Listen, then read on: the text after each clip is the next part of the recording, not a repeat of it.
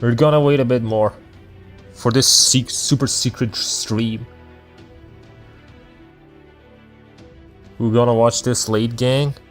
Apparently you, and me, and Kiyogami. Bam, bam, bam, bam. Bam, bam, bam, bam, bam, bam.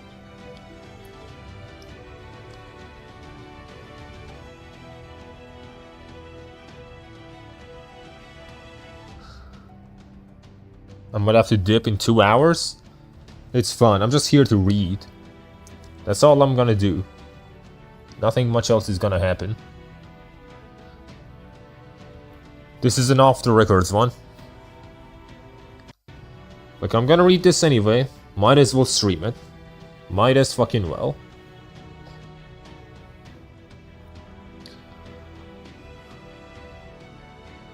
Bam, bam, bam, bam, bam.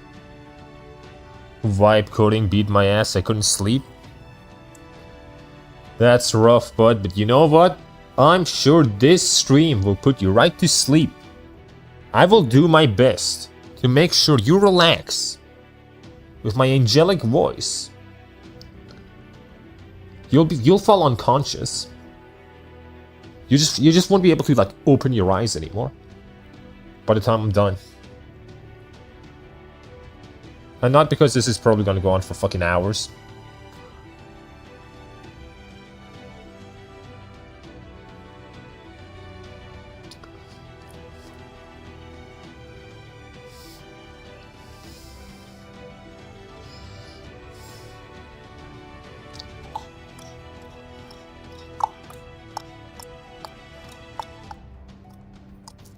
You will get an ear bleed, I treat it as ASMR. Exactly, you understand?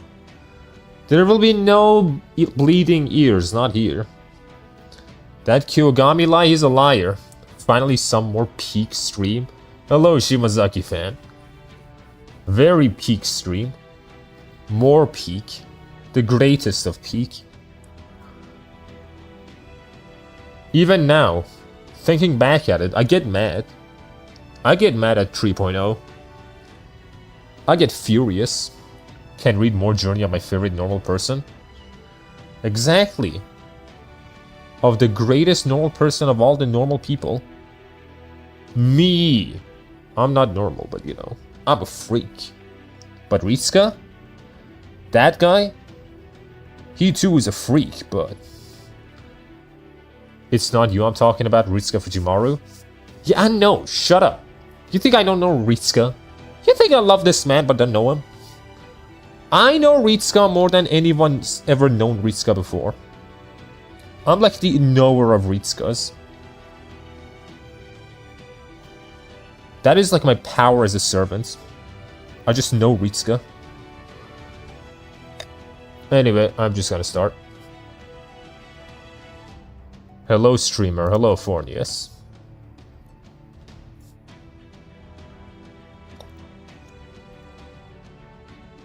So how was 3.0?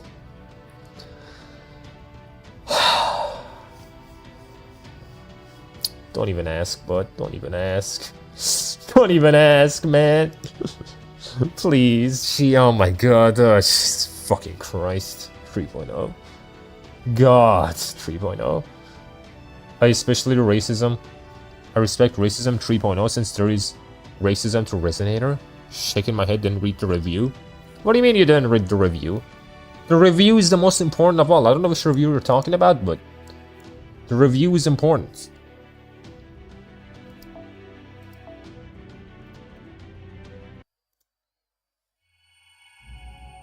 Noob loves it? Yeah, sure. Anyway, Musamai stream. When are you gonna go play Goo Goo Babies with Super Creek? I will play Goo Goo Babies with your mother. I will have you watch as I play the Goo Goo Babies. I'll go wah! I'm gonna get really into it. I know he does. Shut up, Hyogami. Shut the hell up. We need a Minecraft stream, but yeah, I wrote channel post. Noob loves 3.0. aesthetic. You keep fucking doing this, I'm gonna curse you to like 3,000 years of Zango. Is that what you want? Chad, he will play Uma Musume, let's go. I'm not gonna play Uma Musume. That's not gonna happen. Anyway, so basically, for the people that know this Lost build, I've just finished like going through the Ereshkigal section. Ereshkigal section, I finished. It was all a lot of fucking fun. He loves it, look at him. We gotta tell Craney.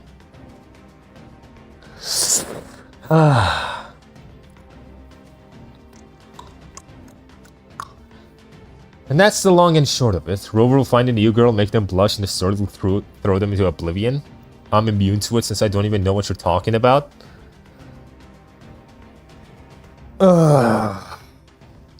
Hey, maybe 3.0.5 will be better. Maybe. I can cope. After Cristoforo, I owe Vuba that cope. I owe it. It's fine. It'll get back to it. It'll work out. It'll work itself out. I'm sure it will. Bam, bam, bam, bam. Bam, bam, bam.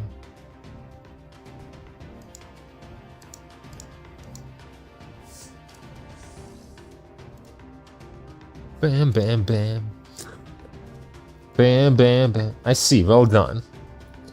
My mind still boggles at the mere idea of massive Gugalanas.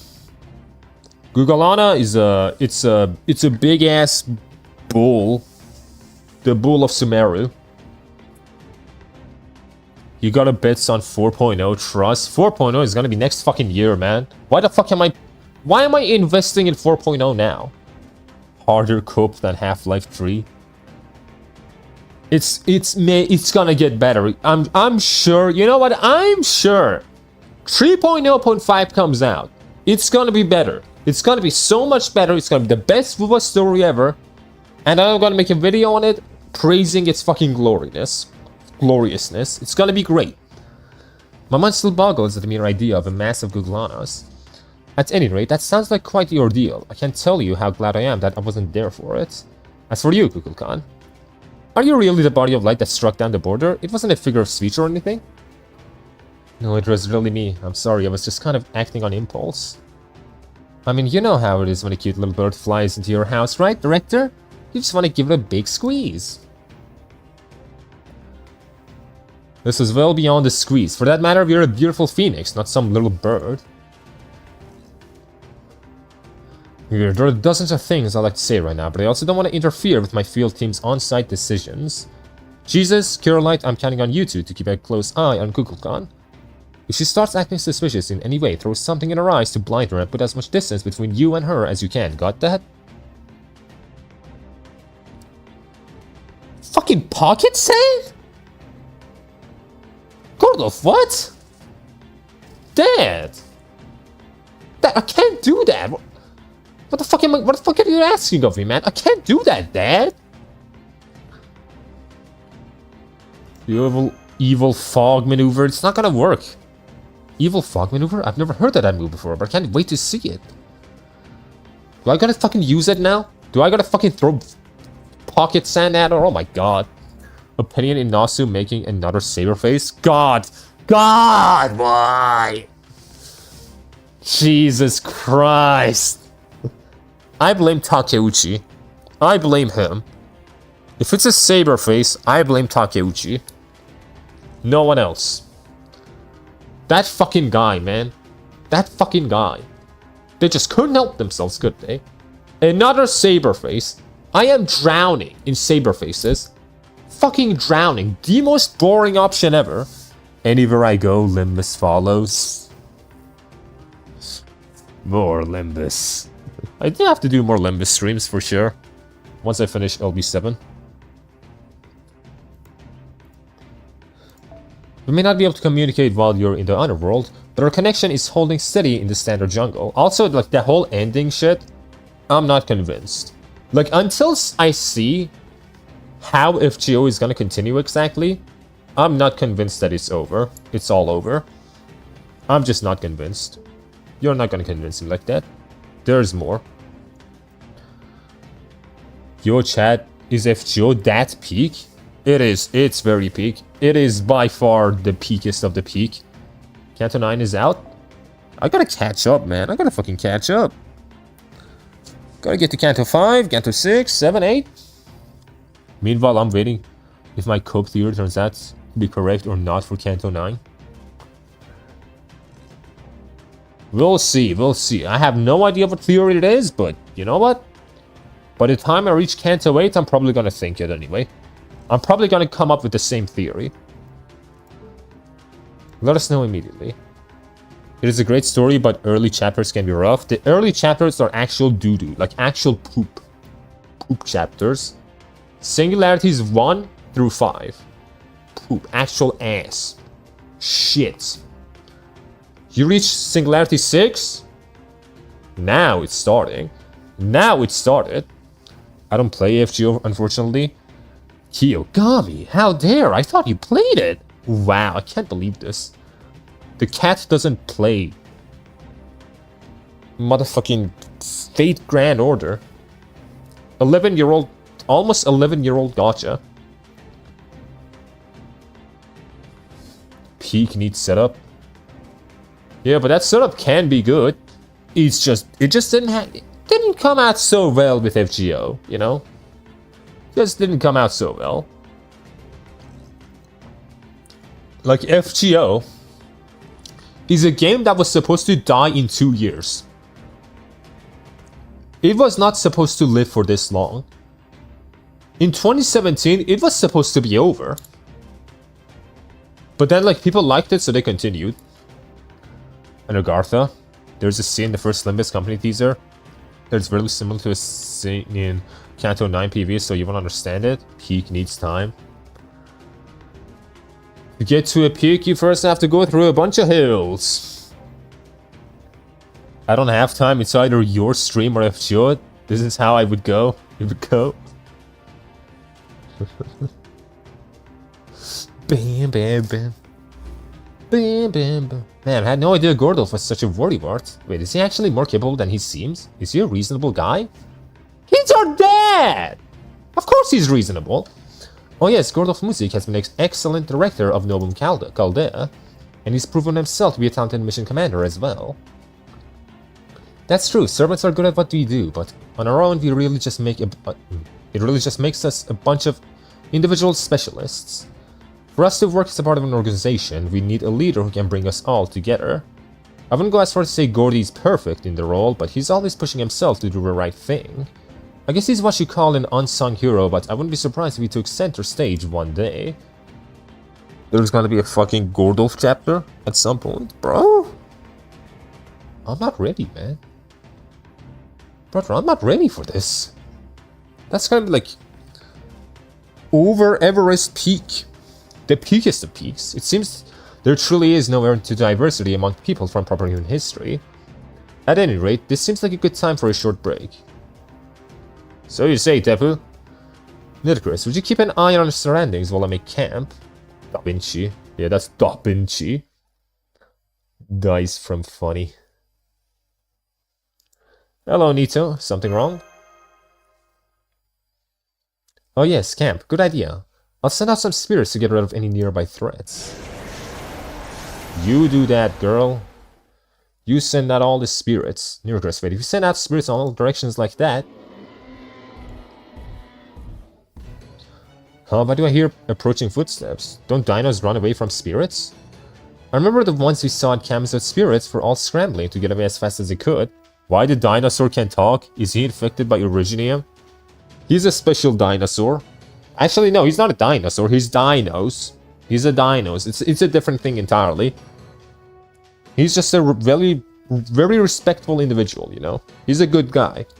Tepu? He's a good guy. You know, that's kind of racist. I can't believe I have some dinos racism in my chat, bro. I can't believe this. What kind of audience have I raised? I am a failure. I gotta get cancelled, bro. Those were normal dinos. The ones wandering around the jungle have lost their minds, so... You got bitten by a radioactive human?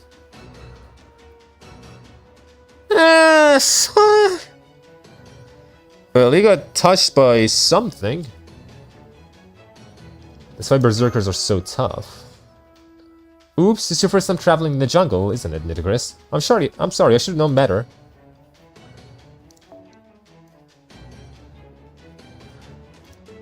No problem, we'll just have to drive them away then. You've recovered all your command spells, right, my ally? Then in my capacity as a pharaoh, I will test your newly regained summoning skills personally. Alright. Sorry, is not a new Saberface... Is it a new Altria Arturia version?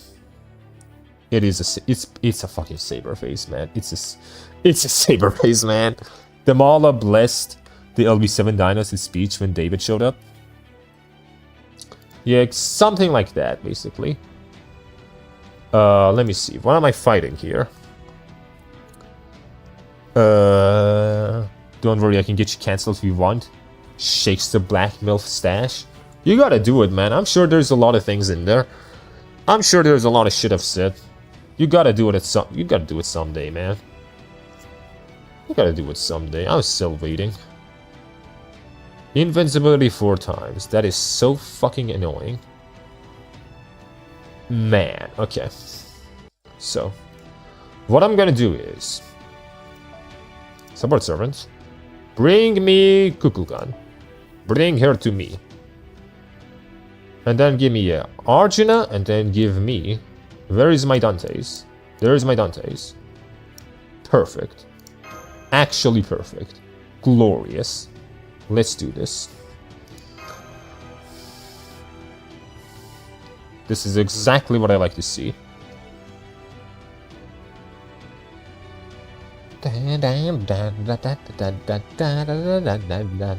Also, it's New Year now. New Year. New me. Same old me. Isn't that kind of crazy? How years just pass? Imagine if we didn't have a concept of time. You know what we would be? Dinos. What am I doing here? Just kill him. Just fucking kill him. I don't know why I'm fucking thinking about this. Just kill him. Mahapraya, whatever the fuck, do it. I want to read this story. I don't want to play. I'm not here to play games right now, game.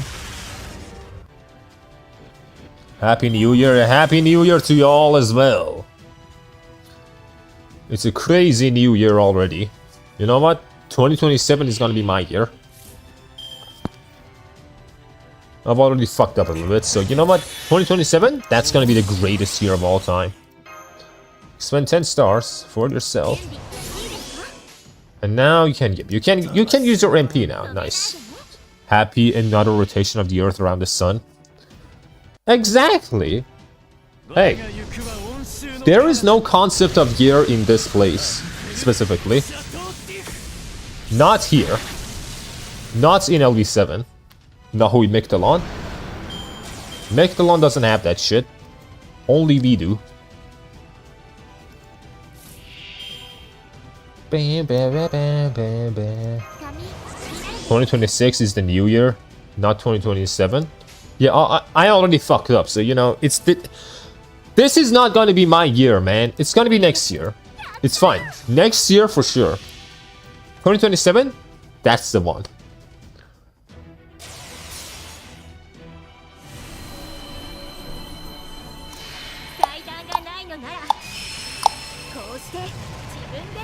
Kill them all.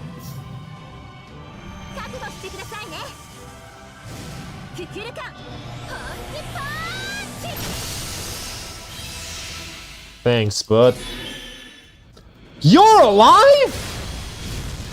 You're not. Okay, good. For a second there I was fucking scared. I was like, why is she alive? Why is she alive? Maybe it is a she, I don't know. I don't care. I'm fucking it anyway. Okay, we continue with the story now, finally.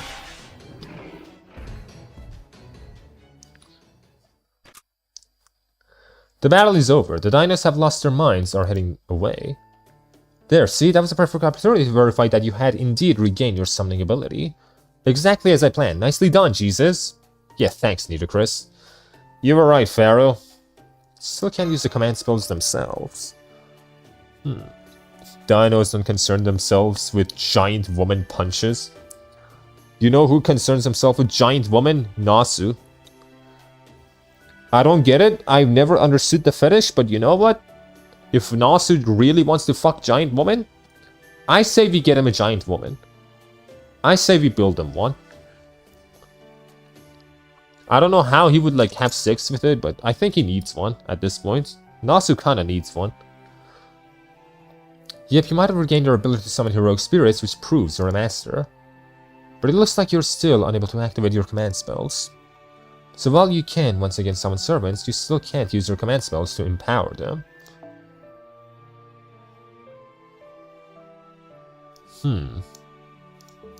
But why though? Leave some gaps in your ability as a master. Maybe it'd more accurate to call you an apprentice of master of some sorts, or even just a summoner. You wouldn't want that? What am I gonna do with a fucking giant woman, man? What do you want from me? Now, it's easy to understand. There are some bizarre ones. You know what? I will try to understand it. Like, to next stream, I will make sure to goon to, like, all the giant women I can. So that I come educated. I actually took a look at the records from the first Underworld to see how you ended up like that. You sold the command spells. So I gotta kill fucking Tess to get him back. And I think you said you made a deal with the mysterious guy in the mysterious place in order to come back to life. Is that right? If so, you could be stuck like this the whole time we're in Mictlan. Alternatively, we just need to teach whoever made this deal with you a lesson. Okay, so I need to go find Tezcatlipoca. Since Kamsus has your command spells, it stands to reason that he's the one you made a deal with. No, he's not. It was Tezcatlipoca. Gooning Sesh stream in 2026. No fucking way. I gotta educate myself, man. I can't not be educated. I gotta get the culture. You gotta remove Jesus from the channel name first. What, you think Jesus wouldn't goon? Jesus died for our sins. I died for your sins. I get to sin all I want. It's my right, as a son of God, to goon in peace. To giant woman. To Nasu's fetishes. That would mean this mysterious person you don't clearly remember was Tezcatlipoca. The bastard in sunglasses? I knew it. Good. That's yet another reason to kick his ass. All that aside, doesn't it seem like there were an awful lot of mindless dinos earlier? Do they have a nest here in the 7th stratum or something? No, nothing like that. The 7th stratum is just a comfortable environment for them. For most dinos and Ocelome, this is a dangerous environment where one false step can kill you. Part of that is because Kamzot, the god of death, lives nearby in the 8th stratum. You play Nikke, no? Red Hood is a tall woman. Don't you see the appeal? Is she that tall? I remember like seeing somewhere she was like 172. That's like average height, I would say. Maybe a bit taller than average, but still short. Hey man, I'm pretty sure we're talking bigger. But it's also because the 8th and 9th strata are filled with poisonous gas and dangerous cosmic rays. No living creature can easily enter those strata. They're just too deadly. Filled with poisonous gas and cosmic rays? So how the fuck are we gonna go to the 8th and 9th stratum? So that's why the drones we sent to survey the 8th stratum malfunctioned and stopped working as soon as it entered that area. That probably means the Tree of Emptiness is on the bottommost stratum then. I can't think of anywhere else it would be. If it exists even, unless this... What if this whole thing is a tree? From 1st stratum to the 9th stratum. What if all of it is just a Tree of Emptiness? And we're inside the tree right now. Because this tree is also a cylinder. Just like Micthalon. That could be it. Okay, that takes care of the campfire. How about we can chat... We can the chatter and get the camp set up. 185 centimeters or 6. That doesn't sound right. 185 centimeters is not 618. What the fuck? You're pulling numbers out of your ass?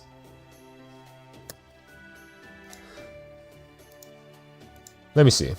6.8 feet in centimeters.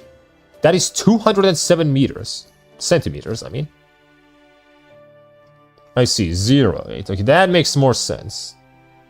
That makes a lot more sense. Let me see.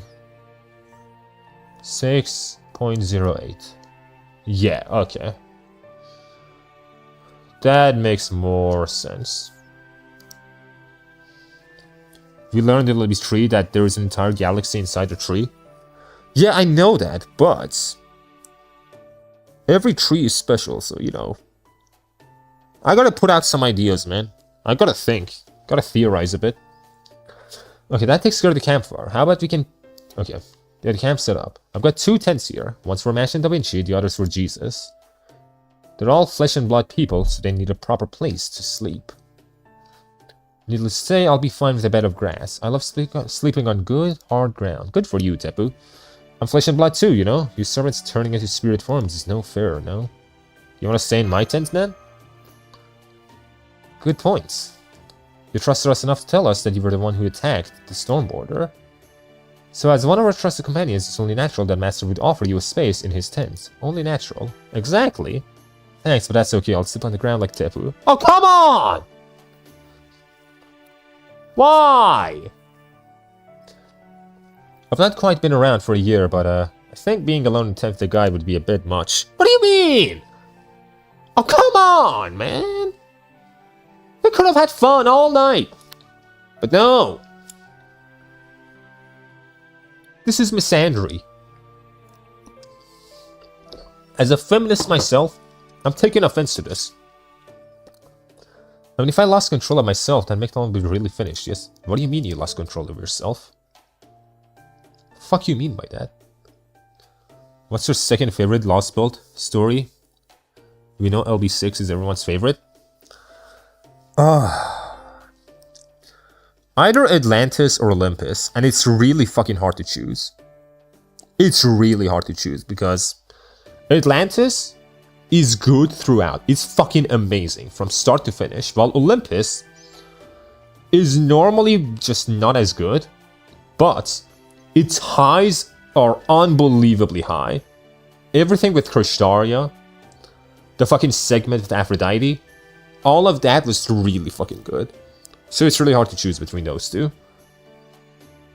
I'm gonna say Olympus, but it could just as easily be, you know, Atlantis.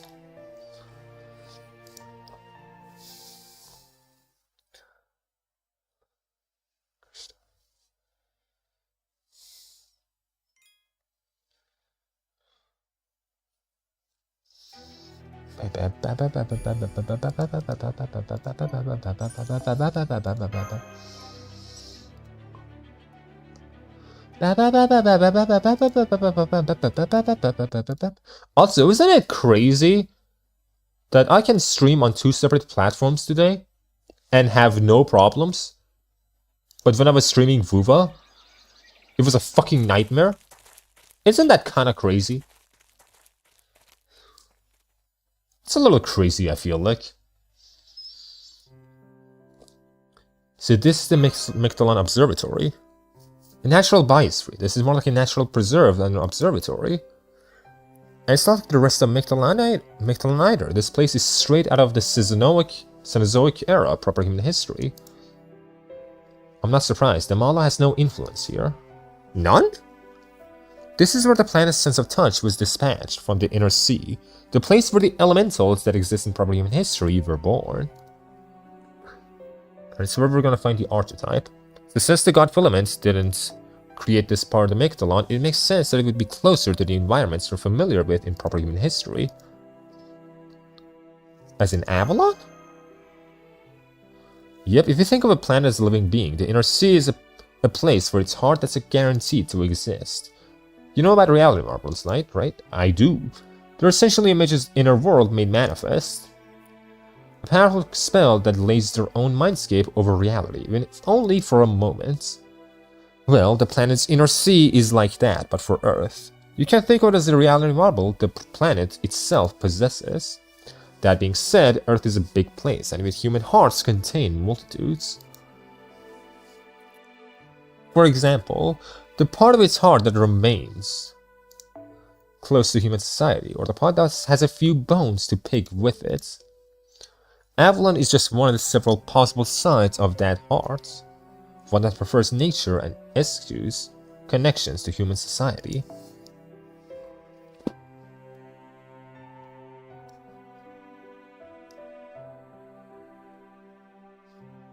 You know, this is the kind of shit I was talking about in my post, by the way. This kind of thing. Where in Vuva, it just gives you the word, like, okay. Oh, so you're talking about Avalon, okay. And instead of, like, Rover, asking about, okay, what is this thing? You just press the fucking text, and it tells you. Instead of another character explaining it. Here, Da Vinci goes into, like, in depth on why like Avalon exists here, why there's like some kind of Avalon. So elementals born in worlds like that are essentially clones of the planet itself, right? Guklan, a moment ago you mentioned the planet's sense of touch. These feelers are born in the planet's inner sea, make their way to Earth's surface and ultimately return to the inner sea. But if, for whatever reason, they are unwilling or unable to return, yeah, Gaia doesn't like humans a lot. Yeah, well, fuck Gaia. Well, fuck them. Fuck her. How dare she? They become fairies, elementals, and divine spirits on the planet's surface.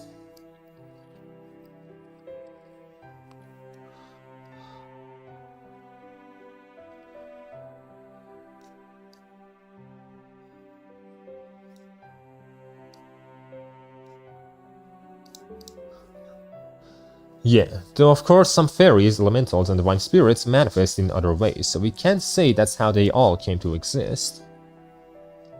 Meanwhile, there are some elementals who could only have been born in the planet's inner sea. These special spirits are known to be the planet's brain. They have hearts, why not brains too? Anyway, these elementals are born from the Earth's earliest memories, which they then inherit themselves. They continually dream about the things that take place on the planet's surface. In the Magecraft world, these beings are known as archetypes, and the one up ahead is an incredible recorder of history.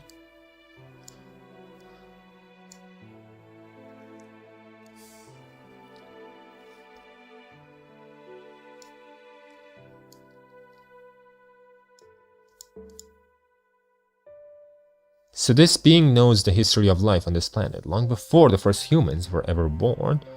But I've also heard that archetypes take on the form of the dominant species from that age. This may be a lost build, but we mustn't forget. A lost build is a hypothetical alternative to proper human history. In which case, might this archetype also be a humanoid like us? I think Tepu can answer that, right? Tepu? You used to be a researcher here, no? Yeah, I do remember that.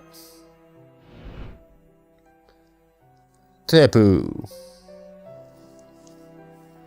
That's correct. I am Tepu the Stargazer, you know. I've made the trip between Chichen Itza and 7th Stratum countless times. I've never heard of an archetype before, though. That must be another bit of knowledge the cryptors brought over. Though I get the sense you've known the term for some time, Kukulkan. Sorry, feelings alone just weren't enough to convey the concept clearly. Man, words are perfect for this stuff.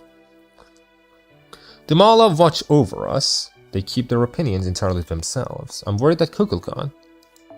I'm surprised that Kukulkan, the teachings of the sun herself, would be bound to a rule like that. Oh well, I couldn't fail to note that whatever the fuck isn't like the other dinos. They also suspect that a Micthalon archetype is different from one in proper human history. Mechdal itself is already much like the planet's inner sea. It's closed off from both surface and outer space, unaffected by change. For the archetype born here, it must feel positively suffocating, since she'll never get to see the outside of it.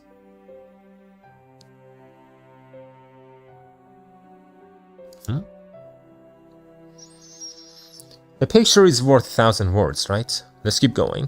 You'll see what I mean once you meet her yourselves. But on a word of warning, under no circumstances should you adopt a combat stance, no matter how surprised you may be. This archetype is both highly sensitive and easily hurt. If we scare her off, she'll be useless for at least a few days. Alright. I'll keep her in mind, I'll keep her in my pants. I will not use a sword, I will not use a spear, I will not do anything. I won't even use the servant. How about that? We won't do anything. The city inside is full of water too. Hello, Quick. I brought some guests from Property Human History here to see you, Quick. They have some questions they'd like to ask. Could you please come out now? Please, try to get past your shyness. They'll find you quickly enough anyway. You're not hidden nearly as well as you think. There's a Property Human History saying that goes, when you cover your head, don't leave your bottom exposed. Well, we can see your bottom, that is, your tail, quite clearly. Nah, you're so mean, Big Brother Tepu. Big Brother Tepu? I was just working up the courage is all. Okay, here goes. I'm gonna welcome our guests properly, just like a good shrine maiden would. Okay. Oh, buddy. Oh, Jesus. Can we cook Tepu? He will cook you, bro. Also, he's a plant. So no, you're not cooking him. He looks chicken flavored. You look chicken flavored. What the fuck?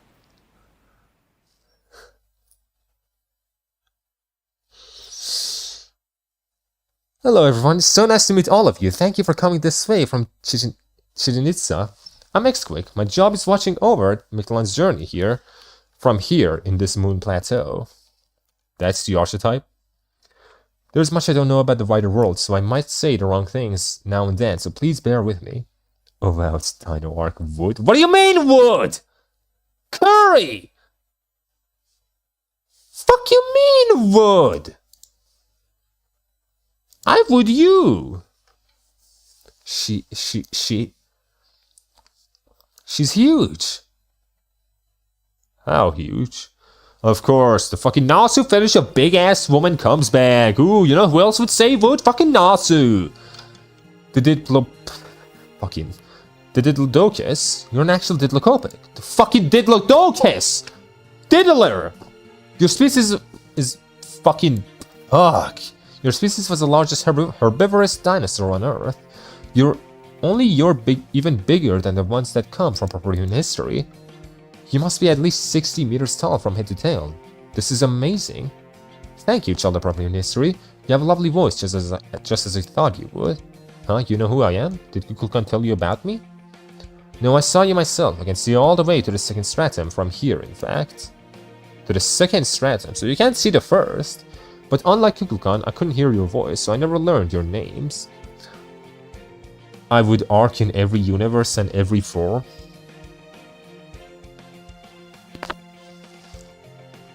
Is she a vampire right now? A fucking vampire dinosaur? Would you mind introducing yourselves now? No, I don't want to introduce myself. Fuck you. Thank you. Jesus, Mash, Avatar, Da Vinci, and Nitocris. Even the sounds of your names are unlike anything found here, but they are all so beautiful. I'm glad to have had a chance to hear them myself. Thank you, Quick. I think your name is beautiful too. No, it's fucking not. Her name is dog shit. What the fuck is this? How do you even say this? Quick? Also, I hope that you don't mind, but I noticed you called Tepu Big Brother earlier. If it's not too rude, may I ask what your relationship is? Oh my, tehehe, oh my. God. That you even thought to ask the question tells me we are getting along wonderfully, Mash. As for Big Brother Tepu's and my relationship, we're just acquaintances. We met when I first came to this observatory to study the stars. Don't take her calling me Big Brother seriously, that's just something she does.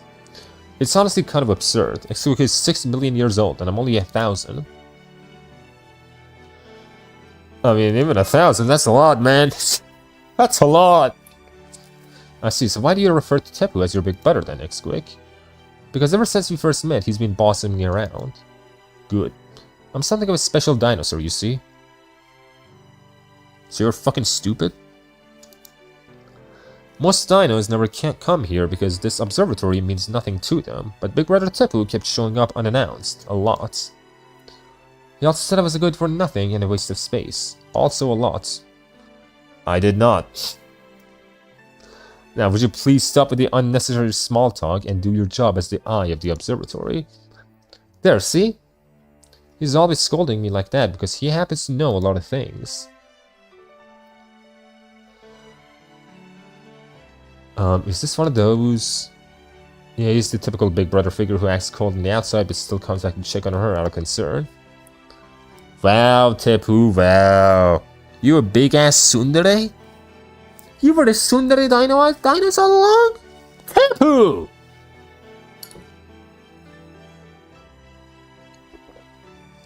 I thought you were just a fucking nerd.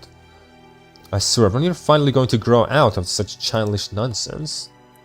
Never. You know as well as I do that I'm eternally 1 year old.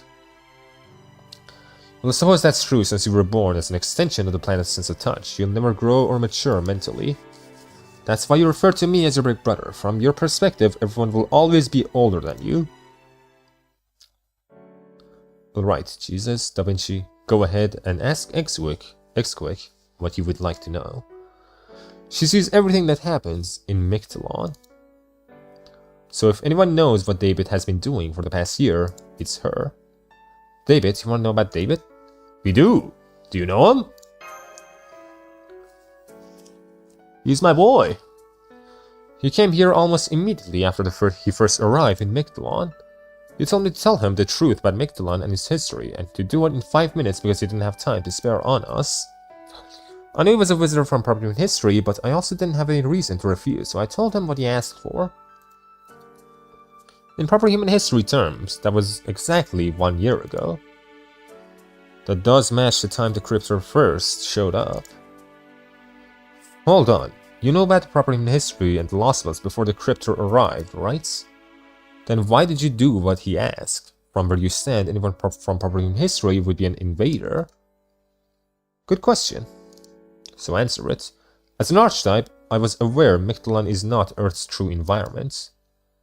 I could also foresee that David would use the knowledge he gained from me to form the Ocelome and begin hunting other dinos. That's very sad, of course, but there was also still no reason to refuse him. Everyone has different worldviews, principles, and values. No two people think exactly the same way. And reaching true mutual understanding almost never happens. That's why everyone must be treated equally. We all know it's wrong to disregard other people's time, ideals, and lives just because they live far away. Or because you've never met them, or you have no connection to them, or it won't be to your benefit. Because this is the code of ethics we're dealing with life we dinos have arrived at over a very long time. We don't discriminate, either positively or negatively, towards anyone, regardless of how strong or weak they might be. Dinos treat all forms of life equally. After all, a society where only special people are given special treatment would simply be wrong, wouldn't it? As I thought, it seems she's deeply impressed by Mashed. Yes, Exuik complied with David's demands, which is why she'll now do the same for you. Now, let's get down to business. What has David been doing, and what is he planning next? There is no need to discuss anything else. It's not like you to be so impatient, Brother Tepu. If you want to know David's objective, then you should also know what he asked me. Isn't that how you would normally approach things like this? Good point, that information is definitely crucial, and I'm also very interested in hearing it. Is something wrong, Tepu? You've been kinda restless ever since we got here. Have I? I suppose I must have. I must have gotten more worked up than I realized. Over being back in the observatory after such a long time away. Alright, so I'll leave the questioning to you, Da Vinci. In the meantime, I'll go prepare the Popple ritual. Ritual? The fucking what? What's the purple ritual? I don't remember the purple ritual. Alright, I guess I'll handle the questions then. You said David asked you to tell him the truth about Mictlan and its history, right? Our understanding is this lost world began when the dinosaurs became the dominant species. No wait, that's not right. It began with the fifth of the Big Five of the Big Five, the meteorite collision that wiped out nearly all life on Earth's surface. Afterwards, the filament-like alien life forms that came here on the meteorite restored the land after everything had burned down. Then they chose the dinosaurs to serve as their host and used them to create Mictlan. That's our current working theory, anyway. Are we on the right track? Well, you're too precious, Da Vinci. I'm amazed you've been thinking about the things that happened in time long before. Anyway, yes, that's all correct. Well, some of the finer details differ a little. In proper here in history, the filaments came to Earth on a meteor that crashed into the Yucatan Peninsula 66 million years ago, at the end of the Cretaceous period. But in this lost world, that meteorite crashed here with them about 300 million years ago, at the end of the Carboniferous period.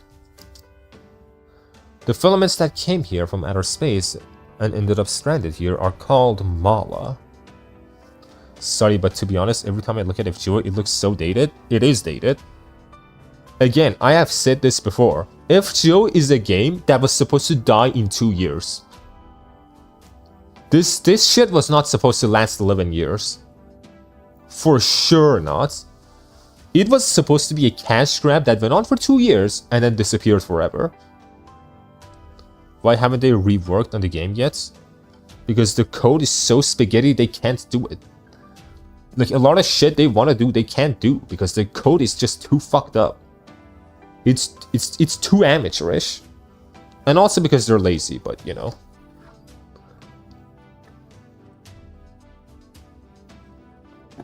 Like, I'm used to it, but I can see why, like, someone that isn't used to it would be like, what the fuck is this? What is happening? Why is it the way that it is? Called Mala in our native tongue. So Mala is just, okay. So if you want to, like, put a name to all the fungi, not exactly fungus, but the things that came and crashed to Earth, the aliens, they're called Mala, okay? They are Mala. When they first landed, they used a network of plant roots to stabilize the supercontinent of Pangaea and keep it from breaking apart into smaller continents. The core of this game lives in prayers and nauseous fetishes. Exactly. Like, this shit was not supposed to last 11 years. It was supposed to be like every other anime gacha, but it survived. And now we're here. Living with, like, the oldest fucking game ever. Like, these dinosaurs, that's the fucking game, man. The game is a dinosaur. So this last one actually started 3 million years ago, back when Pangaea still existed. 300 million years ago? Before even the third of the Big Five took place? Apparently. Oh wait, so that's why Jesus was talking about the Carboniferous period before. Oh my god, these terms are so hard. Carboniferous. Okay, that makes a lot start to add up. In proper human history, 95% of Paleozoic era aquatic life went extinct during the transition from Permian period to the Triassic period. That was when dinosaurs stepped in as the dominant life form, since they were better suited for that environment. Gender-bent Da Vinci is crazy. It is so crazy that, like... Okay, so let me explain Da Vinci to you. Da Vinci in Fate is actually a dude, but when he gets summoned, he's like, you know what? I want to be the most beautiful thing of all time. What am I gonna be? The Mona Lisa. So he comes in, gets summoned as Mona Lisa. As for Lolly Vinci, because Da Vinci is dead, this is actually a clone that Da Vinci created just in case she, like, died or something. And she died, so we're going around with Lolly Vinci now. Like, Da Vinci is so separate from Da Vinci by this point that it's crazy. After that, Pangaea split apart into the Laurasia continent to the north and the Gondwana continent to the south, which scattered the dinosaurs all across the world. This is the lolly form of the gender bend. Yup. But if Pangaea hadn't fractured, then the dinosaurs' paradise wouldn't have had so much greater opportunity to flourish. And as long as the dinosaurs remained at the top of the food chain, there would be no chance for mammals to evolve into intelligent life. You just spoiled them on the story without consent? There is no fucking way anyone's gonna be starting FGO right now. There is no fucking way. And also, this is not a big spoiler. That's like... It's like a background information you really know. Like, I don't think that is shit, like, shown in main story. That tidbit. Da Vinci is even more crazy. What if they were planning on playing the game, you know? There is no fucking way.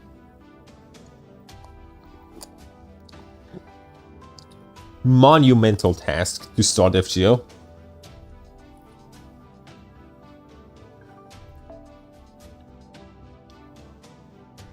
Great opportunity to flourish, and as long as the dinosaurs remain at the top of the food chain, there would be no chance for mammals to evolve into intelligent life.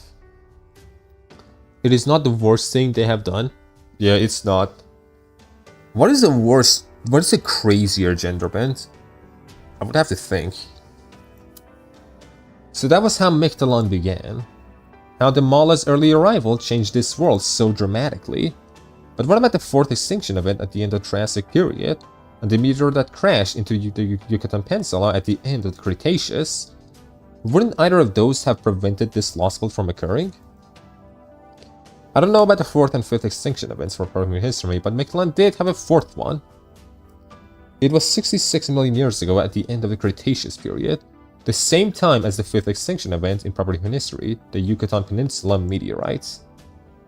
Once again, a meteorite collided with this planet, burning away everything on the surface and threatening the dinosaurs with extinction. That's when the Mala came to the rescue. The Mala foresaw the meteorite's impact and built a shelter deep underground. They then collected all the energy on the surface of the Earth and redirected it to create a subterranean paradise. Edison isn't even gender bent, but still crazy weird. Yeah, he's like every single president of the United States at once. But also Edison and a lion. Fate does weird shit, man. It does some crazy shit.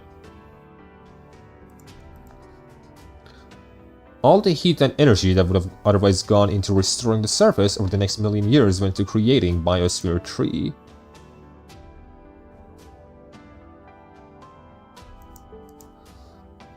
The result is the Mictlan we have today. Since then, for the last 66 million years, Mictlan has been a world for the dinos.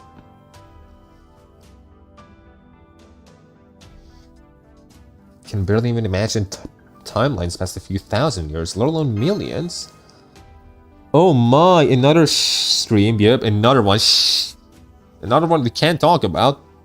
Off the records. Rithare, the horse, is a gender bend? Technically, yeah. Rithare is the only female to male gender bend we have. Technically speaking. Hello, IA. Yeah, this stuff is all the way above my head. I'll have to have Mesh give me a very short summary later. I see, so that's why the surface was still post-apocalyptic. The seas were dried up, volcanic activity was out of control, and the skies were covered by a dense thunderclouds. And it's all because the energy that would have normally gone into letting the nature take its course went into Mictlan instead. So here, over the course of almost 100 million years, the Mala gained control over Earth's surface. But that would never have happened in proper human history. In proper human history, the meteor that carried the Mala was the one responsible for the fifth extinction event that happened 66 million years ago. That meteorite wiped out the dinosaurs and caused more huge changes in Earth's ecosystem. Also, I watched Operator Lord, nice script and cool video. Yeah, that was the first one I started working on with the team. There is more coming out. Hell, I worked on another script like a few days ago. So yeah, look forward to more. That led to mammals taking over, and over the next 40 million years, humankind's ancestors were born. The mala had their fibers full of maintaining their own environments, and so by becoming part of the Mesoamerican myth, they chose to coexist with its people. The mala might have been the dino savior, but it sounds like it was a little more complicated for the Earth as a whole. I mean, they basically took a significant portion of Earth and fashioned it into a home for themselves. Can you distract a little? Where I can find info about the clones in Arknights, like why they even exist in the first place? The clones? What do you mean clones?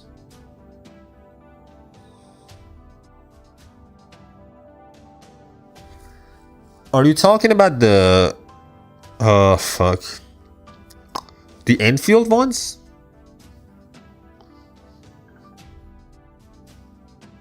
If you're talking about the Enfield, whatever the fuck they were called, then, I don't know. I have no idea. I don't know anything about Enfield for the most part. I can work on a script, but research-wise, that's not on me. I just turn research into a comprehensible script. That's what I do. Do you plan on making Limbus lore content once you're caught up? We'll see. I could see it happening, for sure. I could for sure see it happening. Zhang Yu is also a thing. Motherfucking Zhang Yu, a fucking robot. Robot horse god. Fucking dude. Who has a better clairvoyance than literally every single god out there. For some reason. Like X-Cyclones. I heard about her clone on missions. Why do I not know what you're talking about?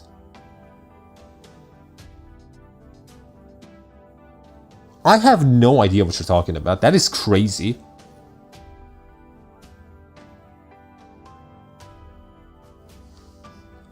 I don't know about any clones. Like, the only clone I can think of is, like...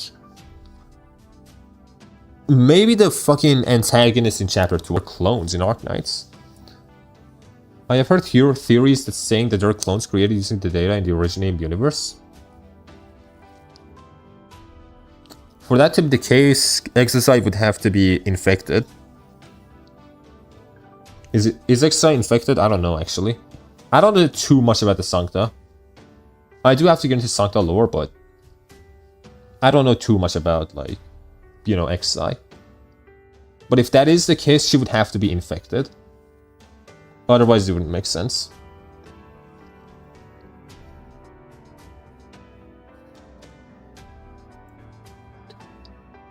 As an Archetype, what do you think about that? Does it feel like you were robbed or something? What, like, curse you, you damn invaders?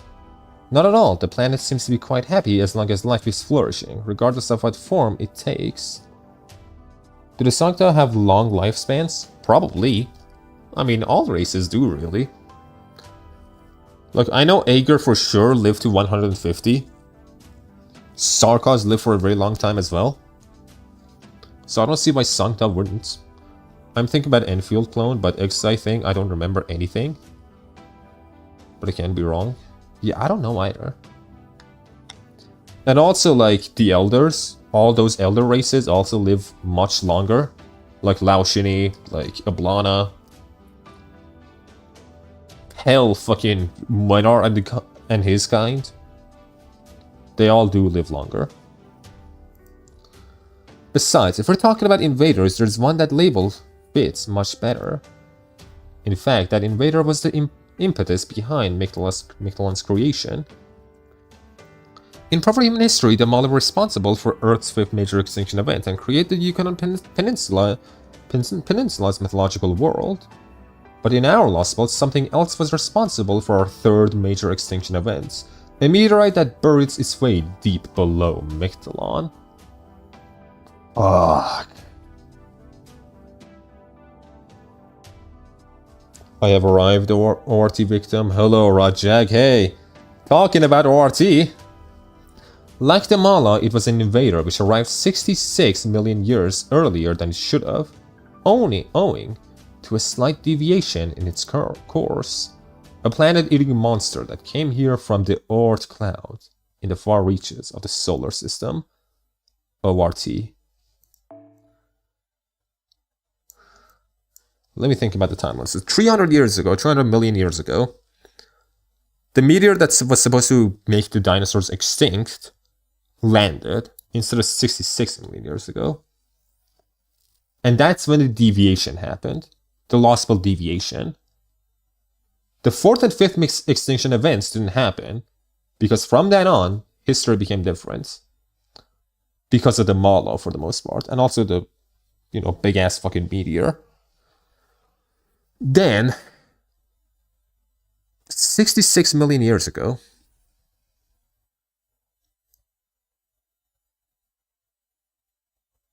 third major extinction event.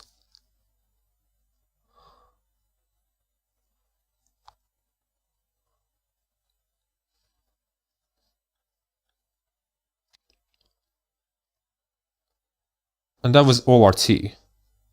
ORT came at some point after the Mala. It'd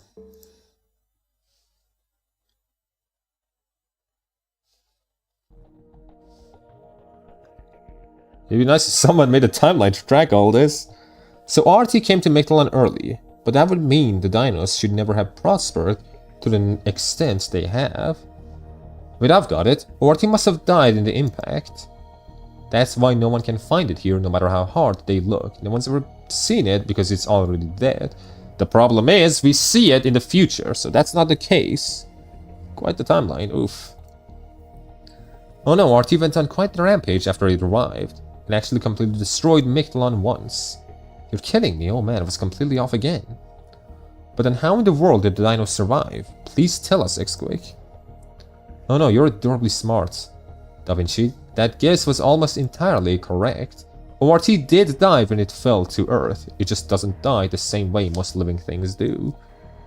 60 million years after ORT first fell to Mictlan and ceased to function, it suddenly began to function again, just like when the dinos finally arrived at our ethical approach to dealing with life. This was our world's fourth major extinction event. That's 66 million years ago. So ORT arrived like 126 million years ago then. If I'm getting this right. It was also when Earth gave birth to me. And so all life in Mictlan banded together to defeat ORT and they succeeded. The end. But since it doesn't fully die, it's bound to come back again. So this world did already have its fourth major extinction event. That must mean the ORT attack Jesus and Ash saw in Mexico City will be the fifth. I see, now I understand. Mesh, would you summarize all of that for us? Yes, gladly. It would be too confusing to cross-reference Mictlan's history with proper human history. So I'll just make a timeline for this lost book alone. Mictlan's history, okay. Now it's gonna be much easier. 300 million years ago, this lost belt begins. The Mala falls to Pangaea on a meteorite and stabilize it with a network of plant roots. I get that, okay. For the next 100 million years, Earth is a paradise ruled by dinosaurs. Now we're at like 200 million years ago. 66 million years ago, the third max extinction event, the Mala detect a meteorite, ORT, heading towards Earth. Oh, so that's the fucking... Okay, so ORT was the meteorite detected. I see. The Mala creates Mictlan underground, along with an artificial sun. They evacuate all life from the surface to Mictlan. Why is that in red text? Why is that red? The Mala creates Mictlan underground, along with an artificial sun. The meteorite, ORT, punches through the surface to land in Mictlan, embedding itself in the lowest stratum. The impact causes it to stop functioning. 20 million years ago, Mictlan is thriving. Per console, ape precursors of humanity are born in Mictlan as well. So there were apes who went on a rampage. Why? Its goal is to wait here, unless it realized this is a poor history and decided to eat Earth instead, I think. We're gonna see. We're gonna see. That's probably not gonna be revealed now. 6 million years ago, the fourth mass extinction events. That was 6 million. Okay. ORT reactivates, X-Quick is born, ORT is shut down. 1 year ago. Property in history, culture leak. The Creeper leads in a cultural invasion, which the dinos welcome. Now I see. Great work, Mash. That was all very clear. Oh no, compared to X-Quick, I may as well be a minuscule Curiolite. So what was with the parts marked in red? Yeah, what was with that? Oh, X-Quick added those. She said they were important. Okay, now I've got a pretty full picture. It's clear that ORT does exist and is still a threat. Red text scares me. It gives me fucking Oberon flashbacks. Holy shit, okay. I think like the fucking mic went fucking ballistic for a while. Sorry about that, but you know what? It's fine. We're doing okay now. Should be doing okay again. So I learned first lesson. Never trust random dudes from chat. The clone I was talking about. XI alt version. Oh! Okay. Yeah, that's not a clone. That's alter. I'm like, what are you talking about, XI clone?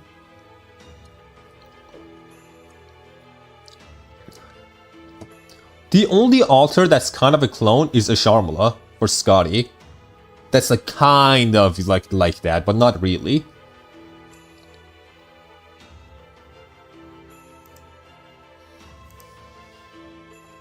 No wonder David asked you all about this. Now we're both on equal footing in terms of information. Oh no, I didn't tell David any of this. You didn't? I was going to, but he said he didn't need to hear it, because he's already figured it out himself. Of course he did. What? Guido Da Vinci. Of course he did. Then what did David ask you? The location of Ortiz remains? No. He asked me if the sun had ever gone out. It has once. Huh? As in Mictlan's artificial sun? Why would he want to know if it had ever gone out before? It must have done. Must have to do with the Osolome's beliefs. Now I see. I thought it was just a recreation of Aztec mythology that this clip took us right here. But if the sun really has gone out before, that would definitely explain the Osolome's religious fervor. Teppo even told us once that Mictlan's sun went into a hibernation of sorts for a time. Yeah, Exu Alter is limited IA, so unfortunately she's really difficult to get after the rate up.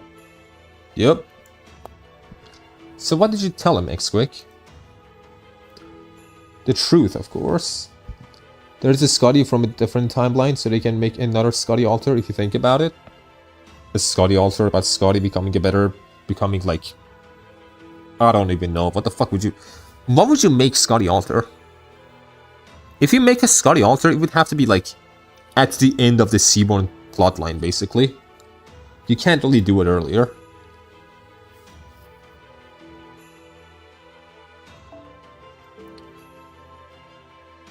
I told him that 6 million years ago the sun disappeared around the time ORT resumed functioning. 6 billion years ago. So it was because of ORT? And I told him that was when the Khan's kingdom, the non-dino civilization that was also flourishing at the time, died out. And that's the humans she was talking about from 20 million years ago. And Camazos knows about them. That's why there are ancient civilizations here. Because at some point this place also had some kind of humanity. Is Scotty free from a Sharmula or has full control over it? Yeah, something like that. One or the other, basically. Huh? Hold up. Khan wasn't a Dinos nation? This is the first I'm hearing about it. I mean, you saw the fucking skeletons, Da Vinci. You must have, like, known about the skeletons. Those were human skeletons, bro. So you're saying that a long time ago there used to be another non-dino civilization here besides Mexico City? That's right. That's why I added the part in red about Proconsul being born earlier. For 100,000 years, a human kingdom flourished in Mictlan too. They were much weaker than the dinos, but they had a great talent for engineering. Towards the end of the kingdom's life, they built a flying ship very similar to your storm border. That ship is the only reason Mictlan was able to fight back against ORT. Khan's soldiers accepted modifications to their bodies, which made them invulnerable. They fought to the last warrior. It was their efforts that drove ORT down to the bottom of the stratum. ORT sunk into a sea of magma, and Mictlan regained the light it had lost, but the cost of victory was the entire kingdom of Khan. Now, the remains of one of their cities has been repurposed into Chichen Itza. Not many dinos knows about that though, but Big Brother Tepu is probably the only one, and only because he figured it out on his own. So Tepu knew this. So that's a Khan soldier story. Yeah, they were humans. So these soldiers enhanced their bodies to last for 6 million years, and now they stay intact even after death. No wonder those dead spirits were so tired and full of regrets. X-Quake, did no one from Khan survive? Was every last one of them really wiped out? What about that one Tezcatlipoca? Oh no, one of them is still alive. The King of Dinosaurs. The King of Khan, who dealt ORT the finishing blow 6 million years ago after losing all of his people, is still alive. Or is it Camazotes? His modified body ended up so strong that he was no longer able to die. In the 6 million years since, he went insane and began to fly around the underworld. A bat of death. He is still out there even now. Okay, it's Camazotes. That brave king's name is Camazotes, the maddened king who continues to search for the people of Khan, though they no longer exist. Like, imagine if Vuva in 3.0 gave this kind of exposition. This is so fun. Learning about all this. This is crazy. Why could, like, Vuva not have good exposition? Why did it have to be weird fucking text you click on? Gosh darn it.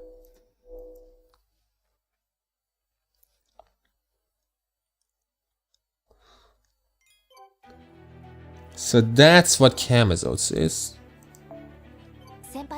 Shut up.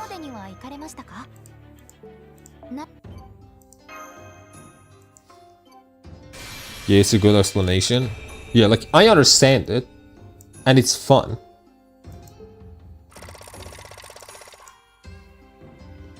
Imagine Vuva do main story for 3.0. Wild. Yeah, that's a lot. Like, Vuva doing main story, bro? It's not gonna happen. We need more companion quests. That's what we need. Okay, so...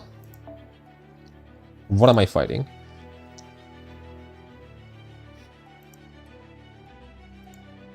Let me see. It's here.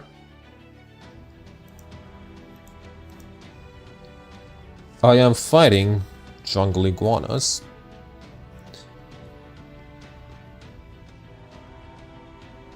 Okay, just we're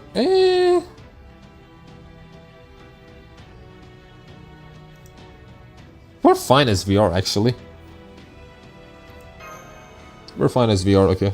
This should work by itself. There's nothing to really think about. We do a Dante's MP and then we do a Kukulkan MP and it's done. The Kukulkan.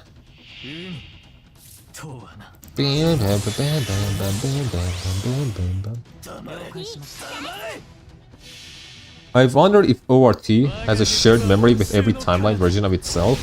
How else he knows about Promise very early. Also how he probably knows that this is a lost build. I love theory in FGO. It's possible, I don't know. It's so weird going from finishing part 2 on JP to going back to LB7 in this stream, Lamau. Hello, Coxru. It must be wild. I'm still not convinced, by the way, that that's over. I'm not convinced. There's more that we haven't seen yet. Like, until we see how they're gonna continue the story in JP, I'm not gonna be convinced that it's the end. I'm just not. I don't believe it. What's the latest chapter in NA? I know they got to Ordeal Call. I think it's chapter I think it's OC2 right now. I think we're up to OC2, if I'm correct. I'm just catching up slowly. Because I want to make a video about Nahui Miktalon.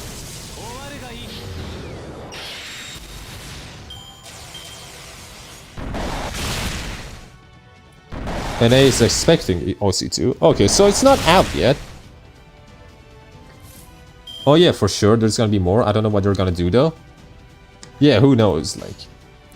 This is not the end. The ending we have gotten, that people don't like, I don't think it's the end yet. Serious punch. She's Saitama, bro. Saitama.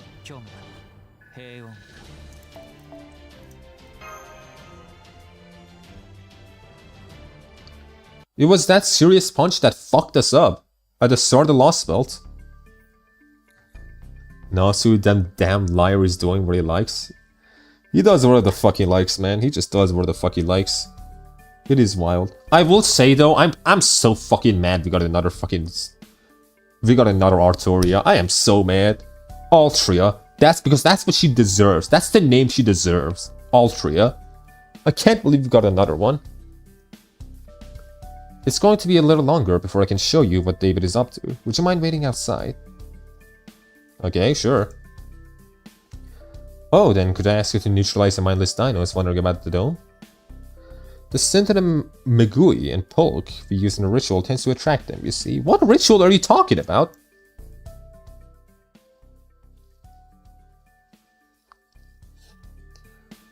Okay, we finished chasing all the mindless dinos that were near the dome back into the jungle around the base. Now we have to wait for Tepu to come let us know when X-Quick is ready. Gotcha, I'll just go take a break. Take a little break in the shade. I want to make sure I have everything I learned straight. Where is my Abenoseme? Brother, where is Galahad? Where the fuck is Galahad, man? Like, Galahad is a servant I'm not excited for, really. But I just want him to come out to be done with. I just want him out. Like, just release him. We know he's gonna be released at some point. Just get it out of the way. So that we can actually think about, you know, what's gonna happen next. Because ever since, like, 5th Annie, I feel like, every fucking New Year and anniversary, we've been like, man, this time it's gonna be Galahad. This time it's gonna be Galahad. This time it's gonna be Galahad. It's not been Galahad. It's never Galahad. He's never coming. We don't talk about Galahad. We just don't talk about him. He don't come out. It's not his game. It's not important. Gotta go back to my base form too. I've been out a lot lately, so I should try to conserve magical energy. Since I could use a lot, you could all use a little break. Since we have a lovely lake right here, would you like to go swimming? Can you breathe underwater too, Kukulkan? I don't care for Galahad, to be honest. He's very mid. I don't really care either, but I just want him to come out so that we don't have to think about him again. So that every single New Year and anniversary, he's not like the one character who's like, okay, this is gonna be Galahad, this is gonna be Galahad. Like, just get him out there. Put him in the game so that we're done with it. Huh? Why would you even ask that? Of course I can. On land, underwater, in outer space, I'm fine anywhere. What about you, Nidorgris? You probably went swimming in the Nile Rip. Huh? Oh, Nidorgris went back up to the dome. There was something she wanted to ask X-Quick. I see X-Quick really is knowledgeable, so I'm sure she'll get the answer she's looking for. Oh, speaking of X-Quick, that reminds me. Using proper human history's terms, do you think Tepu and X-Quick are married? Or lovers or something along those lines? What? Mash, what? Where'd you get this?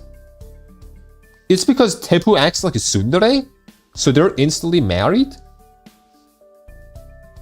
What?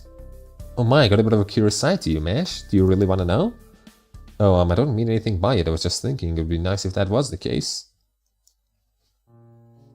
Well, I agree it would be, but those two will always just be friends. As much as X-Wick may look like a dino, the truth is, she isn't. She'll never be able to live amongst peers, be involved with them, or be freed from her duties. Her job is to look over, no, supervise all of Mictlan. It's been that way since she was born and will continue to do so until she dies. So they gave us Altria, that's on FGO app icon as New Year's is mid. Mass shipping. Put him in the same rarity as Angry Mango. It'll be so funny. Just a 2-star. Secret 2-star. Galahad. I still don't have Angry Mango, by the way. I still don't fucking have him. It's been so long. I've spent like millions of friend points gachas, but I haven't gotten them. Not even one. This fucker's so rare. And there's no way to get him. Like, he's the one servant that you can't pay for either. Not that I would, but... you just gotta pray to God that you get him. She'll never be able to live Mictlan, no matter what. At first, Tepu refused to accept that, so he looked for a way to free X-Quick. I have him. Fuck you, Rodjack. But it was no use. Before, I couldn't imagine why he chose to move to the first stratum on his own. But now that I have a human form, I think I understand. Knowing that he'd failed to save X-Quick, Tepu couldn't allow himself to live a happy life. Damn, that's well, it took me like 500k for the first. But I've at least spent 1 million. I'm sure. And I have not gotten him. I didn't want him. I would gladly give you mine if I can. You know what? I'm gonna roll for him this time around. We're gonna see if I can get him again. If I can get him at all, actually. So he moved all the way to the edge of the world to be alone. There he studied the concept of death as a way to punish himself. Damn, Tepu, that's so sad. So it's not that he just didn't fit in, really. It's that he was just depressed. The concept of death? Why that? It's not my place to say, not while my own maidenly heart is still actively maturing. You did bad stuff to Garen, so I don't like him. I want him. I don't care. He seems cool. Growing up, speaking of which, Kukulkan, there's something else you've been wondering about. Did you always look the way you do now? The dinos are Mictlan's dominant species. Since you're their guard, shouldn't you look more like one yourself? Are you saying I lack common sense? Just kidding, don't worry, I'm not mad. I still don't really get common sense or feeling, but I at least know they're important. Anyway, yes, I am a god, and I did originate here in Mictlan. Imagine being Shiki. Couldn't imagine. Couldn't imagine being Japanese, bro. You want me to imagine being Shiki?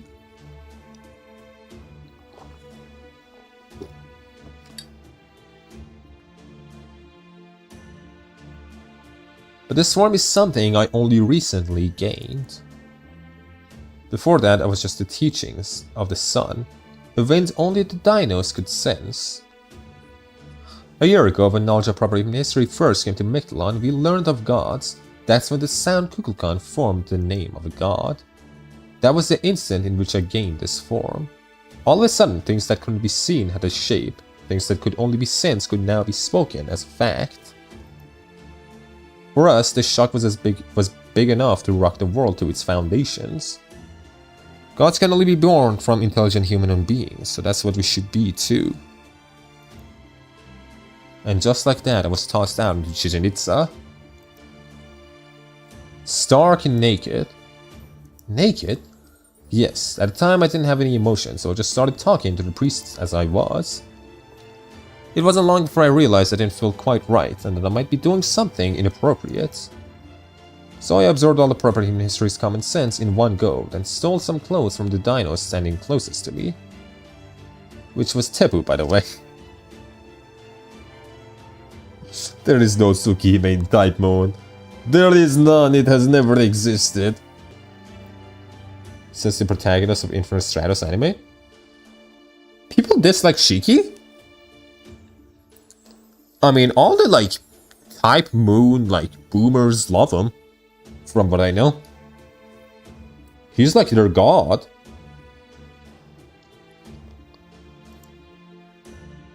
He'd already retired the first stratum by that point, but he'd always listened to me closely back when we're still just wind.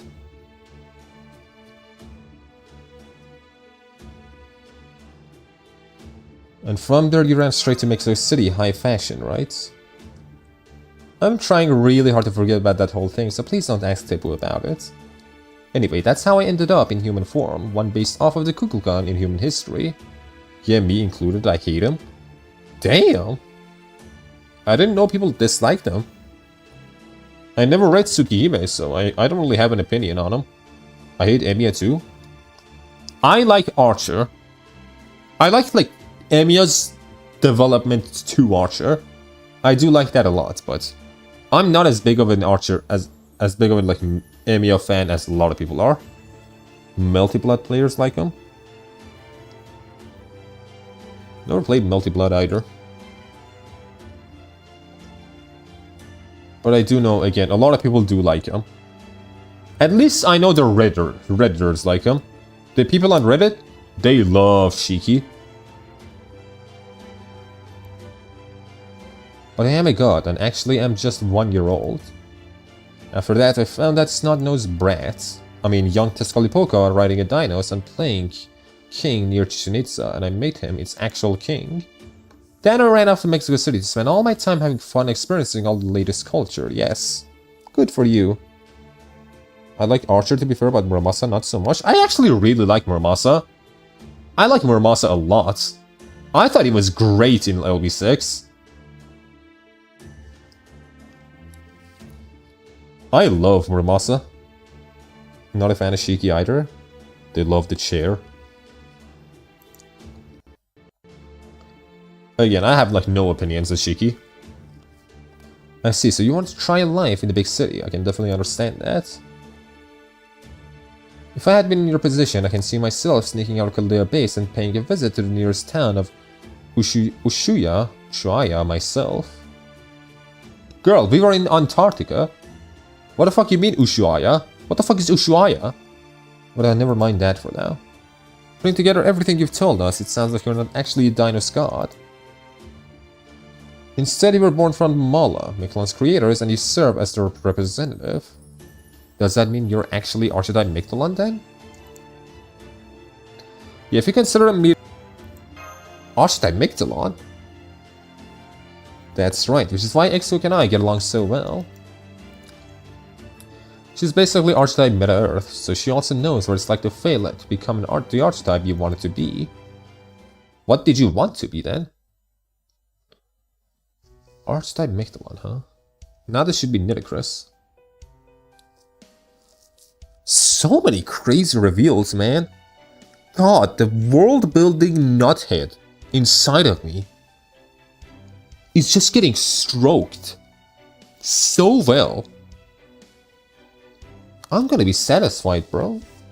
You wanna know how Camzotes turn servants into guardians of the underworld? Yes, the command spell alone should not have been able to cause such a complete alteration. Shiki is very annoying in Tsukihime. He's basically the guy that either does nothing or does stuff that makes you scream on the screen, why? That's crazy. Because I thought he was unanimously liked. I thought everyone unanimously liked him.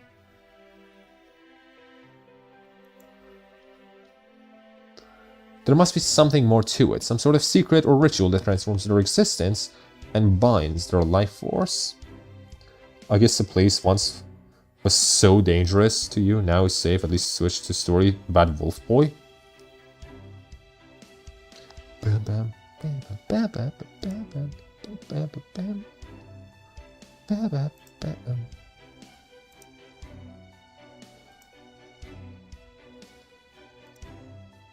Ixwick, you said you observed everything that's ever taken place in Mictlan. So if anyone can answer my question, It's you. What did Camazotz do to them? How can I become a guardian of the underworld myself? I see, so you think you need to do the same. Alright, I'll tell you what I saw. I'll tell you how those properly in history heroic spirits, each of whom already had their own underworld to begin with, were assigned to the levels of the underworld and became altar gods of Mictlan.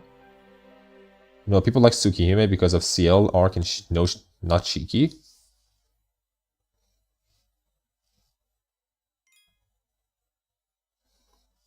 Guess I was just fucking wrong then.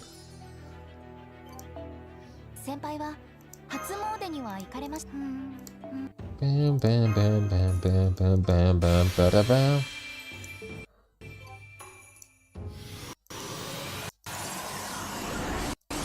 Alright, fine, just give it to me, okay. Was that motherfucking... Why is this Lost Bolt 6? What the fuck? Also, what banners do we have right now?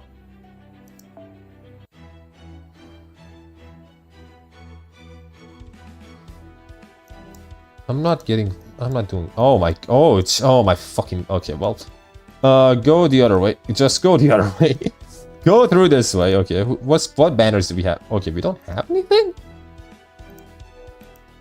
Oh no, we do. We have fucking Yamato Takaru. I think that's all we have, yeah. Yamato is all we have. So I'm looking at these, yep.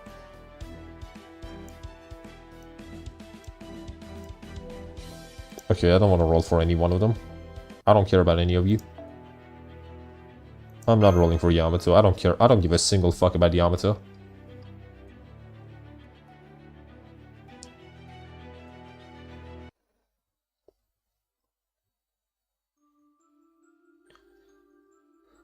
I'm feeling a little dizzy. What is this stuff? Thank you for waiting, everyone. I'm ready to begin the purple ritual. Normally I can see everything from Mictlan's second stratum to its 8th, but David has been the exception. Nothing would compare to the 200 plus that JP had. My phone would take 15 seconds just to load the summon page.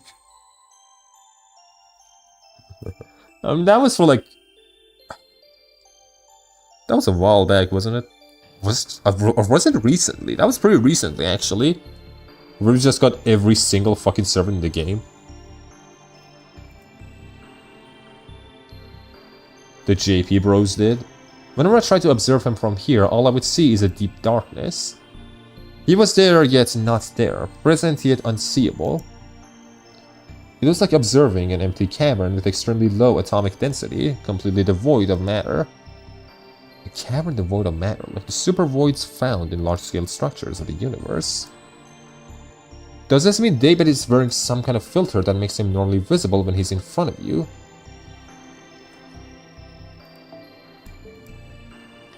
But also close him in darkness when viewed from a distance?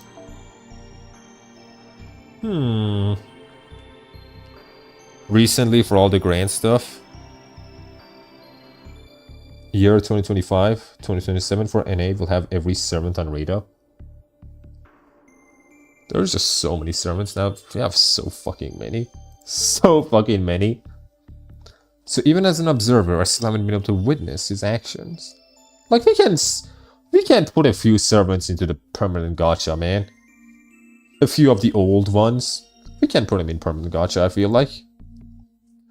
The only ones who know what David has been up to are David himself and Mictlan's own time. So to answer your question, I'm going to have you view that time itself. This scent is the Popol, a ritual that connects your minds to Mictlan's. I've started to begin with Mictlan from 1 year ago. Please close your eyes and let your body feel the intoxication. Girl, you're drugging us? What the fuck?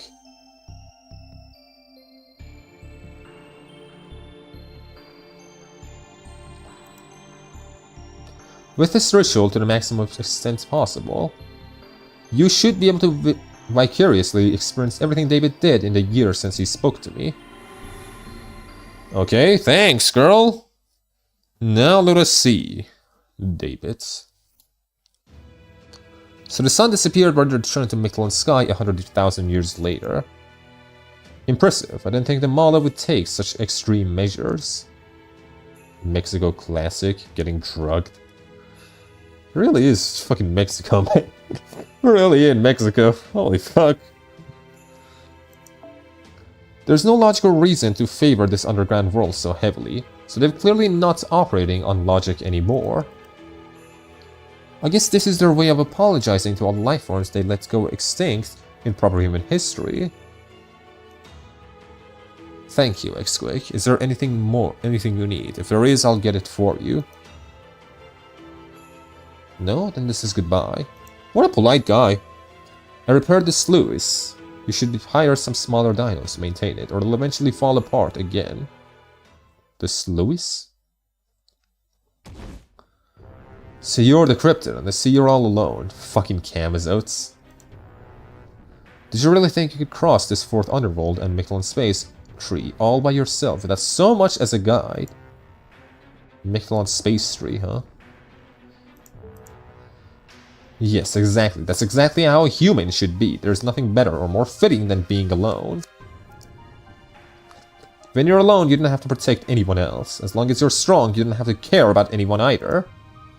But you should curse me. You should loathe Mictlan, for as long as I, Camazotes, am here, no one will ever reach the 9th stratum. Every servant on Raid Up. In the same year, we are getting Lilith, Typhon, Typhoon, Sour Passion Lip, and Tiamat and Shiki. Snake Lady and Intro, we're so cooked. Yeah, like next year, it's fine, but the year after is fucking stacked. It is so stacked.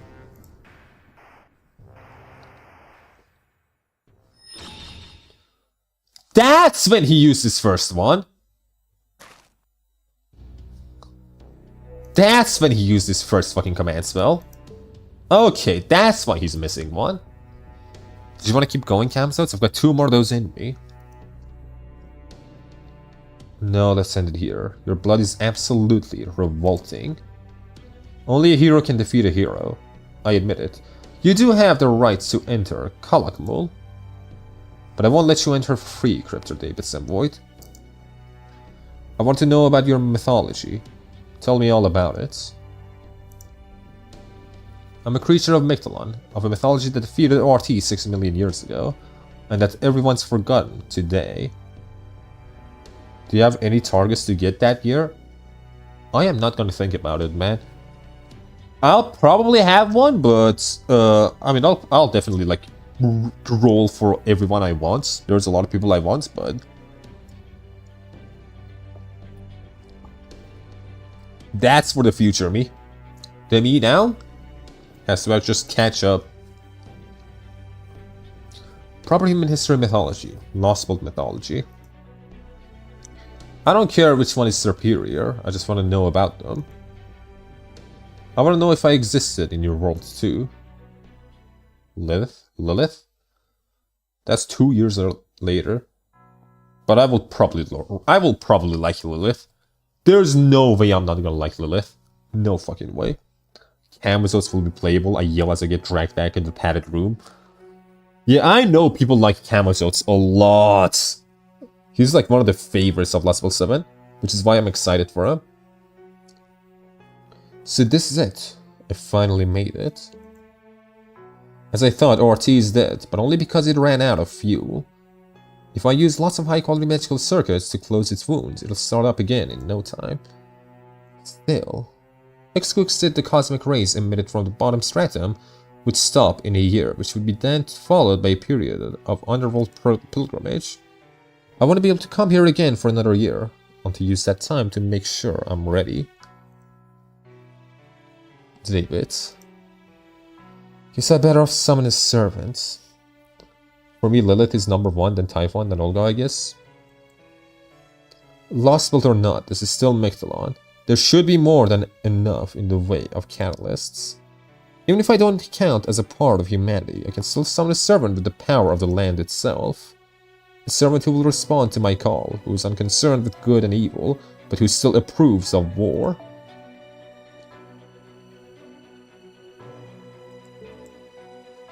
I've got it. You'll be the one that will help me.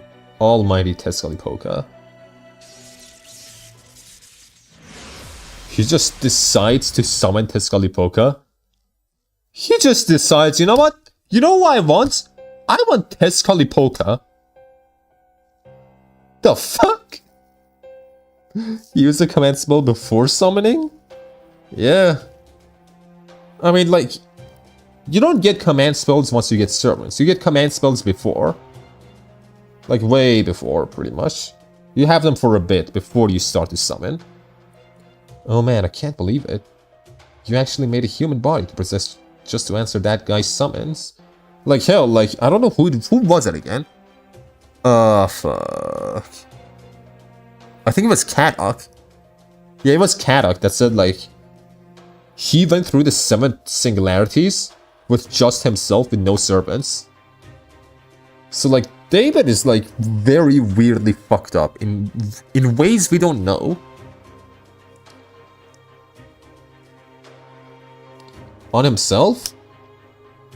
I guess, yeah. I mean, a command spell is just a lot of magical energy, like, you don't have to use it on servants. For example, Ritsuka can use it on the Black Barrel to, like, fuel the Black Barrel with his command spell. So David being able to use command spells, like, in other ways would make sense.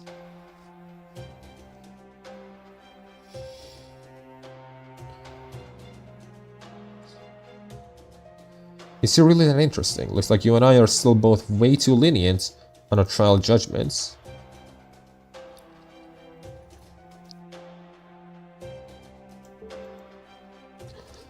Well, whatever, if you're gonna back that guy, then I'll back my own allies. Whichever one of us survive, we'll be all down to luck. See you later, Black Tezcatlipoca. Good luck using knowledge from barbarian history to become supreme in Mechalon. Blue Tezcatlipoca. Hey there, brother. How do you like my Mexico City? It's actually got a different name, but this is 2019. If you're gonna say it out loud, it's better to go out for the most recent one. The name may be new, but it still looks like an ancient Aztec city. Why don't you make any modern buildings? That was the one thing she refused to compromise on. As a big brother, who am I to say no?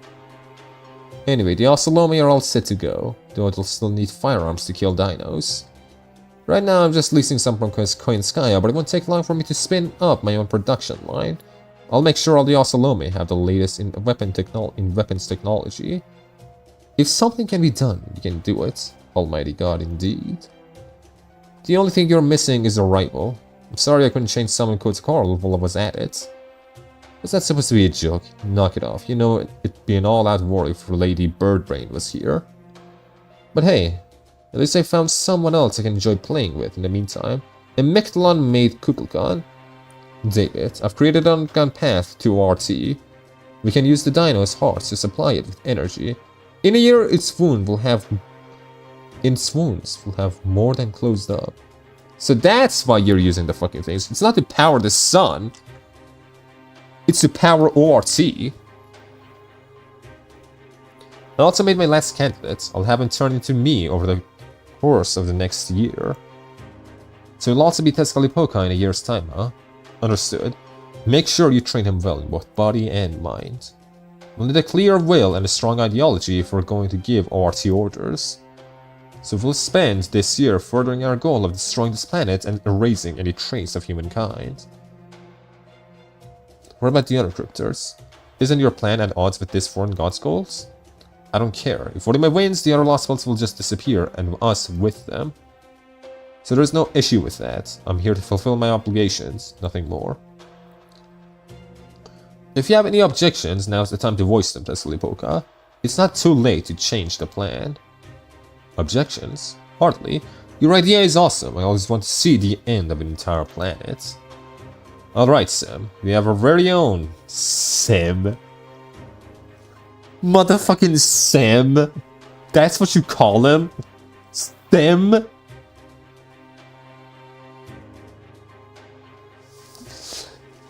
His has to be one of the most unique personalities I've seen in Gacha next to Lilith of Joa and Teddy in PGR. He just wants some kind of big-ass war. That's all he cares about. He doesn't care in what way. He wants a big-ass fucking war. That's all he cares about, man. He wants some sacrifice. He wants some big-ass war. He wants some big-ass extinction. He gets that, he's happy. We have our own war, annihilation and banquet to begin. Let's get started.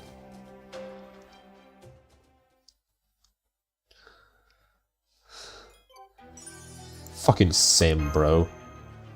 His name is Sem now. That's his name. Sem.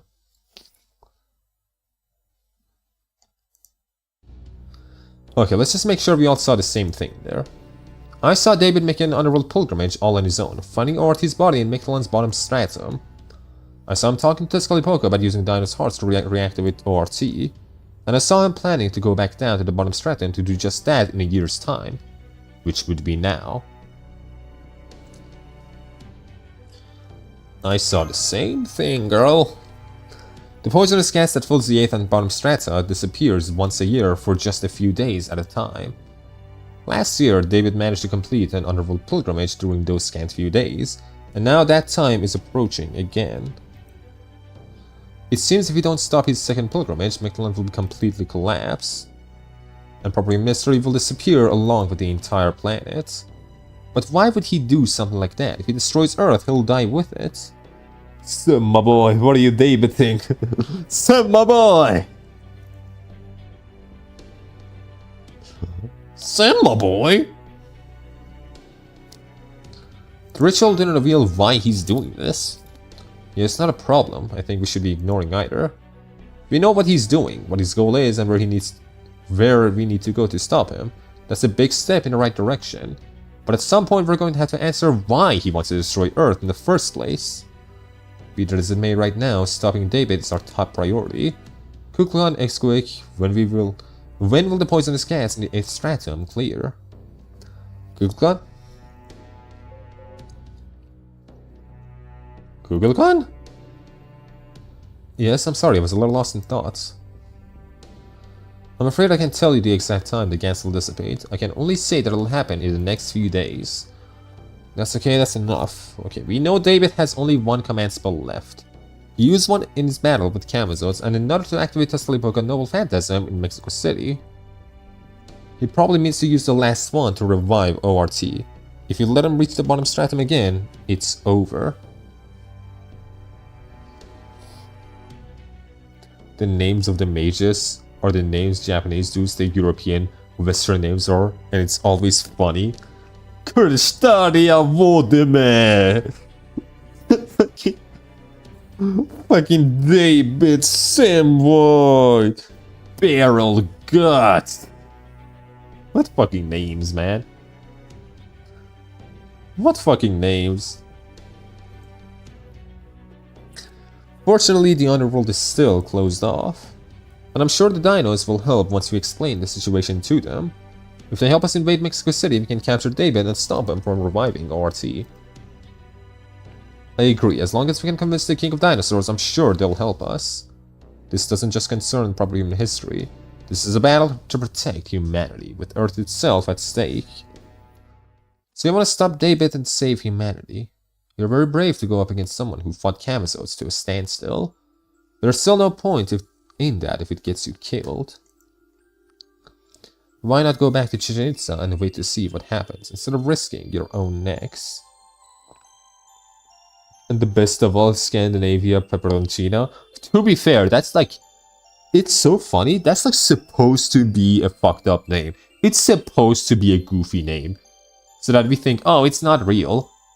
But because Scandinavia Peperoncino is in the same team as David Semvoid and Kristaria Vodeme, you just don't question it. Like, yeah, but fucking Scandinavia Peperoncino, yeah, sure, that's my guy. That's him.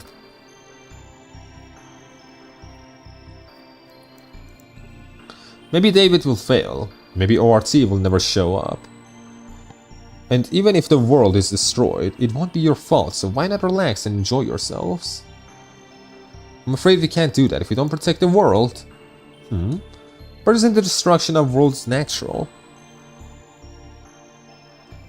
We don't fight amongst ourselves, we don't struggle against how things are, we simply go with the flow, as you say.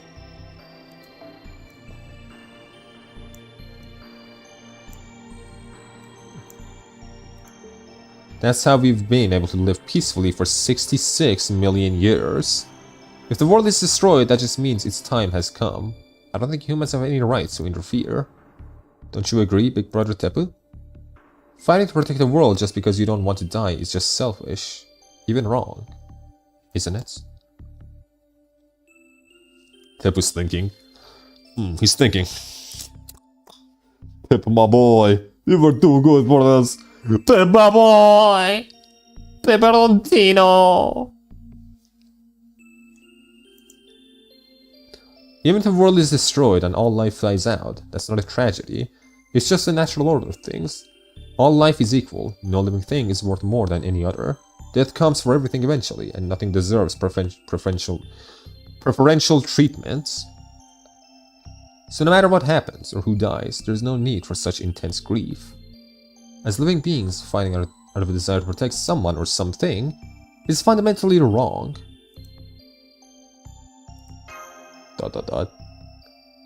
Oh, that's strange. I was trying to cheer you all up, but it looks like I did the opposite. Sorry, I wish I had gone better. Oh, but you really don't need to worry about this too much. Even if David doesn't wake ORT up, it won't be too long before Mictlan ends anyway. Huh? What was that, X-Quick? Huh? Did you not tell him, Big Brother Tepu? Mictlan's sun will soon reach critical mass. It will explode and wipe us all out after 10 more cycles. What? Mictlan's destruction is going to happen no matter what. Every Dinos knows this. What? Everyone knows?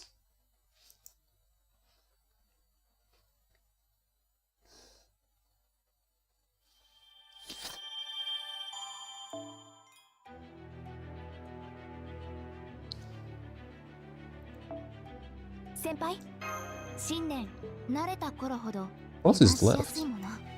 Nothing. Everyone's known this all this time?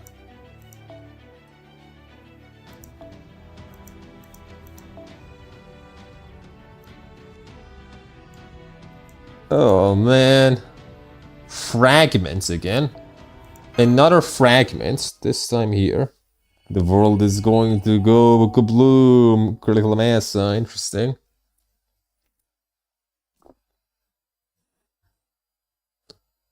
Happy New Year indeed. Yeah, Happy New Year, guys. Oh, fucking woke up. This fucker's a traitor. Come out, Osalome. I know you're hiding here. Dino senses are nothing like you apes. Even alone, I could crush all 6 of you in an instant. Damn, bro, that's racist.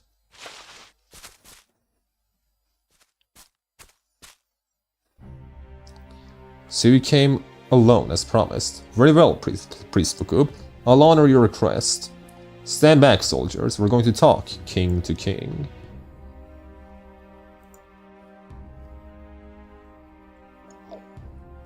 What's wrong? Is it too soon to call you king, or are you still not ready to go through with this? No, it's not that. I am a king. I'm the best king the dinos could ever hope for. I can't trust Kukulkan, or the king of dinosaurs he chose to lead us. The dinos are Mictlan's superior species. We are the ideal version of humanity created by the Mala. You ocelotl monkeys, on the other hand, are a lower form of life that don't enjoy any of the Mala's protections. Normally, even considering a discussion like this would be utterly absurd. Wookup, do you want to be helped? But if your objective is to truly prolong Mictlan's life, then I'm willing to be a little absurd.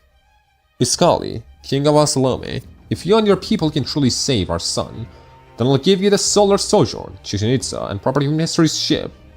How does that sound? Give them to us? You mean you want to get rid of them? You want us to get rid of them? Of course we will. Mictlan doesn't need 2 capital cities. We'll let a few dinos live, but we will destroy Chichen Itza. That's a relic of the Khan Kingdom, the embodiment of wisdom. We lower life forms that draw on just to survive. You dinos want for nothing. You have everything, so you have no right to that. Fine, I'll make up a reason to send the warriors into the plains. The rest will be up to you. Take that chance to destroy the ramparts and reach the altar. But what about proper human history ship? Can you carry it yourselves? That won't be necessary. We'll destroy it where it sits. If we're going to up against proper human history, Tallok will join us. It seems the Master of Chaldea is absent now. Too bad, I would like to obliterate his ship right in front of him.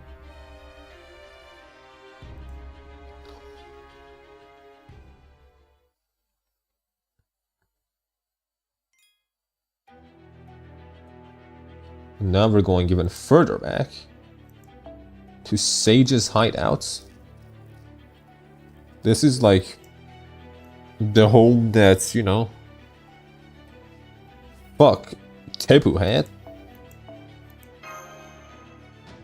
This is Tepu's home outside Chichen Itza.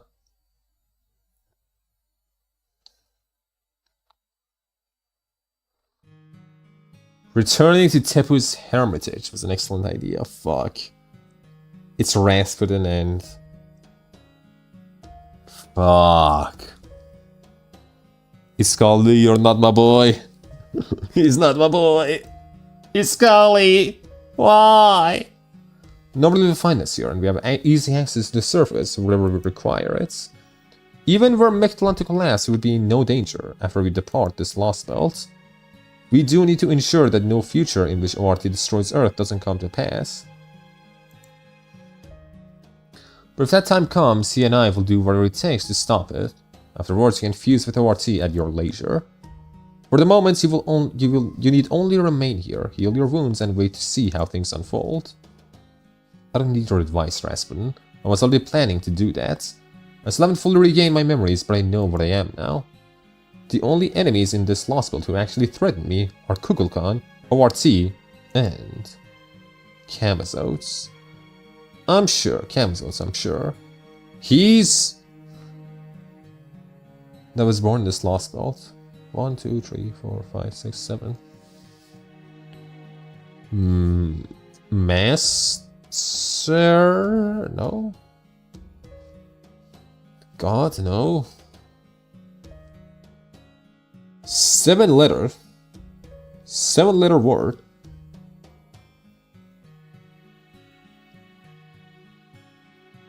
King, no. Monster? What would it be, monster?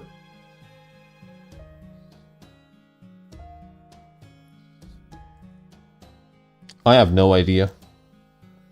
I suggest letting Chaldea take care of him. Knowing Jesus, he will ultimately win against the god of death.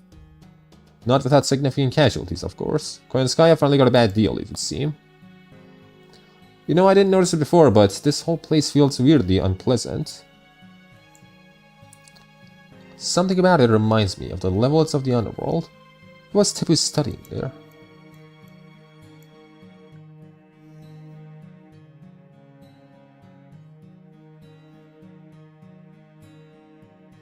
Yeah, I have no idea.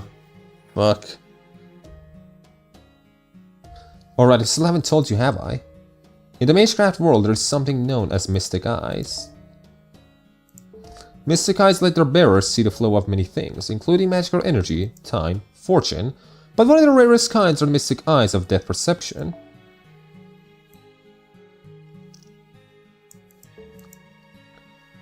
They are a rather rare extraordinary phenomenon which allows their bearer to perceive death in other beings and then cause it to occur, regardless of what form of life those beings may be. Weak though as they are, there is one being in this lost world who does possess such mystic eyes. Tepu. That's why he has his glasses.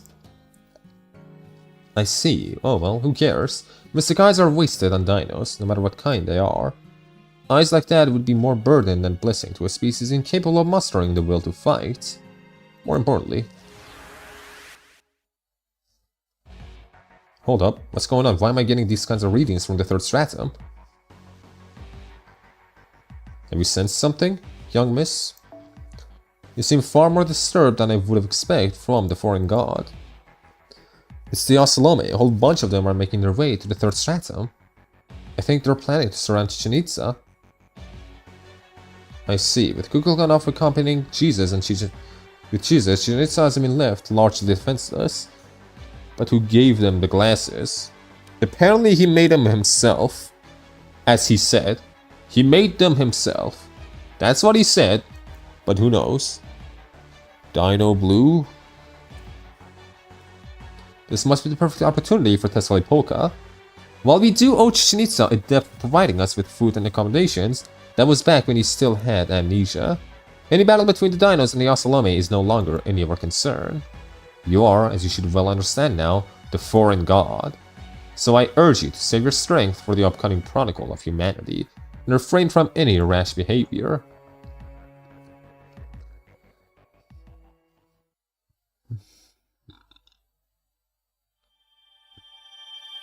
Tipu is really smart. He's really smart. He's a big smart man. Again, imagine being better Shiki. Tipu, my boy. Is like Shiki not like Tipu at all? Like character-wise? Are they just completely different?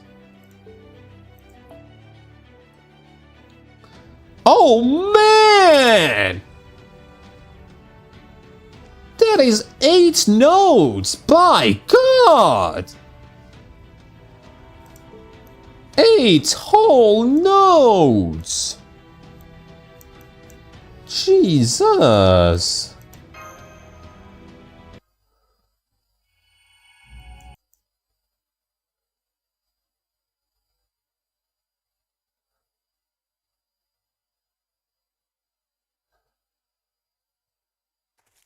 Tipu is the only Shiki I acknowledge. He's so fucking good. Like, because of him, I want to make a video on the dinos as a whole. I feel like a dinos video would go really hard. Like the fairy one. I can't believe that sun's about to explode.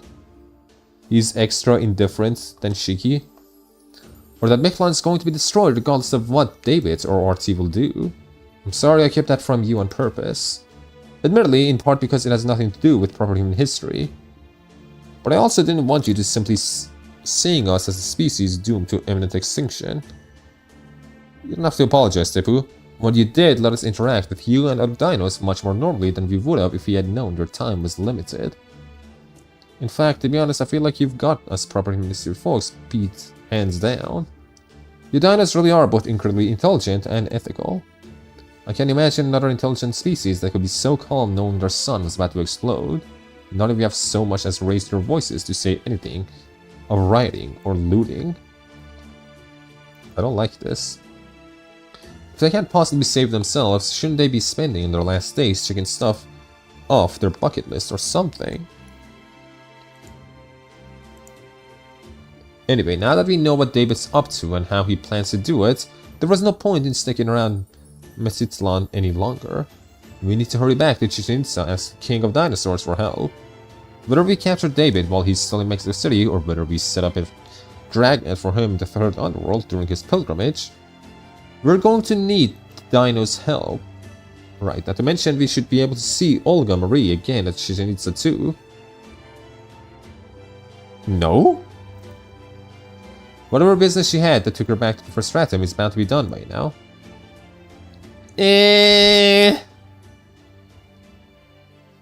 Cannot help you save Earth. I'm sorry. I'm afraid she's not a... Caroline, Jesus, do you read me? I know you're in the 5th stratum. Are you guys okay? Okay, oh yes, Skadak. The Midtland field team is fine. We're on our way back to Chichen Itza now. Is something wrong? I'm not sensing any hostiles in our vicinity. Not there. Here, a huge Olaslar enemy has Chichen Itza surrounded. Somehow they made it past the warrior dinos guarding the plains and are now infiltrating the city proper. It'll be an all-out war soon. Get back to the border ASAP. We can't hold them out long on our own. Well, don't be ridiculous, you fools. You're not fighters, you're basically just porters who can lift a lot. You can't be serious about going out to defend the boar. Wait, stop, the warrior's armor will hold out for a little while. You don't have to go out and fight. Wait for Jesus to get back. Are they the dinos, Seven? Go on, Seven, stop them! No! Seven, stop them! You're their brother, they'll listen to, not you too! Seven! Seven, no! You're the smart one! There you go. We can last maybe a half a day. We need you guys back as fast as you can get here. Over and out. Oh, shit. I mean, we have Koyanskaya there. She can, like, do something, probably. Master. Full speed to Chichen Itza.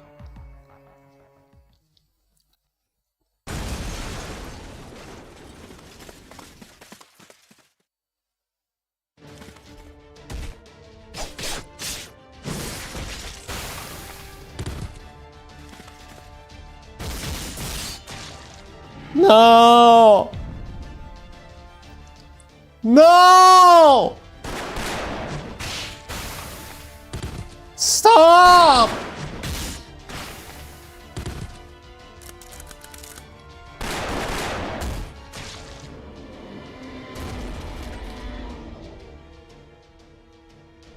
They have Tez too.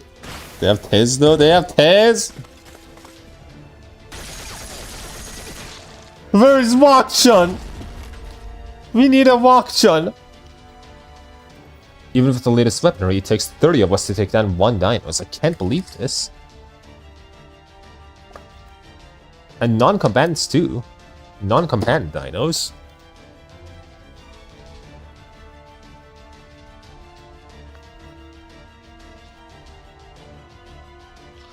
No matter, we have full control of the entrance now. Squads 4 through 8, go clear this southern area.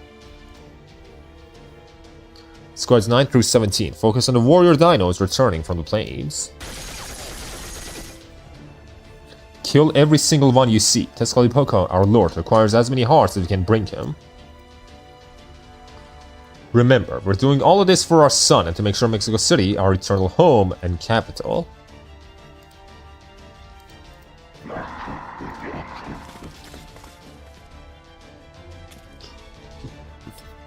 Nice work, Iscali. I came along because I care about you, but I guess you didn't need me watching, did you? Please, Tezcatlipoca, your presence is a tremendous boost to our warriors' morale. Their joy, their fear, the pain they suffer in death, it's all an offering to you and your greatness. We will kill them all, women and children, those who defy us, those who don't, all of them. There is our holy fucking fuck. Our final flower of war to eradicate the dinos. Did you say Xochitl? That takes me back to good old Aztec days of capturing slaves. Who taught you that word? Talok? If so, she did a damn fine job raising you. Or maybe it just popped down without you knowing what it means. It means you're realizing what destiny it's given you. Lord Tezcatlipoca? Don't worry about that. Just something I'm personally looking forward to. You need to stick to your role. But let me kill the lizards in the main street. I was going to just keep being an arms dealer until everything was said and done. But seeing all these Ocelome die has got my blood pumping. Consider this my payment for all the wasted lives. I'm going to show you all how a true Jaguar warrior, a true Ocelotl, fights.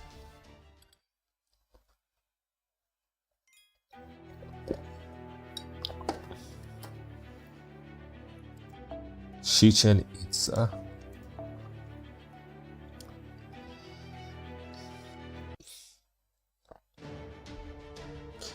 Shit!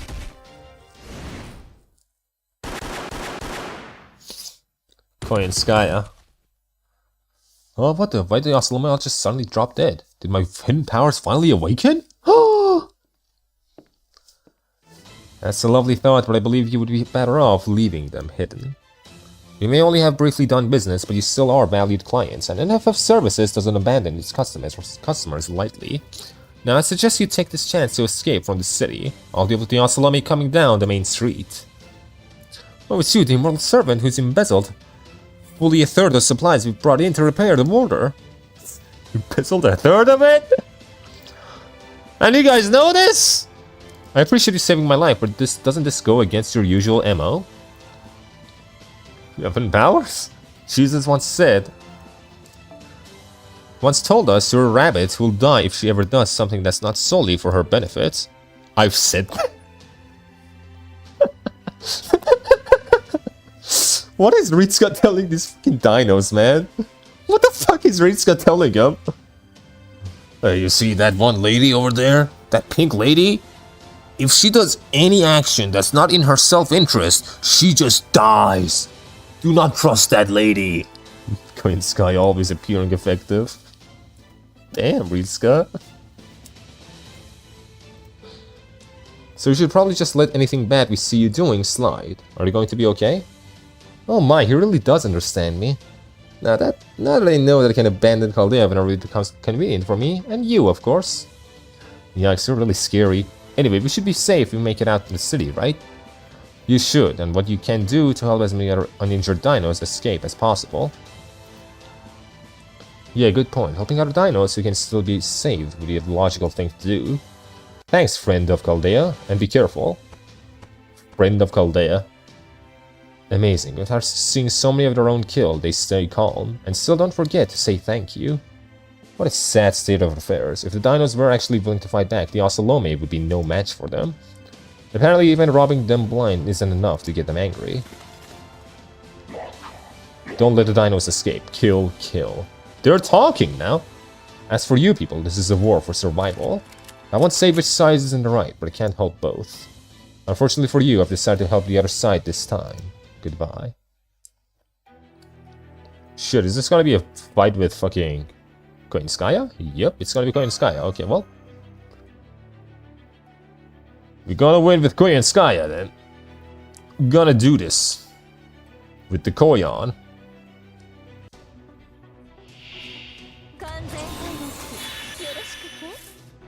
Only I have hidden powers, but unfortunately I wasted all in cursing this guy. Also next stream will crash, have fun, and return my slab. What do you mean? Why? Why is Ramses here? This is not a Silk Song stream. This is a fucking Fate Ghost stream, not a Silk Song one. Who brought fucking Ramses? What the fuck? Bruh. Are you kidding me? Dear God, that guy is jacked. That guy was jacked. God.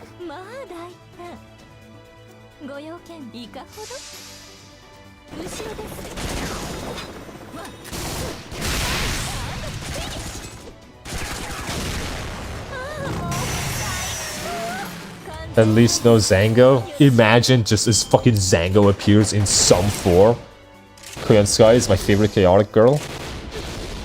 Here. She's great. Everyone likes Koyan Skya from what I know. Actually, not everyone, but she is likable. Her story wasn't likable, but she herself, very likable. Okay, let's get some stars first.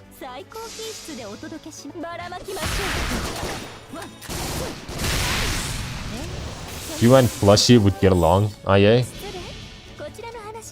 Would IA love Carmilla?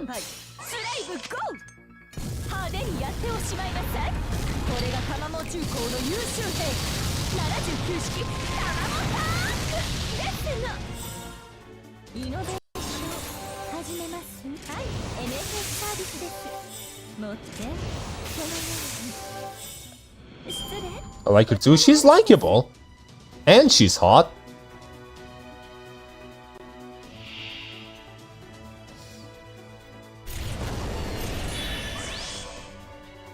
Getting it. Wait, what?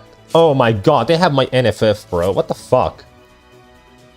They have my NFF tank, bro. What the fuck, man? This is bullshit.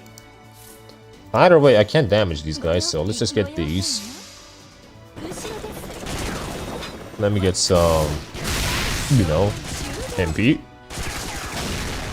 And stars.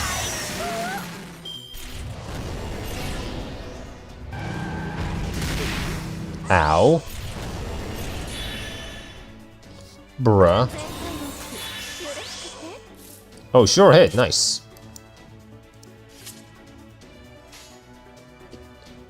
Okay, let's hit the Ocelotl. Boo this, boom. Damn! Don't worry, I just came to curse you and leave. I'm not into Japanese cartoon. Well, did you have to come and curse me? You didn't have to come and curse me, you know? You could have just not done that.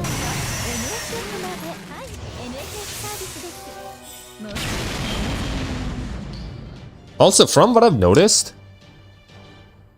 like, when I don't schedule streams, I get more viewers. From now on, I'm just not gonna fucking schedule streams. I'm just gonna do them whenever the fuck. Because it seems like it doesn't matter. I'm not doing that anymore. Fucking FGO is getting more streams than my Arknight streams. Viewers. No more schedules. I mean, unless something important is coming up, then sure, I'll schedule it. But otherwise, I'm not gonna schedule. We're just gonna do them whenever the fuck. Why do I feel insulted by that comment, King? My tank never had these features. These Ocelome are making remarkable progress with their technology. All within expected parameters, though. Okay, 20 squads left, and I should be able to handle almost half of them myself. Hidden lore of this channel is interesting. I think you were around for, like, at least some of the randomizer stuff with King Ramses. Yeah, you were around, IA. You weren't around for the Silk Song streams, but for the randomizer stuff, you've been around. So while you might not know the lore of the Silk Song, you do know the lore of, like... You have the gist of the Ramses lore. Are you doing it at the same time? I am doing it at around the same time, but, like, you know. It's more comfortable this way. To just be like, you know what, I feel like streaming.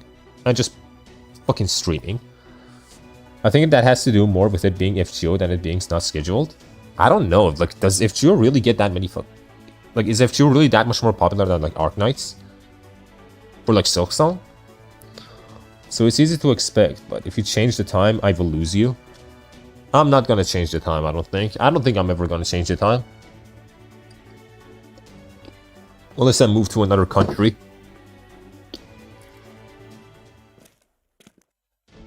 What's this about? Not helping both sides. Don't tell me you've actually retired, beast. For people like us, the longer and bloodier the war, the better. I thought MFF services were a charitable organization, not to give people what they want, and that you were just a warmonger who provides people with as many weapons as they want. You're essentially a merchant of death, just like me. Isn't that right, Tochtly? Tochtly? You think devoting yourself to helping people makes you a good merchant? Forget it, that's just going to get you killed. Scully Polka! That's a fucking ocelotl. Black Testalipoca. This war is between the dinos and the Ocelome. If an animal like you insists on butting in, I'll have to skin you and serve you up for dinner. Also, no mention of Testalipoca being a grand servant, really. I'm noticing. Like, the game just doesn't mention that. I don't know why. The game just doesn't mention the fact that, you know, Testalipoca is fucking a grand servant. It has not brought it up. This hasn't brought it up at all. Even though that's like the first thing we knew about him. I'll explain basically, IA. This man appeared when we did the first Silksong stream and cursed Noob with weird stuff that actually happened. Then he returned with the Zangos randomizer. Basically, I'm not a fan of IA, so I'm slacking on Arknight streams. I did one, actually. I only did one. But like, if we're talking about like reading story, less people showed up for the, you know, the Act or Die streams. Should have been his IS5 stream. Should have seen his IS5 streams. Those IS5 streams were wild, man. They were like almost randomizer level wild. Watching Colon vids were so fun. Fucking brother, 10 streams! It was 10 fucking streams of me trying to beat Colon. 10 streams! And at the end, when I beat him, that was when fucking Gray became my son. That was when that happened. Gray, like, helping me beat Colon was the day he became my son. I am scared of Zangos. Will we mention later, I think? Probably, but man. Lock-Chun! Oh man, this is bad. This is really bad. Never felt anything like this before. My chest is tight, my breath is hot, my head is spinning. No matter how many Oshlomi I defeat, they just keep coming, no matter how many I kill. Not one so much as flinches. I'm sick of this. I'm sick of all this. It makes me sick. How meaningless this all is. I won't die. I won't fall. I won't get tired. The Oshlomi's weapons can't even scratch me. This only ends one way. I will win and the Oshlomi will die. No matter how many dinos they kill, that won't ever change. That's why I'll never feel this way. I don't feel that way, but there's still something I really don't like about all this. Wok-chun! No! When you plan on doing the bosses for IS-6? I'll do more IS-6 for sure, but... Again, I don't like it as much as IS-5. Like, we'll do more for sure. For sure. I'm gonna do more IS-6, though. It's not a priority, though. I'm gonna need to do fucking Limbus. I'm gonna need to, like, do more the randomizer, maybe. Quillon or Amiya, which is the best boss in your opinion? Like, if you want to ask me which boss I had I had more trouble with, Quillon for sure. 100%. 100%. But I would say that probably Amiya is the better boss. She's easy for the most part, but she's also just better. Quillon was a fucking Grim Reaper, man. That fucker was a murderer. That fucker was a serial killer. He would not let me sleep at night. I was fucking struggling with him for like a month. He would not die. It just wouldn't happen. It was fucking insane.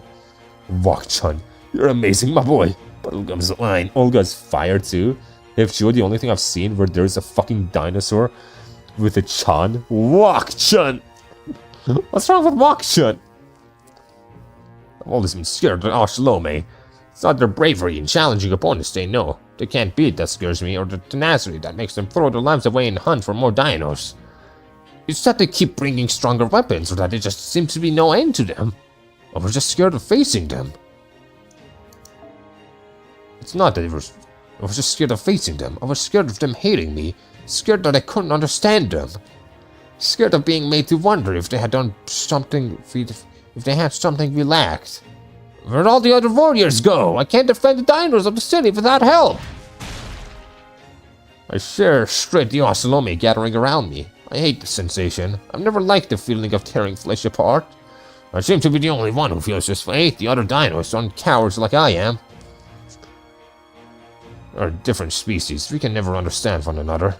Dinos alone sit alone at the apex of Mictlan. They say the Mala decided this a long time ago. Were the dinosaurs even speaking in the first place, Lamau? Because of Mala! Because they are blessed by alien fungi. You don't even know this, Angut? They're blessed by the alien fungi that were supposed to become Aztec fucking gods. But they didn't become Aztec gods. Instead, they just became like, they just blessed the dinos.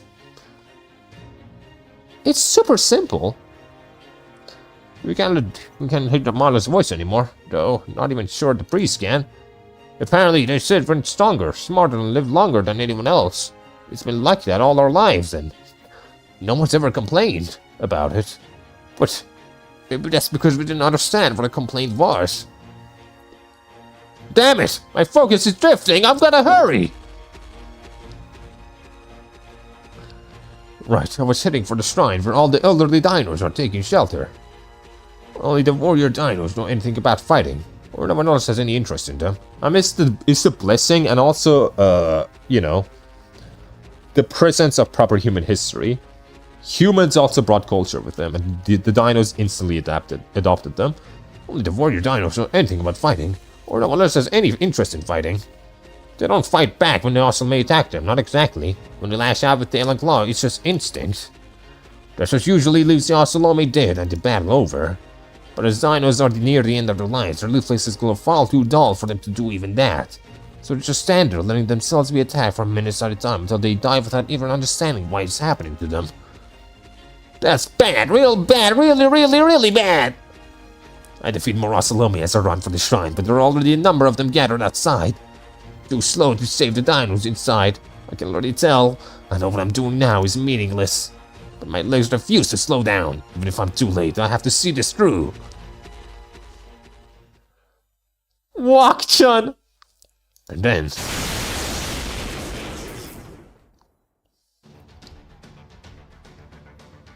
And there she is.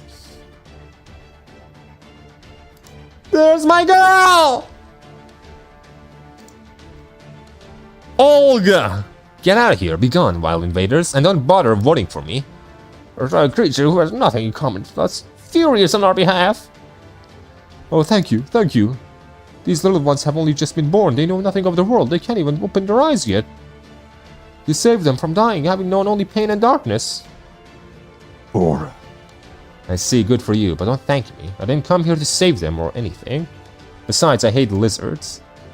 I just hate anyone who would kill innocent bystanders even more. I just happened to be around and decided to help, purely on a whim. Won't ever happen again. Get away from the shrine, head into the jungle. I don't want to see any more screaming colors. So, I'm sorry. Screw my doubts. I know there's no point in saying this now, but... My hopefully future wife is so cool! Walk-chan! Let's go, my boy.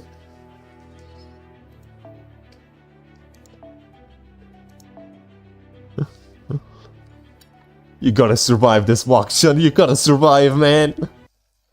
Don't tell me the POV is from Dino. Yeah, that was the POV, man. That was Walk-chan. Remember, Walk-chan's the POV.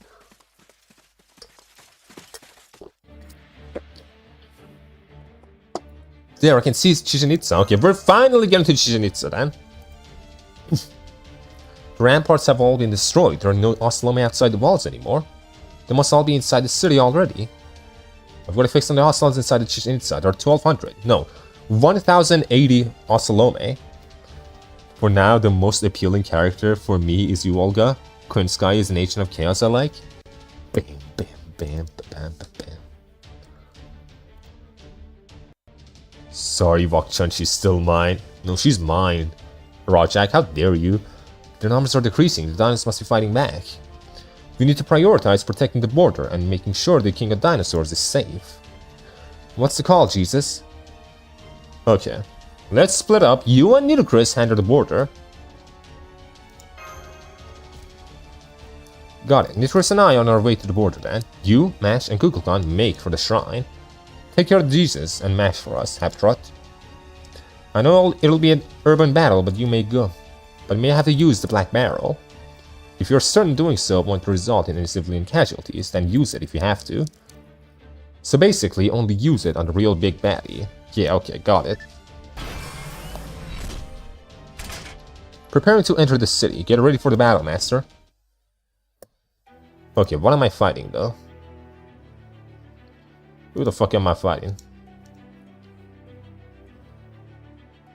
Literally just... fucking bozos, okay? It's just some fucking bozos. It's just some fucking bozos. Okay, support servant.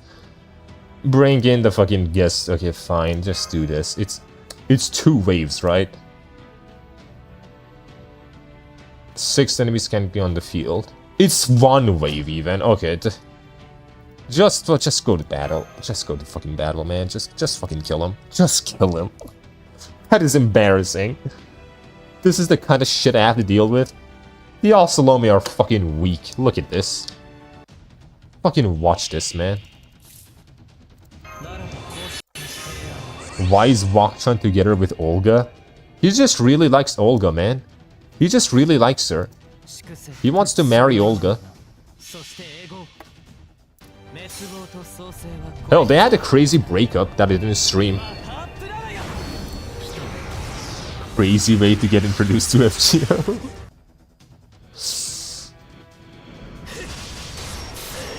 Easy.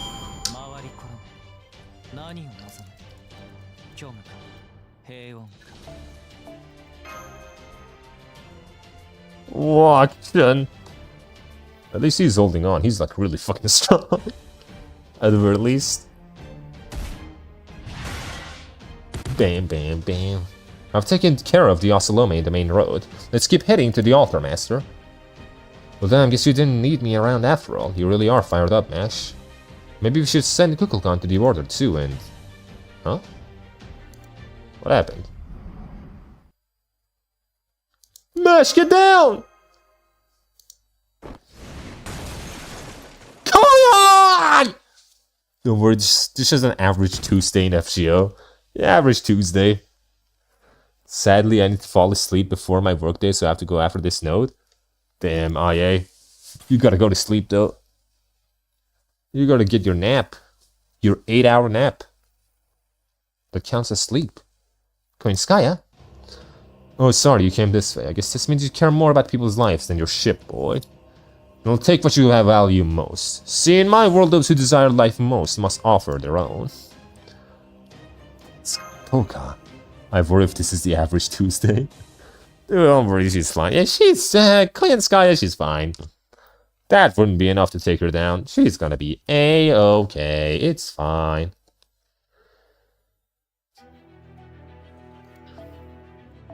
Ruler? Ruler? What am I gonna fight this ruler?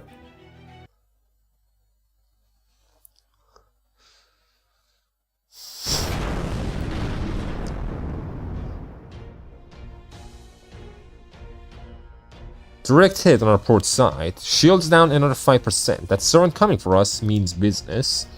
We're not going to last another 30 minutes against attacks like this. And after all the repair work we did. Enough fighting. Analyze her attacks and shunt power to the barriers where she's most likely to strike next. That should help conserve most of our energy overall. Are you sure about that, Captain? If you divert power to the wrong spot, she'll tear our armor off in one hit. If that happens, every Marine will have to run out to fix it, and you know what that means, right? Okay, so we're gonna fight Tullok.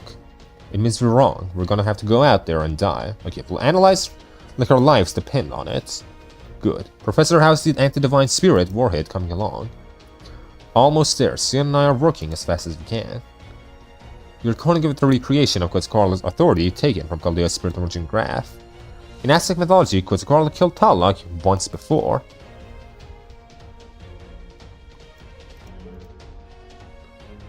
So it should pierce her spirit core no matter how tough she is. Got it. Focus on finishing up. We'll focus on giving you an opportunity to use it. Kadok, I'm gonna lure that servant to the border starboard now. Your specialty is anti-beast mishap, right?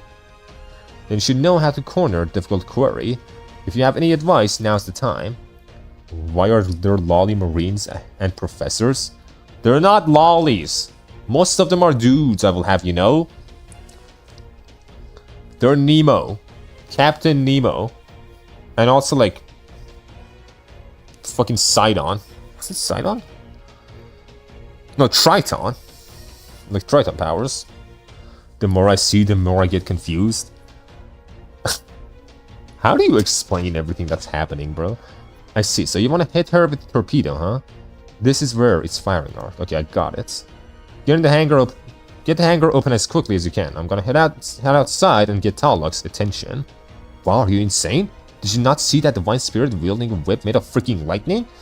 She'll burn you to a crisp the moment you step outside. Can't you just taunt her over the speaker? Respect the Marines. You really respect the Marines, man. Would if I could, but we're dealing with God. She's not gonna care what mortals have to say.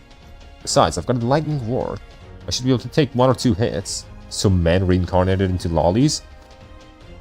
They're Shotas! Not lollies! I'm saying dudes that have dicks! The professor? She's a girl. Regular Nemo? He's a dude.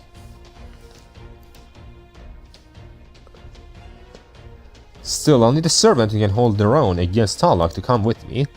I know this is a lot to ask, but would you do it, Nemo? This dude is a guy. Of course, as long as we're near the storm order, the strain won't be as bad as it was in Mexico City. Gordolf, I'm counting on you to give the order to the fire. Monier, you got the controls to launch the warhead.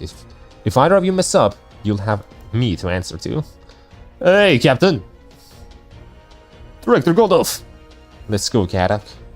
I'm not about to let the bravery of the dinos who went out ahead of us to go to waste. Oh, it still doesn't make it any better?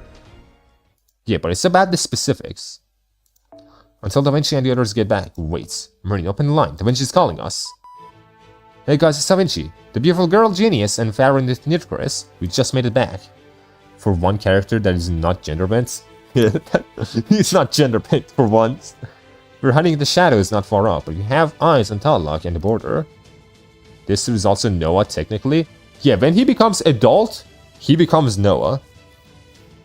I don't know how that works, but yeah. Do you guys have any plans for how to handle her? If not, I can suggest one. That won't be necessary. We also have a plan to defeat Tallock, but we're going to need several servants to pull it off. Nitchris, technical advisor. In 1 minute, Nemo and Kadok will be heading out. I'd like you two to attack Tallock to keep them safe. From there, I want you two, Nemo and Kadok, to team up and drive her to the firing range. Remember, the border safety and my own hinges on this battle.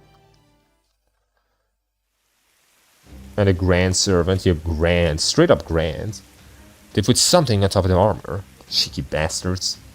I can't believe the materials themselves aren't tough enough to take a beating. This is the whole problem with modern engineering. That's far enough, Tallock. Put that vulgar whip of yours away right now. It's pure insolence.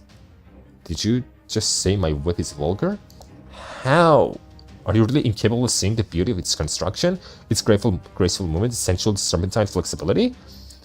Were you truly a queen? Be honest, you clearly have no artistic sensibilities whatsoever.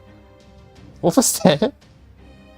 Nitchris only said that to get her attention, but I definitely can't bring that up now.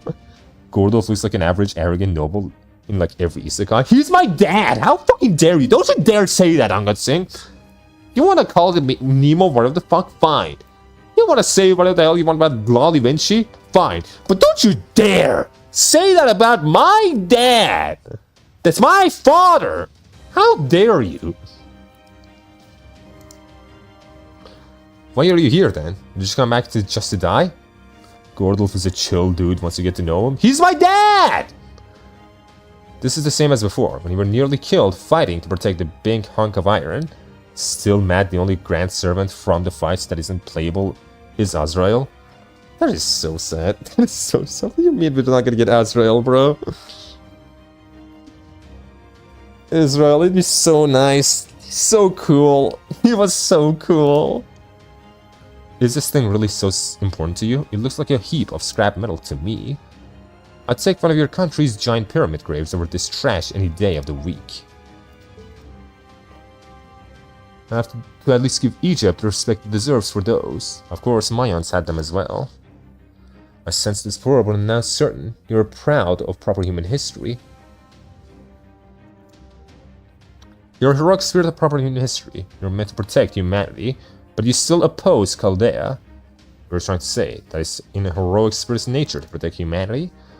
That's right. On our way here, I saw the corpses of countless dinos who had been mercilessly slaughtered. Gramps or not, he's always cool. I mean, yeah, Gramps is always the GOAT. He's like the aura farmer of Fate. There is no aura farmer in Fate that as much of an aura farmer as fucking Gramps. He's just on another level. No one touches him. Malakal Moots is the coolest noble phantasm. My name, I swear to God. Gordolf grandsize Grey confirmed. Yeah, that... You know what? You're right. Grey is the grandson at that point. Malakal Moots. They know nothing of war or of battle. If all the Osalome wanted to do was claim Chichen Itza for themselves, the dinos would have just given it to you. You knew that, I'm sure. But you, a heroic spirit of proper human history, still sullied your name by letting the Osalome kill you. Kill so many so pointlessly.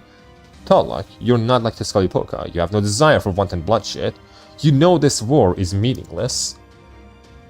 If you're only here because you're obeying Tezcatlipoca's orders, rest assured that we'll hold him accountable. There is no reason for you to protect this lost vault. No reason for you to fight for Micthalon. It's still not too late. Join us now and... I have to go. Good luck with ALB. Good luck, Bronius. Goodbye, but... Retainers. Wait, what? No. Shut up. You who drowned your own treacherous retainers are going to preach to me about the virtues of humanity? Please. That was... I asked the Cryptor about you, you know? I was curious. You abandoned your entire nation because your brothers were killed. You're the queen who also deceived and killed those who violated your laws and governed your country. You're a weakling who took your own life because you couldn't live with the weight of your own sins. Not that it matters. Good night. Good night, IA. You and I are a lot alike. We both care more about our personal interests than we do humanity or order. Mexico City may be a fantastical place built in Lostville, but people are living their lives there. As a species, the Ocelome may be hopelessly barbaric, short-sighted, and immature, but they live in my city, so they are my people, and it is in a god's nature to shed blood for their people. See, I will check on what tomorrow. Have a good time. Good night, IA. That's why I'm going to kill all of you threatening to take this Lost Vault away, and why I'm going to destroy this eyesore of a ship.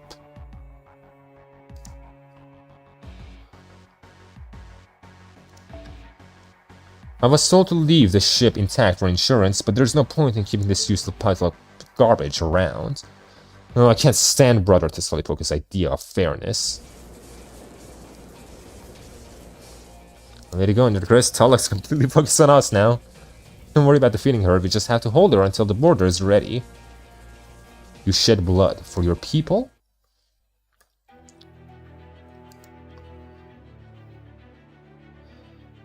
Okay.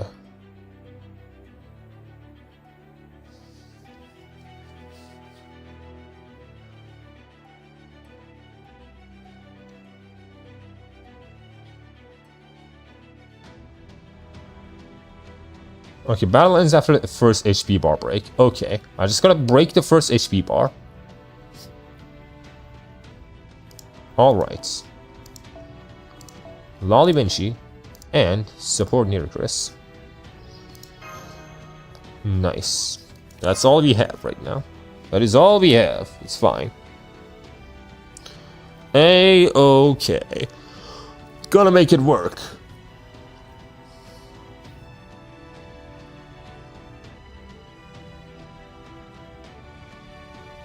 Also crazy that I haven't crashed yet. Normally I crash in these fucking blue stacks. Whenever I use blue stacks, I always fucking crash. I haven't fucking crashed yet though. Beloved Triton.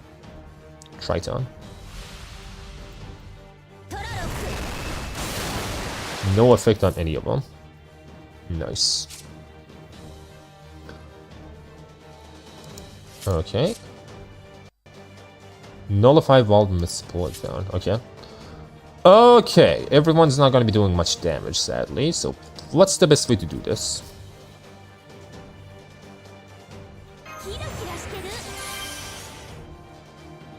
You have Voyager the Storm, right? Yeah. Voyager the Storm. Okay. Increase MP gauge for yourself. And MP gauge when guts is activated. Sure. And this is Arts Card Effectiveness for all allies. You haven't switched to the other one yet? Nope, I'm still on blue stacks. It's a lot of pain, you know, to download these programs, to download FGO, to do all that shit. It's kind of a pain, honestly. Not a big pain, but it's a big pain.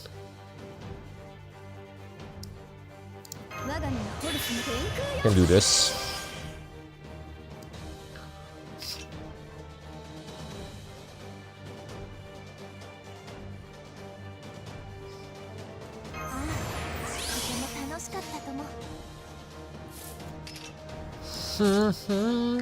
This bozo stuns everyone in your team if Nemo is not on the field. LOL.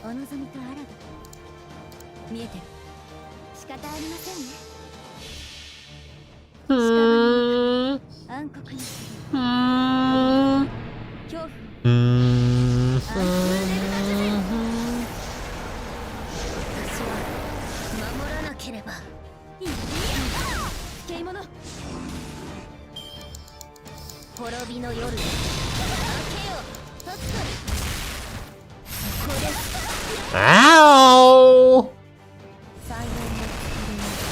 Calm yourself!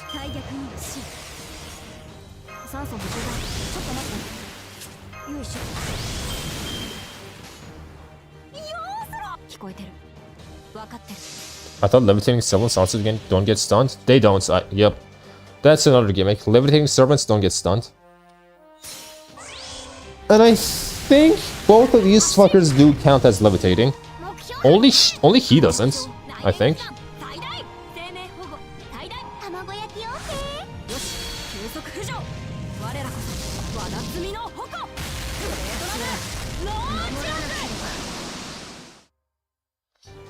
$50,000, nice.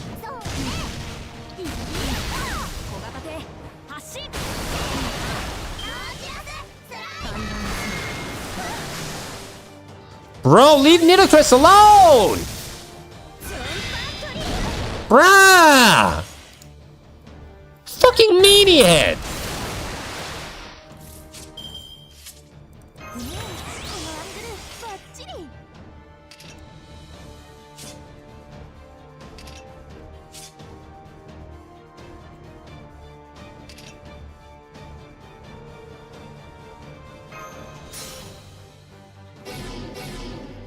Might as well.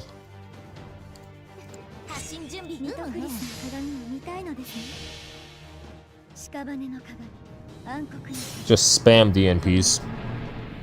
Spam it. Spam it all.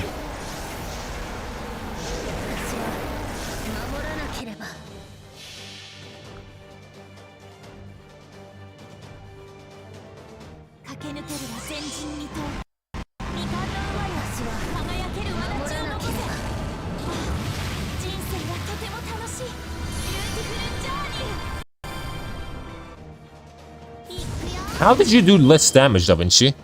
What is wrong with you? Well, there she goes. There goes Nito.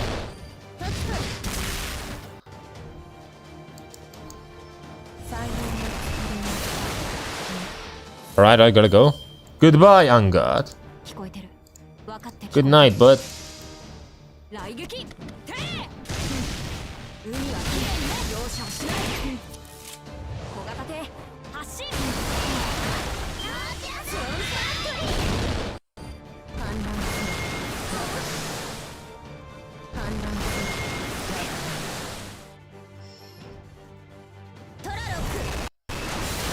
Todoroku.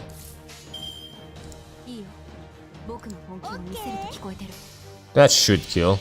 There's no way that doesn't kill.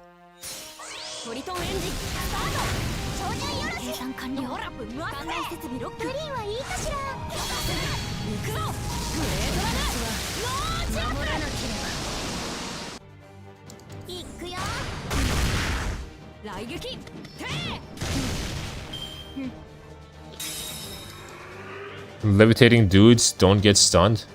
There are none here for now. I thought Nidocris was levitating. At least Nidocris was a levitator, I thought.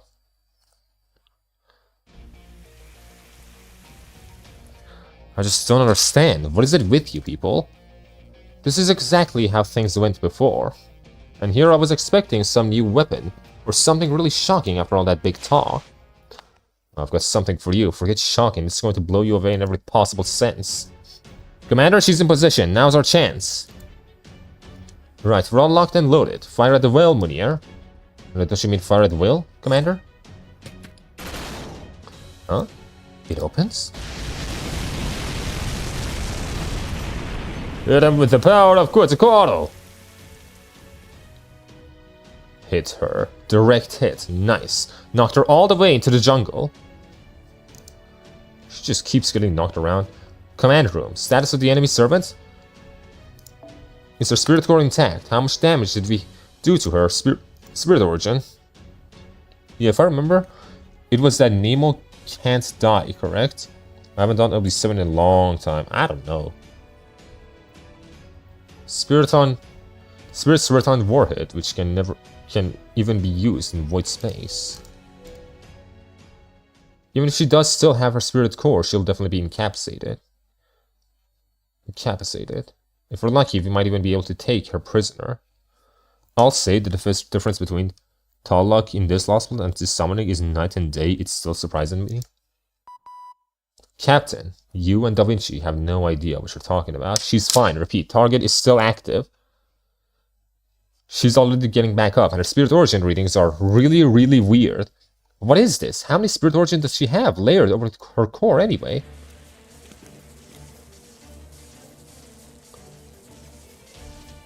Okay, that one hurts. So that's a warhead, huh? Nice strike. I'll have to give you that one. What the hell? Not only she's not fatally wounded, she actually has more magical energy now? So she's not even an anti-divine spirit? So not even an anti-divine spirit warhead what the hell kind of defense is she packing? And just how freaking strong is Kukulkan? She could just one-shot that. No, that's not it. Talok is a divine spirit.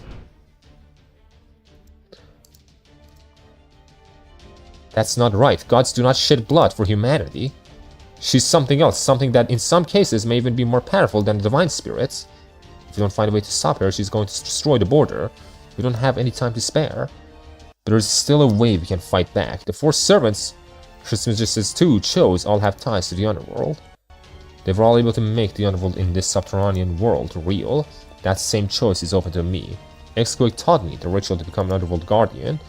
It would be a terrible sin, but if I went through authorization, I could turn this around. Da Vinci, Nemo, Kata, get back inside the border. I'll deal with her. Even if this brings my role here to an end, I'll still... The fuck? Oh shit. What's happening now?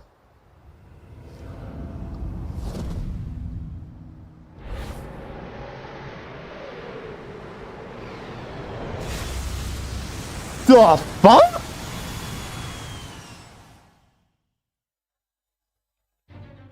So insolent, I know that voice. Camazotes. Why'd you come after me? Let go, you filthy. Don't take my path with your money. Fucking Camazotes?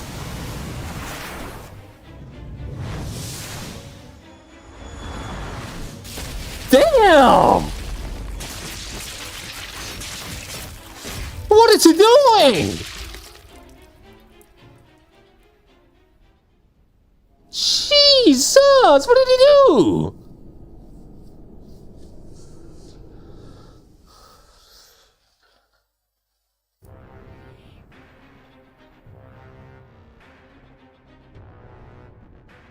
It's bad, man. Talok Signas has vanished. It looks like she just was shredded to pieces. Black something. Holy shit, that thing killed Talok? Or did it just help her get away? Whatever just happened, I have no idea what that monster is, but I think I'd rather have taken our chances with Talok. Could be more obvious what that thing is. What's the meaning of this, Camzotes? Was rescuing us another one of your malicious pranks?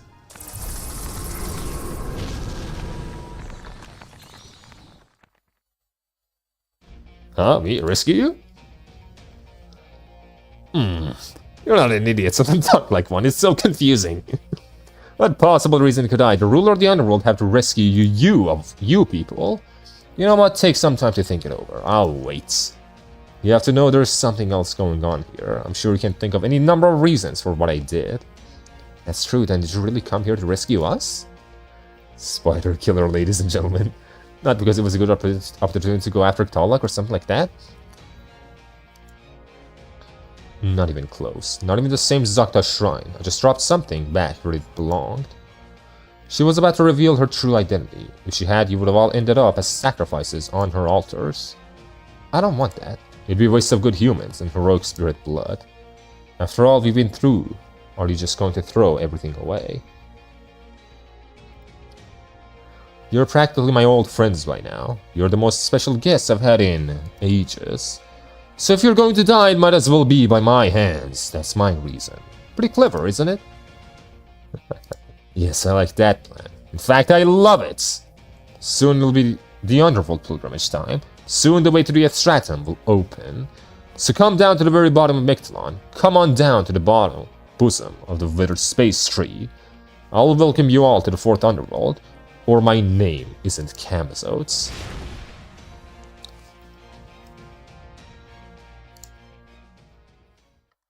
Damn, bro. We just killed her? Just killed Talok? Just came in, shredded her to pieces. in like 1 second. Okay, no, ruler. She's not dead. But she's probably really fucked up.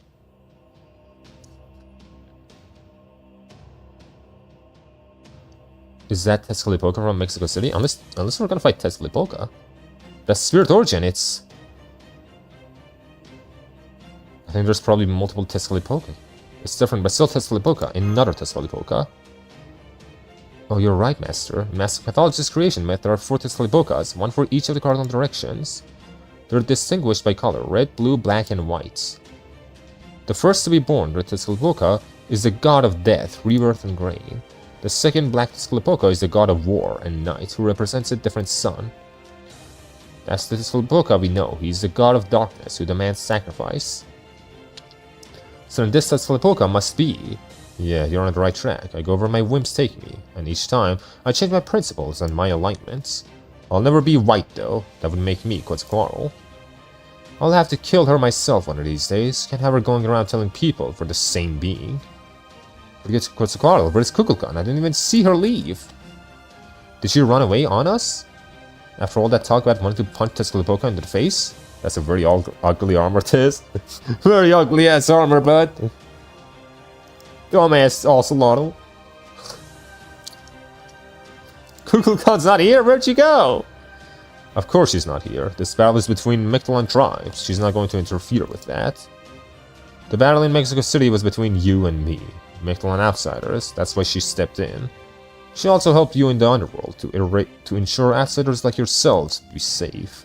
Mictlan, no. The Mala would be deeply ashamed if they allowed guests to get hurt after all.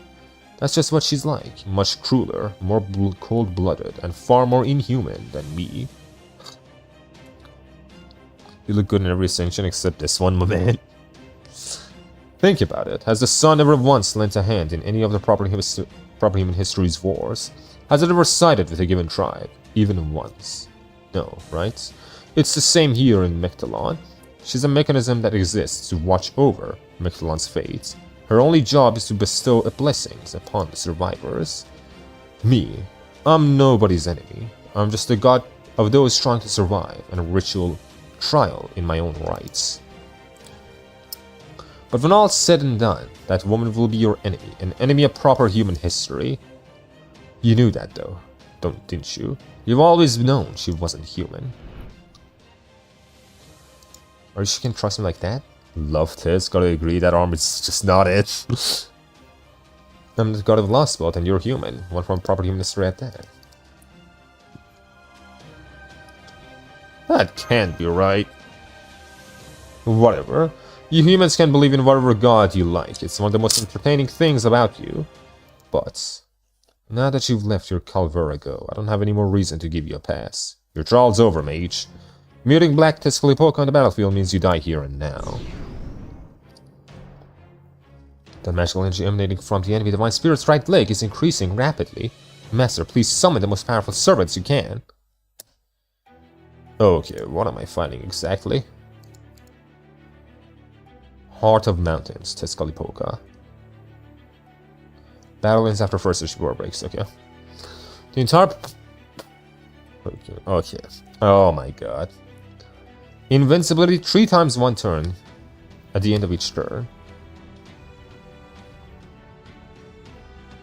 Wow!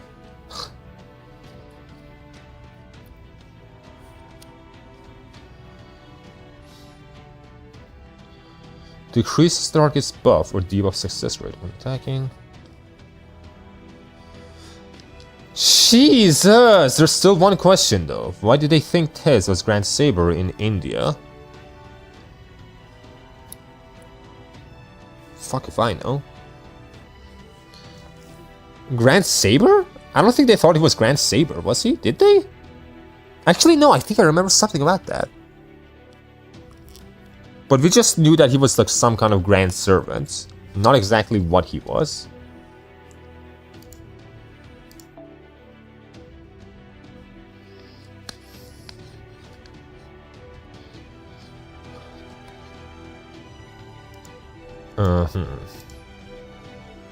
How about...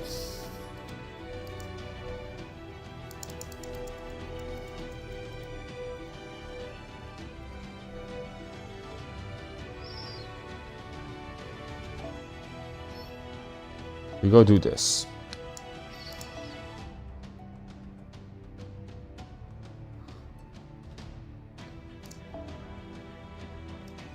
Get rid of both of you.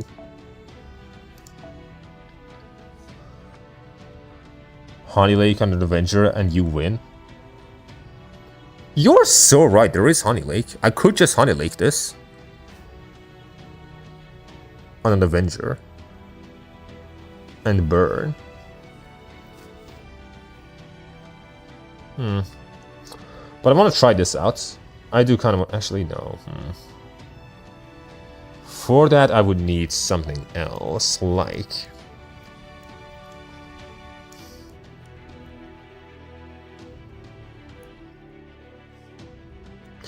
Let me see, there's Origin Bullets. There is Honey Lake. Do I have any way to burn this guy? I don't think I have a way to burn this guy, but I'll just do that.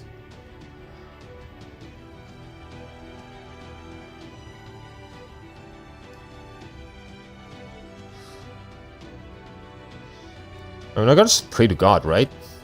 That I get to kill him. And then I win, probably. Probably.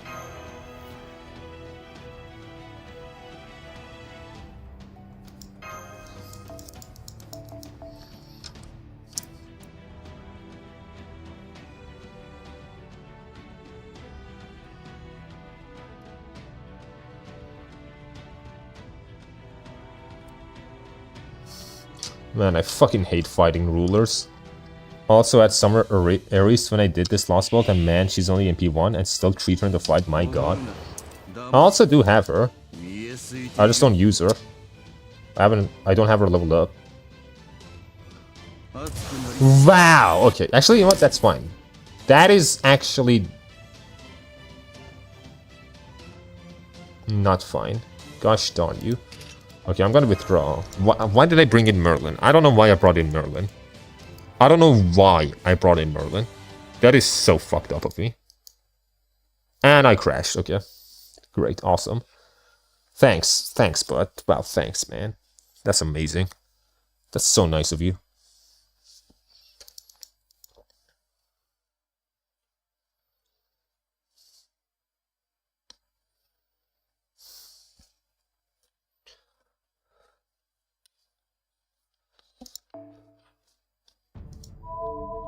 If only I had someone that could burn. I don't know if I have a burner.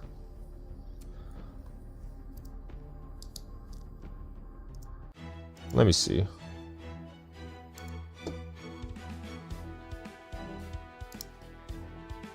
Burn.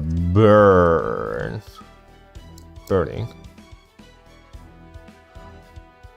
Not that burn. Status. Dios.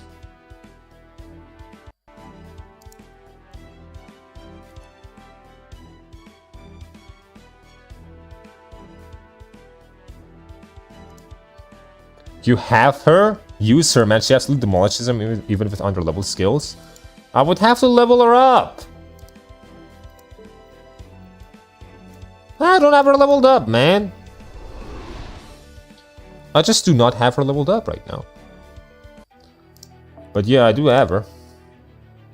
I'm pretty sure I do. I must, actually. Like, I must have her. There's no way I don't. I remember having her. I don't know what MP level either, but I think I got multiple MP levels for her. If I remember correctly. Use command codes for that, bruh. For the burn. I could do that, I guess. But first I want to see if this is gonna work out. Get rid of Merlin, first of all. And give me... you. Let me see. She should be all the way down. She's not here. She's right here, yep. And I have 3 of her. Literally have 3 of her. Damn, I should probably level her up. I should probably level her up. Yeah, that probably wouldn't be a bad idea. I have 3 fucking Arises. I don't know why, I don't know why, but I do have 3 of her.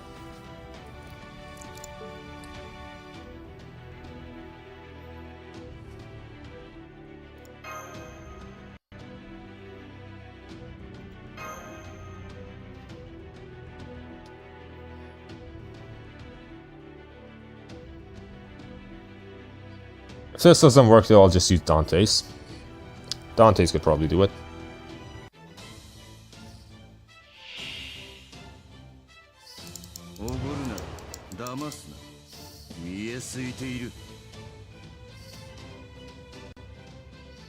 Bruh!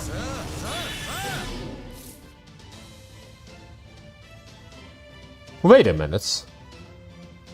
If this is secret stream, then how do I know about it? Well, you're not supposed to! It's because YouTube is a snitch. Because we have a snitch in YouTube. Recommending the fucking stream to people. That's why. If she's MP2 or higher, even more reason to use her. She will dismantle all servant fights, especially rulers. I'll level her up in my own off time, don't worry about it. But okay, so... I'm seeing something happen. I'm seeing something happen.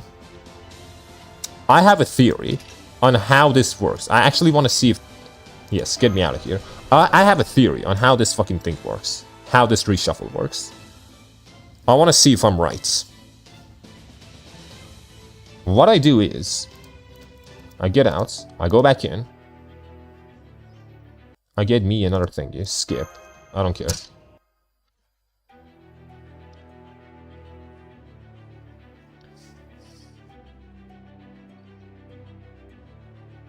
I get you. Come here, do this. To battle. Now, the one who's at the start should be Hijikata. And motherfucking fucklord should be in the back.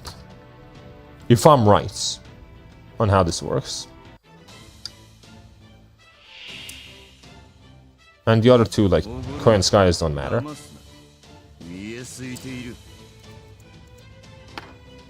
I was fucking right. Wow. Fucking wow. Okay, that is how it works. It basically reverses what you have. Just reverses it. So the fucking Chen Gong that was in the start, he's now in the back. These two probably also got swapped, I'm pretty sure. Yeah, my own Coin Sky was right here. But now, yep, okay, that's how it works. Okay, I understand. I get it. I understand it.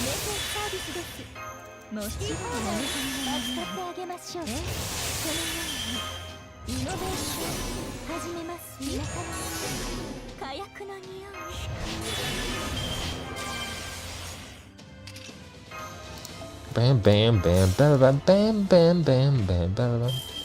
Can I stun you? I can't. Lol, get fucked.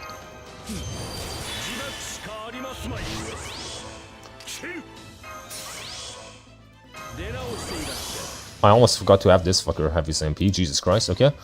Anyway, do this. Shinsenikumi, and just kill him.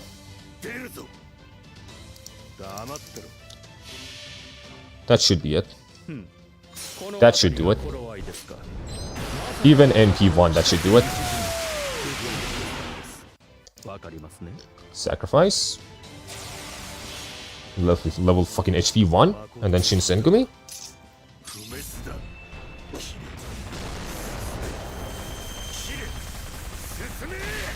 Yep, yeah. Actually, wait, no. Wait a minute. That did not do as much damage as I thought it would. It's fine, though. That kills. Yep, easy. Fucking easy. Okay, nice. GG. People usually bring sync servants and put all their front lines in the back. Well, I didn't have to do that, so I didn't do it. One Hichigata crit was all it took. One Hichigata crit. One MP and Hichigata crit is all it takes. And that fucking Honey Lake, bro. That Honey Lake was doing nothing. Other than just letting me hit through his, you know, fucking shit.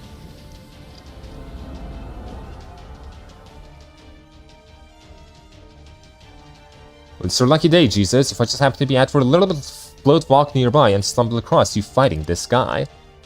Olga! Madam President! You again. First in Mexico, now this. What the hell are you thinking? Revenge, obviously? I don't remember how you did it, but you killed me once before. So of course I'm gonna give you a plasma shower whenever I see you. It's the least you deserve for killing me. And that's the only reason. Yep, nothing else matters. Director Olga Marie. I thought there was something funny about this. I just want to make sure, but you do understand you're Chaldea's enemy, right? Saving these humans will get you nothing. Besides, you're the one who bleached the proper human history in the first place. How completely insane do you have to be to help the surviving members of the species you wiped out? Honestly, that's creepy even by my standards. Shut up, I won't stand for your slander. First of all, I have amnesia. I don't remember anything about myself besides my name and objective. Bullshit, you must have remembered back when you saw my face in Mexico City. Along with your real name, your powers, your position, and the fact that Chaldea is your biggest enemy. Okay, that might be true, but it might also be some kind of mistake. A mistake. Once you declare yourself a god, you don't get to lie to yourself. Oh, I've never been so angry. Can't even stand the thought of wearing my warrior's mask right now. And you two, you're no better. You knew who she was and you didn't even say a damn thing. You just strung her along, lied to her so you could use her for your own ends. Or did you actually believe you were being kind to her somehow? You knew? You knew I was a foreign god? All along? We did. We did know. Why is that bad? Why is that a bad thing? And we became friends anyway. Isn't that amazing? We knew you were the foreign god and we still accepted you. Olga Marie? We were still like, you know what? We're gonna be friends with her. Sure, you can build a great team. Great trusting relationship with an amnesiac enemy. Long as you keep the truth from them. But it won't last forever. It can't. And the more trust you build, the harder it all comes crashing down. If you never built anything from the start, there's nothing to come crashing down. It's the same with civilization. The more it prospers, the more daunting it becomes to clean up after it.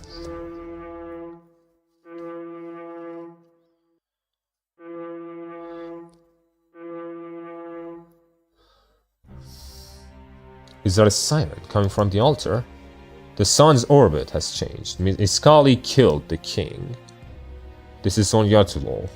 The Zonyartulo, the fucking killed. This fuck my ass is over. All that's left now is to wake up ORT. I look forward to seeing whether you or David gets to it first. He's gone. Damn, what they're doing with Olga is like soap opera here, I hate it. I've lost Tetzalipoka's sign and you Olga Marie's. Senpai, what have we done? Can we come back from this? We'll be fine. We're always... It's fine, don't worry about it.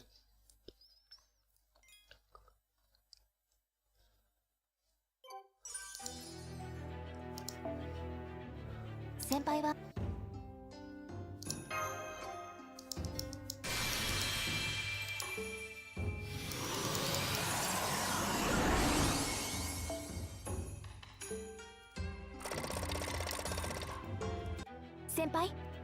Shut up. We're only in section 15, man. What the fucking 15? How?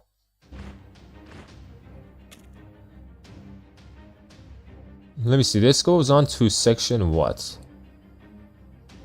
Section 20? This goes on to, Jesus. That was fast, I'm impressed you made it this far. It reminds me of those late chapters in Nikkei before they got their shit together in the end. How'd you get past the soldiers defending the planes? Did you gas them or something? Solid idea. Dinos can repel physical attacks with their biowaves. Darkening their lungs is a smart approach. Gas is a very effective way to kill dinos. If you want proof, look no further than their inability to get past the toxic gas in the 8th stratum. But I would never use a weapon like that. It pollutes the jungle and tarnishes our soldiers' pride. That's the kind of ugliness you get from proper human history. No, the Ocelome prefer to fight themselves with iron and lead. Really now? Gods pollute the jungle too. The napalm you use certainly isn't doing it any favors. Enough of this. Where's the king of Chichen Itza? Lead us to the king of dinosaurs and we'll spare you your life. Right, of course you think that. I look just like a human of proper human history. It's no wonder you couldn't tell at a glance. On the other side, he really doesn't trust you, does he, Scully? Or did he say this was one of those you'll know when you see it things? You're just a horrible judge of character, aren't you? I guess Black Tescalipoca just put too much stuck in you. What's so funny? How dare you say I haven't? How dare you say I'm not a good judge of character? What? How dare you say I'm not a good judge of character? Localizers? That doesn't sound right. What? You still don't get it. It's me. I'm the king of dinosaurs. While we're on the subject, let me give you my name. It's Tescalipoca. Blue Tescalipoca. The very same god as the one who made you from the flesh of the gods. Corn. Tescalipoca, Tescalipoca! What the hell do you think you're all doing? Get off your knees, pick up your guns, this is enemy territory. Pathetic, the Ocelome figured it out much faster than you. This is why he doesn't trust you, brats. It's the price you pay for focusing too much on your intellect. Some jaguar warriors you are, with a nose that useless. Or should I call you by your other name? The name you were born with, the one only you and Tescalipoca know.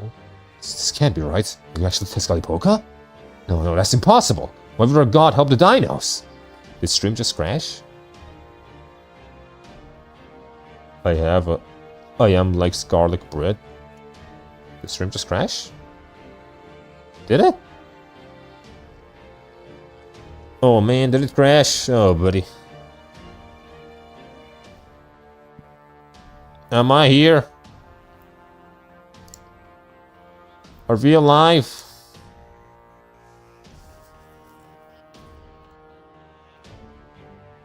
Bam, bam, bam, bam, bam, bam, bam, bam, bam. I think we're alive, right? Yeah, we're doing fine enough, I think. But yeah, it did crash. It crashed. I hear you. Yeah, it crashed. I can see it. I can see it having crashed. Wow, out of nowhere. You kidding me? Don't blow a gasket at me just because you were a poor student. We're the gods of war. We're the gods of war worshipped by all warriors and all tribes. You think there's any chance we'd only help one side? Ramses, darn you. We're giving the Ocelome, the dinos, proper human history, and it's lost a fair shot. Then they take the shot we've given them and use it to try to kill their enemies. That's how Tescalipoca does things. Maybe my end only. No, I can see it. I can see it. It did crash. Yep, it crashed. It's not just on your end. On my phone, I can tell. You spent all that time with Black and have still never got that, huh? Just wow. He's the worst of all of us, you know? I mean, what kind of god says if you're going to war, give everyone the same weapons? Parents, children, lovers, everyone. And acts like it's the coolest shit ever. I swear that god's got both too much and not nearly enough hearts. Anyway, you're his specialty chosen pet project, right? The 1 year Tescalipoca. In proper human history, the Aztecs would choose a young man to embody Tescalipoca as a component of their worship. This exceptionally wise and brave and handsome young man would then be given a divine proclamation to become the vessel of for Tescalipoca. For 1 full year, the man would be made to grow stronger and more beautiful than anyone, while also being treated to banquets and entertainment that even kings and nobles could only dream of. If he did this for a full year, he would be accepted as a vessel and considered the incarnation of Tescalipoca. That's right, and the finishing touch is the fuck me in the ass, the water of flowers where I killed the Dino's king. Once I do that, I'll be the same as Tescalipoca himself. That's why he was kind enough to come along for this battle and lend me his support. And what Talok say about all this? She'd give you her blessing? Here I'll give you a divine proclamation. I'm not even gonna ask which of those 2 gods you believe in. I'm not gonna try to change your mind either. I'm just gonna say what should be blindingly obvious. Trust the words of the god you believe in, especially if your two gods are each saying something different. Shut up, shut up, shut up, shut up! Tezcatlipoca ordered me to kill the king of dinosaurs. The word of God is absolute, I can't refuse him. But I also can't kill a god, that would be an unforgivable sin. So why would Tezcatlipoca order me to do this? It doesn't make sense. He is testing you, not as part of the Tezcatlipoca trial, but to see whether you got what it takes to be a vessel. Can you kill a god, an entire world in pursuit of your goal? That's the important question here. I'm not going to fight this either way. It's your choice. If you decide to kill Tezcatlipoca, you'll have my forgiveness. Now come on, time's wasting.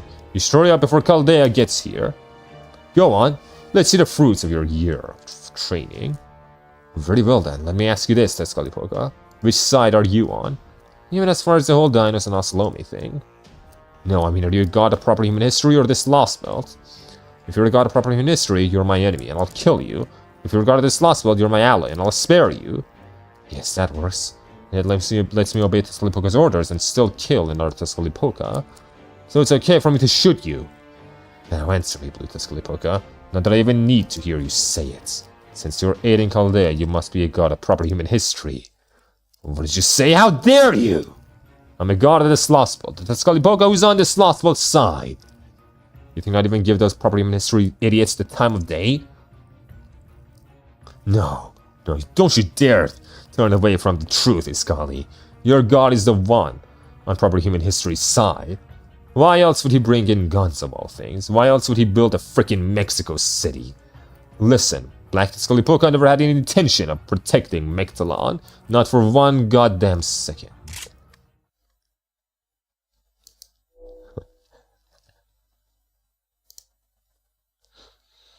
Man. Stream is lagging though.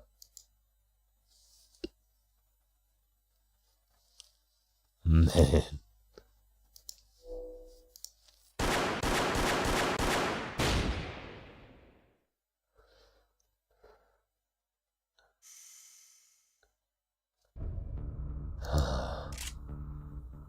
This is right. It has to be right. The king of dinosaurs is dead. As soon as we collected the Solemn Sojourn, sign our victory. Siren and men, and victory siren, and have the warriors withdraw. And don't you dare tell anyone about what you heard. On second thought, never mind. I don't have to silence you. None of you can understand human speech anyway. Man. Yeah, damn, what a confrontation. What a fucking confrontation. Crazy.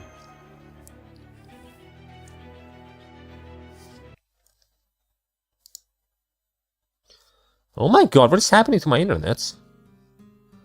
Like I said, this is quite unique.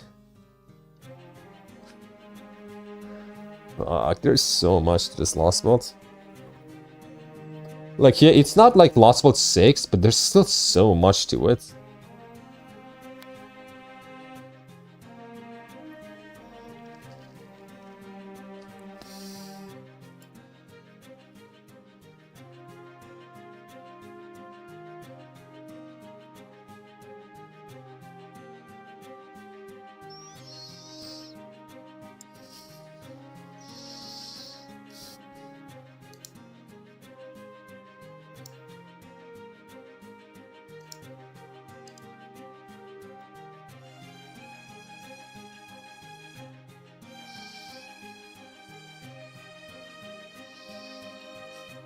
Jesus, man.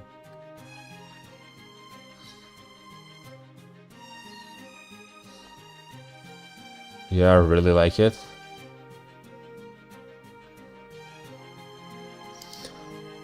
Okay, now it's fine. Now it should be fine. 7th Lost Vault Field Report. Day 20. It's been 20 days. The Ocelomi's attack on Chichen Itza lasted less than a day. They retreated to Mexico City the moment that siren sounded. When we got to the altar, all we saw was a bloody throne and the empty place where the Solemn Sojourn used to be. With the Solemn Sojourn stolen, the sun's resting place became Mexico City. leaving Chichen Itza mired in a sunless night, which has so far lasted 20 hours. The Ocelome may have won this battle, but they suffered tremendous losses. It took 30 other soldiers to kill even one Dinos. Of the 20 squads, each comprised of 100 elite soldiers, bringing their total number to 2,000. Only 16 Ocelomes survived long enough to retreat. Only 16 out of 2,000? LB6 felt like it had almost no risk because something always happens, but here there's some breaks. LB6 is better though. LB6 felt like a grand journey through a fantastical world. LB7 feels more connected to the rest of the fucking, you know, Lost Belt plotline. Part 2 plotline. It feels more connected, in a sense.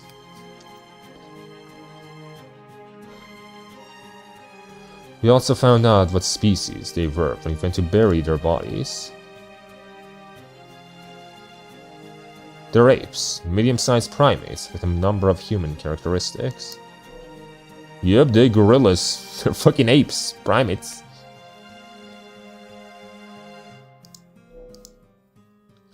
They're the newest, weakest species born in Mictlan, without any of Mala's protection. Given their origins and abilities, the dinos had previously grouped them in the same category as insects. We believe Tezcatlipoca gave them knowledge, weapons, and their Jaguar master raised them into a new prime species. 62 dinos survived the attack. One of them was Priest Wookup. That's right, I led the Ocelome into our city, while all of you were cowering before the King of Dinosaurs. Did Kukulkan protect us? No. Could the King of Dinosaurs with his feeble body offer us any protection? No. Neither had any business attempting to guide Mictlan, or any of you for that matter. Look at all those dead apes. Do you lots know why they went this far? Do you know what they were fighting for? Their goal is to prolong our world's life. It do be a lag. Still lagging? Why? Refresh.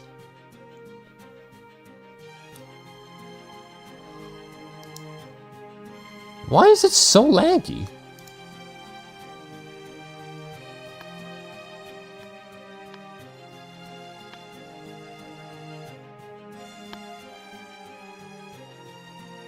It should not be lagging right now.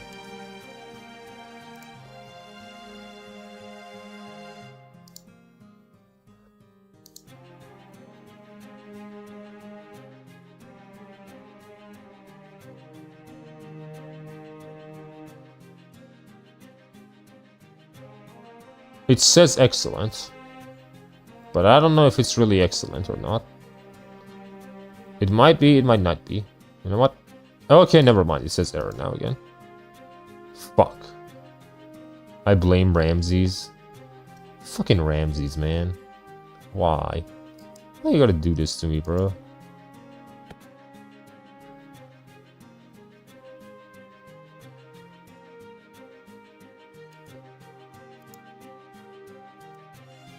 Yeah, this shit is not fixing.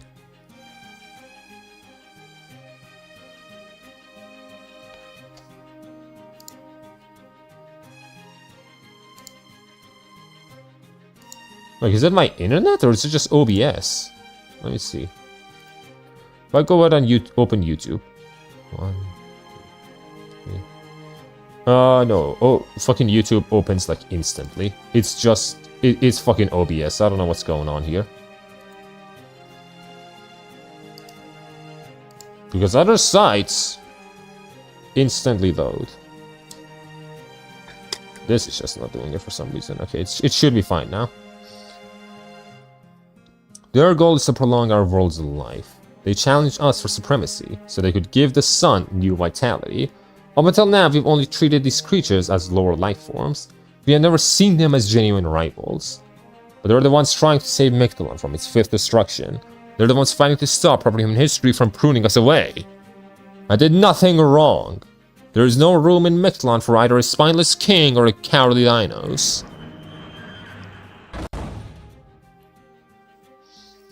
Priest Vukov was charged with treason and thrown in prison. There's prison? But even knowing the extent of his crimes, the dinos bore him no hate. I had no idea Priest Vukov was so dissatisfied with things. I wonder what could have happened to make him help the Ocelome, even knowing how dangerous they are. The very act of flying across Mictlan's sky was always disrespectful to the sun. It's no wonder he lost his mind. What a shame, there's just no understanding pterosaurs. Still, I can't believe the Ocelome were actually animals all this time. I thought they were from proper human history, but it turns out they're from Mictlan. I knew them before they became the Ocelome. They were just dumb animals. In fact, they could only survive in groups. It's incredible how much they have developed in such a short time, even with Tezcatlipoca's help.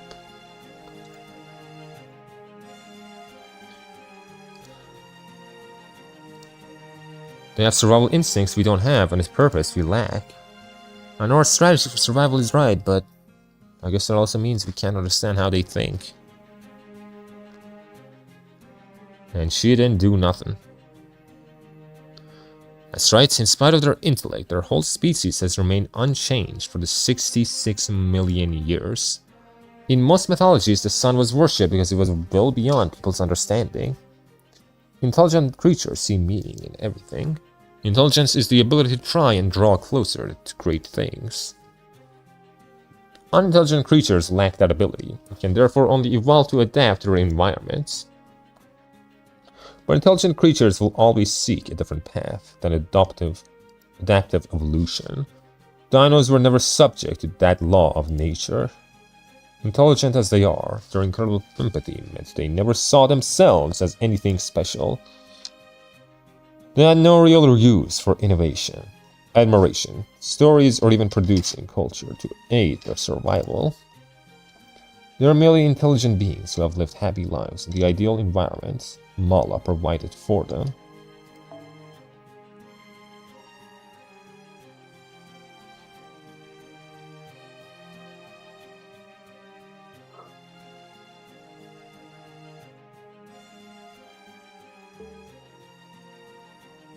And now the destruction of that very environment is at hand. I finally understand why Mala didn't build their paradise on the surface.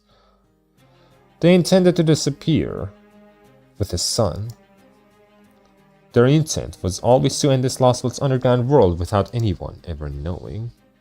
However perfect their civilization might be, this Lost World could never be a threat or a rival to humankind.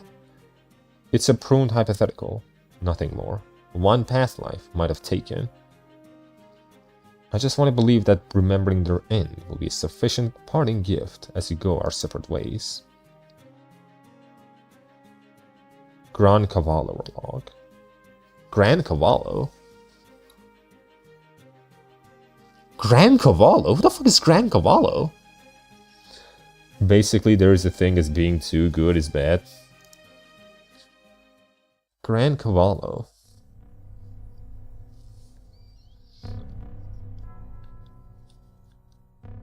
Kukulkan. The dinos are showing signs of altered thought patterns. It appears to be degradation, but it has nothing to do with extinction. Green? The Tree of Emptiness under the 9th stratum has resumed activity. This has resulted in a decline in the cosmic rate of leakage produced by the tree bark's regrowth. Preserving the Tree of Emptiness is top priority to forbid anyone from entering the 9th stratum. I see, so the consensus I heard in Metzelon wasn't just me imagining things. I guess that means I'm supposed to kill all the visitors from proper in history, no question asked. I'd hope it just was mistaken, since the Maul's direction almost never changes. Oh well, I guess I'll just go kill them, then. Oh my god, so it's not as if I had anything like compassion or mercy anyway. It'll just be like squashing bugs. Grand Cavallo is the Da Vinci clone? Oh. It's Lolly Vinci?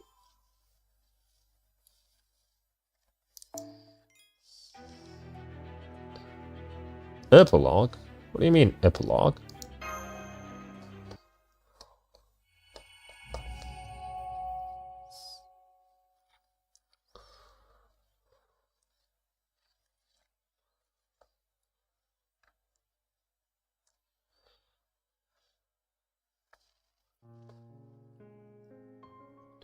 Everyone's at a loss for words.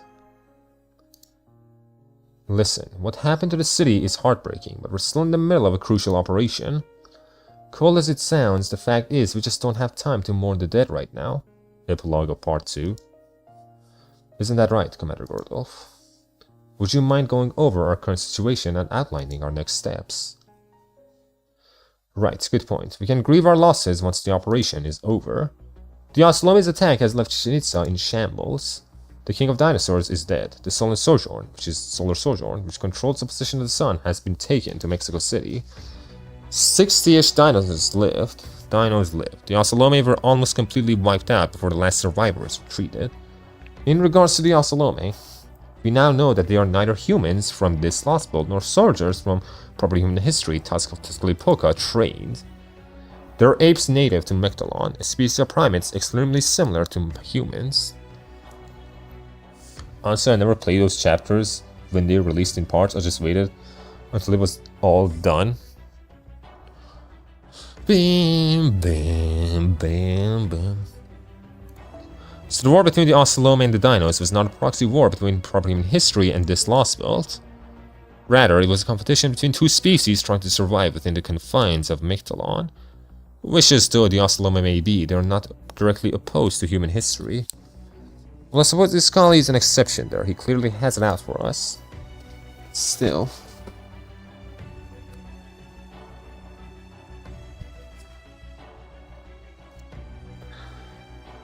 I think Iskali's probably. But never mind that murderous laugh for now. Here's the real problem we face. We too have suffered many losses as a result of this battle. Koinskaya thought she would show off by heading out to defend Chichen Itza alone, and she found herself completely outmatched in a fight against Tezcatlipoca. Luckily, Jesus rescued her and brought her to the ICU, where she's currently licking her wounds. Licking her wounds? I think at this point I should remind you that I'm supplying all my own magical energy. If I had a master to help with that, things would have been gone very differently. Become my servant! If she says so. Granted, there's no one in Chaldea foolish enough to provide such a dangerous servant with magical energy. I would! Me! I trust you all agree? Good.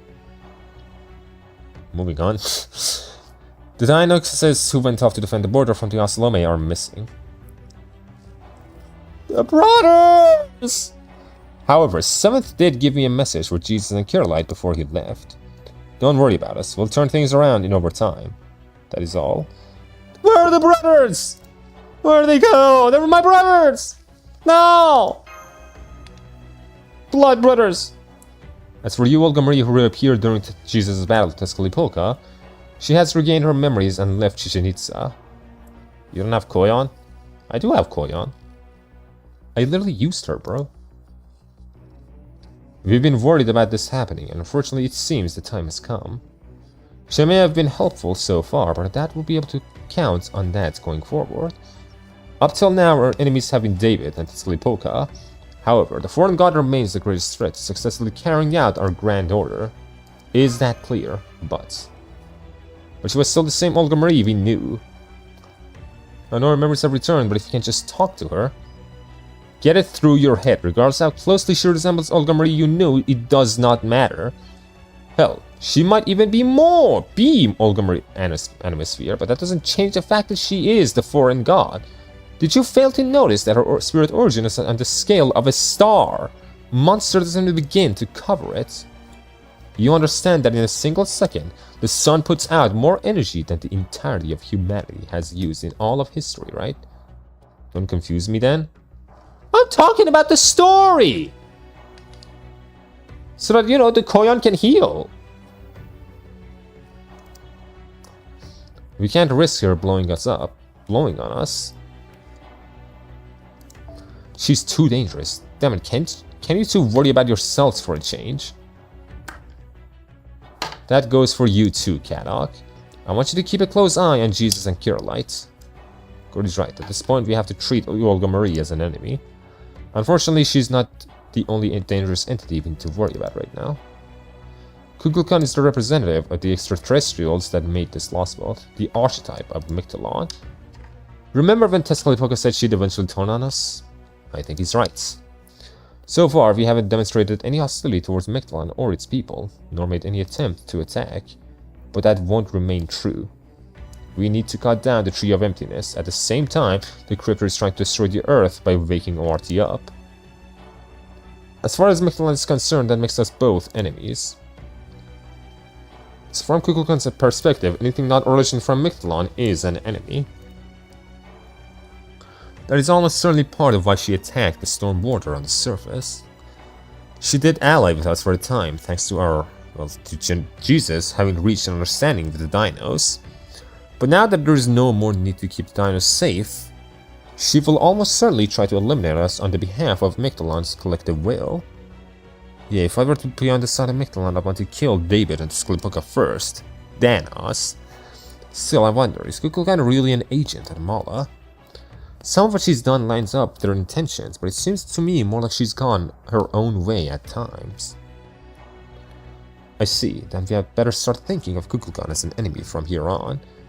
In all fairness, Space Ishtar is a galaxy and we have her. And don't tell me Servantmas isn't canon, because that's no longer true in JP. I mean, it's like a weird case of it's kinda canon, it's kinda not, it's kinda weird. Don't damn you, Nasu. The canonicity is very weird. It's not all bad though. If we play our cards right, we can pit our enemies against each other and swoop in to claim the spoils in the aftermath. At any rate, that's the long and short of our current situation. Now that we understand the situation, it's time to change our next steps.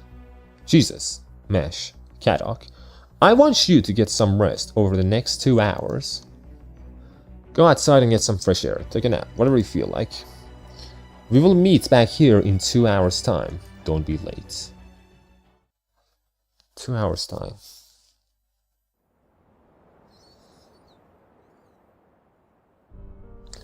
I should have known it would still be dark out. It would have been evening in Chichen Itza about now. Guess you two aren't the only ones who managed to go outside. You two gonna do anything in particular? Check on the dinos. Wakchan! Why, are you guys done with your talk? Wakchan, you're okay. I don't suppose you know where the Dinonakis brothers and Tepu are you? Where's Tepu? Yeah. I haven't seen the Dinonakis, but Tepu said he was going back to his house for a while. The other dinos are all gathered at the Doctor's Shrine. Maybe we'll find the Dyke brothers there. Yeah, thanks, Wakshun. Yuri, don't you realize there's gotta be morning? Wait up, damn it, outsiders like us shouldn't. Shit, there they go. At least I'll just have to take my lumps with him. Hold up, bro, you're coming with me. There's something I want to ask you. Where'd Olga go? In fact, what exactly is she to you guys anyway? I asked Tepu, but he wouldn't give me any details. Is there something I'm not supposed to know? Alright, I'll tell you. Hello again, how is your everything going? Hello, Fornius, it's going great. We're at the epilogue of part 2, apparently. Consider the thanks for protecting the border while we were being held captive in Mexico City. Like, basically, the attack on Chichen Itza basically just ended. That's where we are. And this is the aftermath. This will be a good chance to reevaluate things, Wakchan. See, that woman you've fallen for is actually...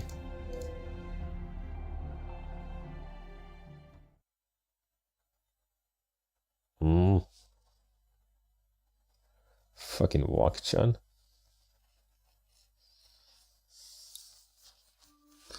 I don't see the Dia brothers anywhere. All of Chichen Itza's remaining dinos are here, and it looks like they're discussing something. Oh, hello, Jesus. Hello, Mesh. Have you come to tell us more stories of proper human history?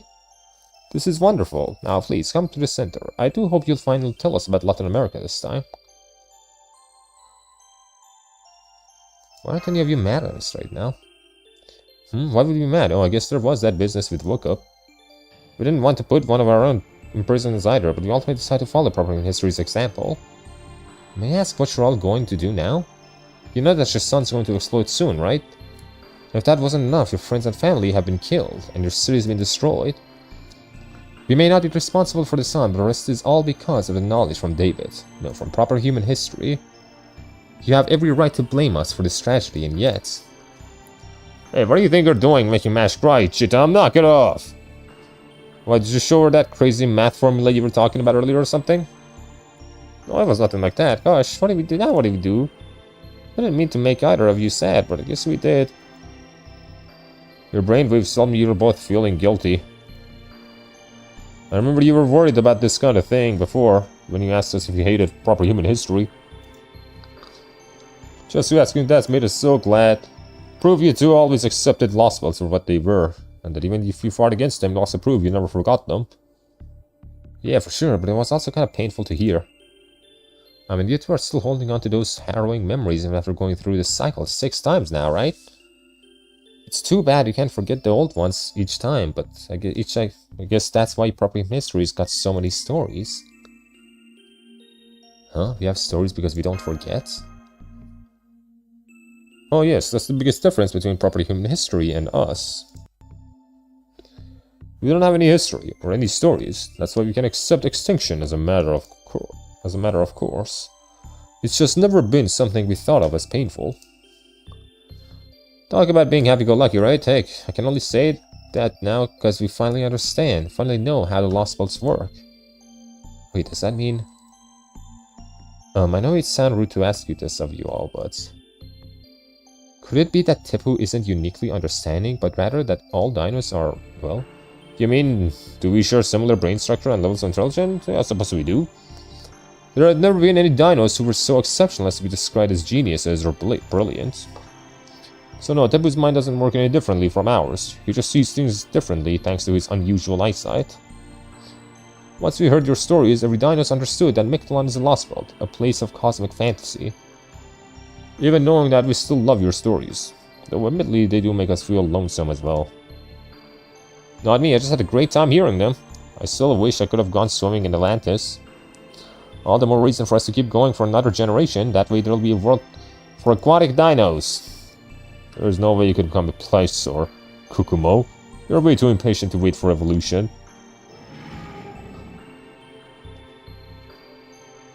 Anyway, it's about time now. Time for what? About time for what? Are you all heading to the jungle? That's right, now that the Solar Sojourn and the King of Dinosaurs are gone, we have no more reason to stay in Chichen Itza. Good luck with Property Ministry. We wish you all the best. Please, don't forget about us. We're always destined to die out here. Man! They're all gone. Yes. And not only were they not despondent about their fates, they're actually kind enough to worry about us. They don't hate anyone. They don't resent their circumstances. They just share whatever happiness they have with as many as they can. It's wonderful, but for some reason it makes me really sad too. If there isn't any way to avoid extinction, there's still gotta be something we can do.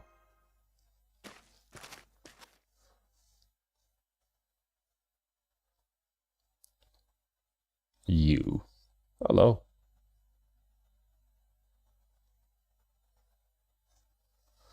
One thing that I'm actually curious about is why this doesn't count as a lost world. Why is this a lost world and not a lost world?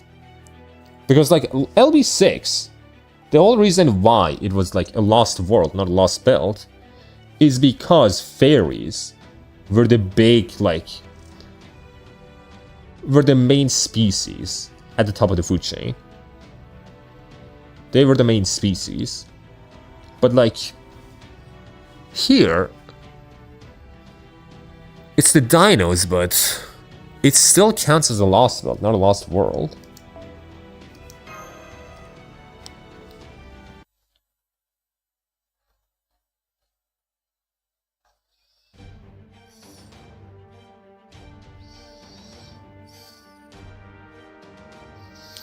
Good, you're all right on time. Now let's begin the briefing for our final mission, South American Lost World. Nemo, new professors, Sion, How are the stone borders repairs coming along? We have finished mending everything except the onboard facilities and the engine room. At the moment, we're getting ready to restart the Triton engine. If it has a tree, it's called a Lost Belt. Simple. Well, then in that case, if we cut the tree, it should not disappear.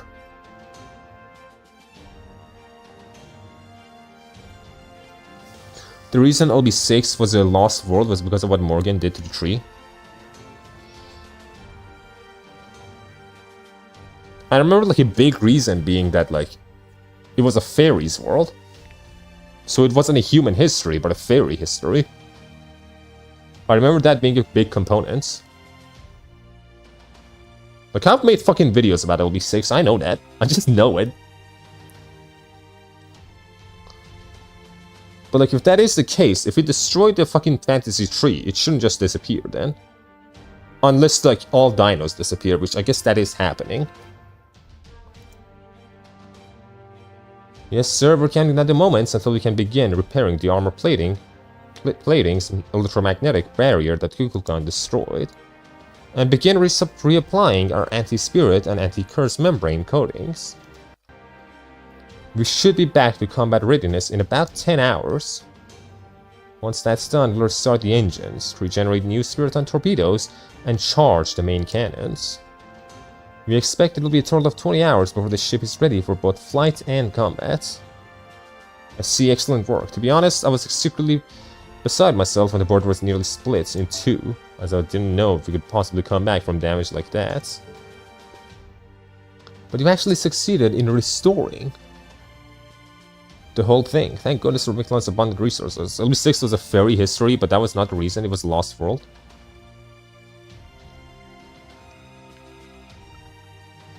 Are you sure about that?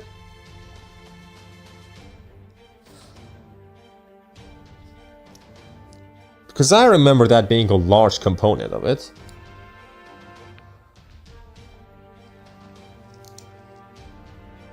I've got a report to make too. The density of the toxic gas in the 8th stratum is falling rapidly. According to Trismegistus, and the 8th and 9th strata will have breathable atmosphere in about 10 hours. Which means the time on the underworld pilgrimage is finally upon us. The only catch is, like Nemo said, we still can't move the border yet. If we try to fly without barriers, we'll be easy target for Kukulkan if she decides to finish the job she started when we arrive. Unfortunately, David is almost certainly preparing for his own underworld pilgrimage, even as we speak. By the time we finish rebooting the border, he could well have reached the bottom stratum and revived ORT. So once again, we have no choice but to send our field team ahead. Lost World is a lost belt that lost its tree but remained in existence.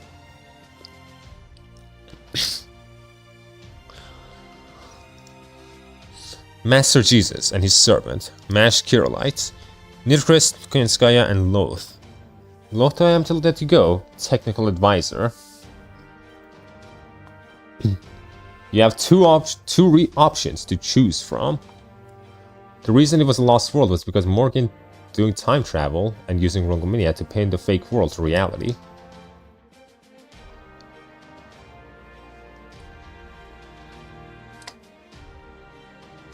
I'm gonna look this up.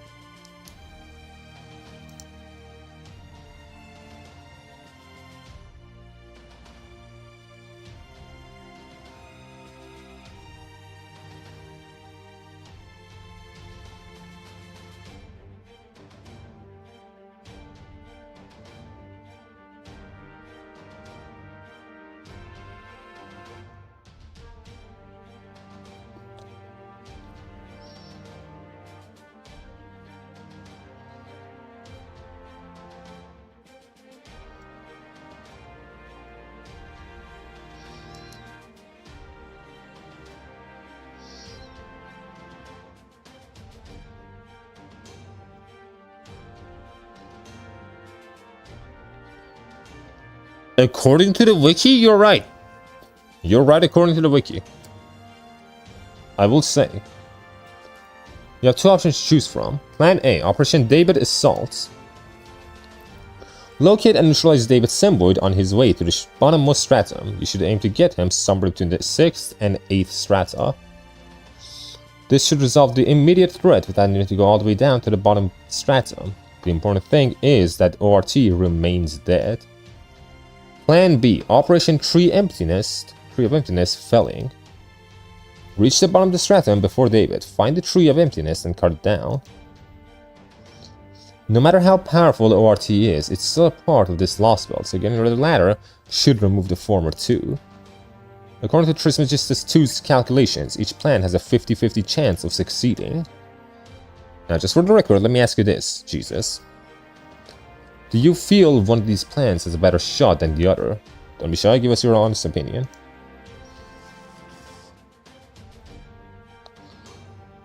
Imagine doing a video on LB6 and not knowing.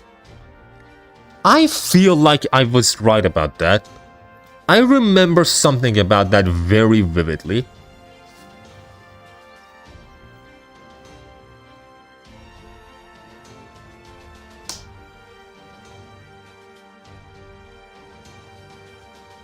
David Assault, I guess?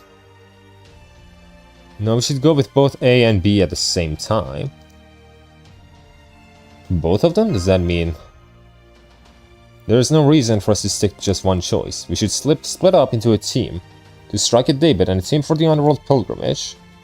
Even if the strike team fails to stop David, they should at least slow him down. That'll buy the Pilgrimage team time to reach the bottom stratum, cut the Tree of Emptiness and destroy this lost belt. That gives us the best chance of success. Well, of course, be on the David's assault team. I'll need the Shadow Border, Queenskaya, and the best driver you've got. My plan is to go after David in the 3rd Underworld. If the driver has a healthy number of top-tier magical circuits, so much the better. I'll not be able to finish the Paris-Dakar Rally, but I have a good driving technique and off-the-road expertise. And you're looking for a driver that surpasses me there, and who also possesses top-tier magical circuits. Where in the world are we gonna find someone like that? I see now. Right, we have nothing to worry about there. So you guys just focus on the Underworld Pilgrimage. I haven't cleared the 3rd Underworld, so that rules me out of the group anyway. Fine, I was already planning to use a Shadow Border in this mission anyway. Alright then, alright dude.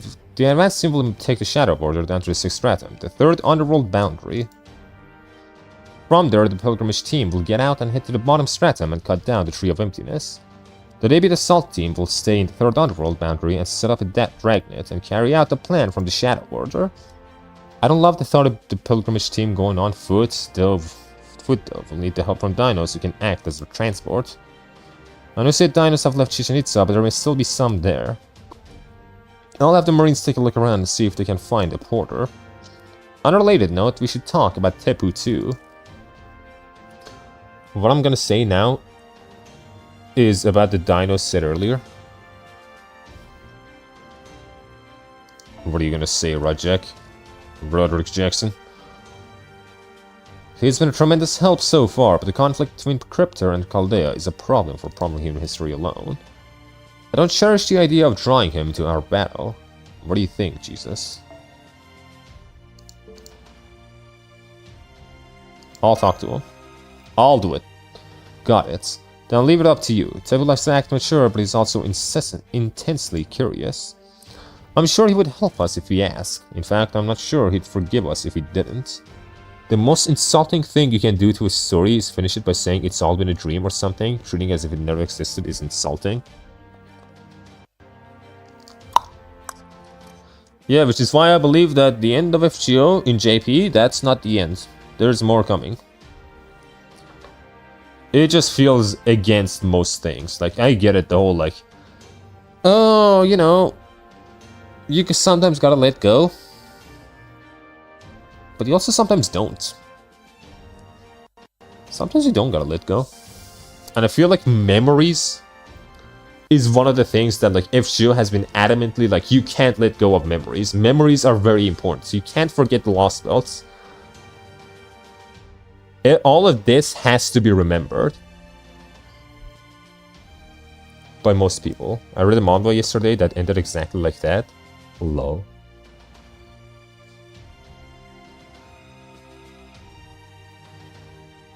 I see. It's nice to hear you've become such good friends with the dinos. I don't know how it happened, but by all means go ahead and talk to them. In the meantime, we'll continue our preparations. This will likely be your last chance to take in shhhhh. We don't have much time, so enjoy it while you can. What am I gonna enjoy? Everyone's gone. Dad, everyone is fucking gone. Nasu doing Nasu things. No battles yet again. Are there just no battles here?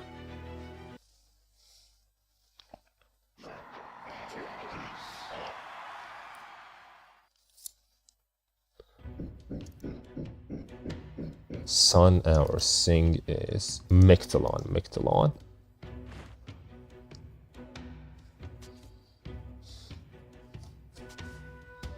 What the hell?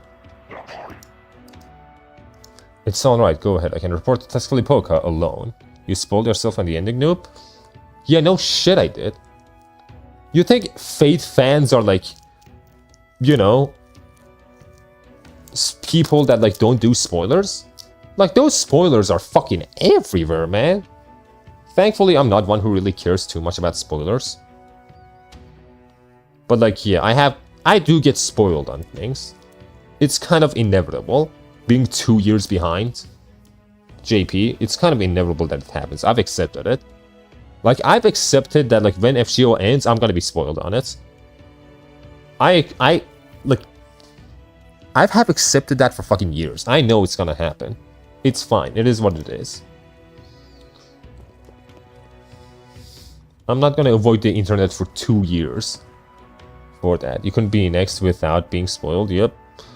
So the women and children who were living in the jungle have all come to the city, but they're not here to celebrate our victory. They've been praying for the husbands and sons who went off to battle to return to safety.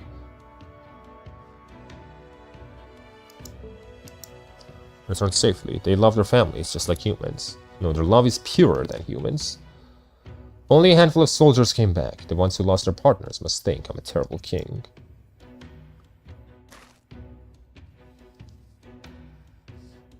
That Ocelot has been training to join the Royal Guard for half a year. Looks like he resents me for telling him he was too young and leaving him behind.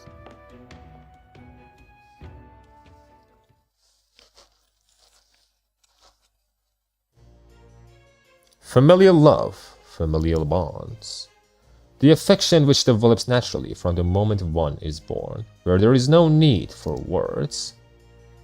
I have nothing like that. I was already fully formed the first time I opened my eyes.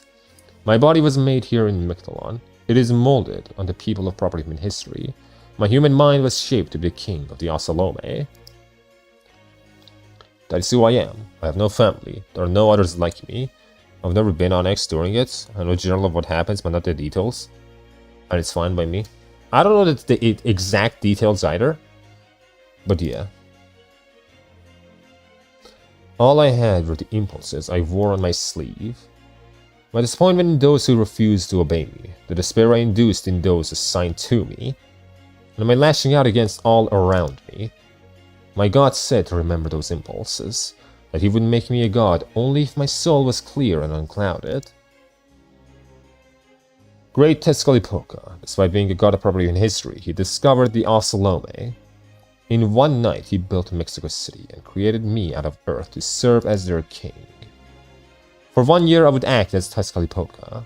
If I could prove myself worthy, I would become his incarnation. It was a wonderful year, a year free of doubts. I knew with absolute certainty that our fight to eradicate humankind, to deny proper human history, was a righteous one. And now we've decimated Chichen Itza and invited the sun into Mexico City. Mictalon now belongs to them. Not that it matters to me. From now on, they will be the prime species of the world, of this world. Because I'm not an ocelotl myself. I've completed my trial of being Tezcatlipoca for 1 year. Now I can finally remove my mask and be rid of my childhood name. I've dreamed this moment all my life, the moment I'll finally receive the power to strike back against everything. And yet, for some reason, my heart is clouded. Like an obsidian mirror, too opaque to reflect anything.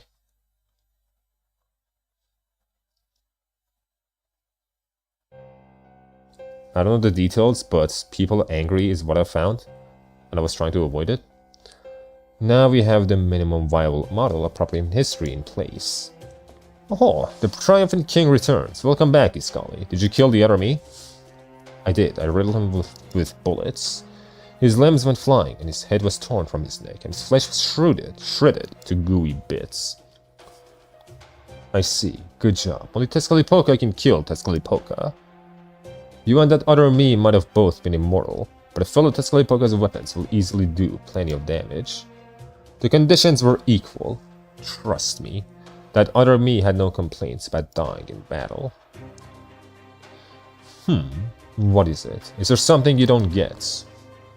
Alright, I never did tell you that the King of Dinosaurs was also me, huh?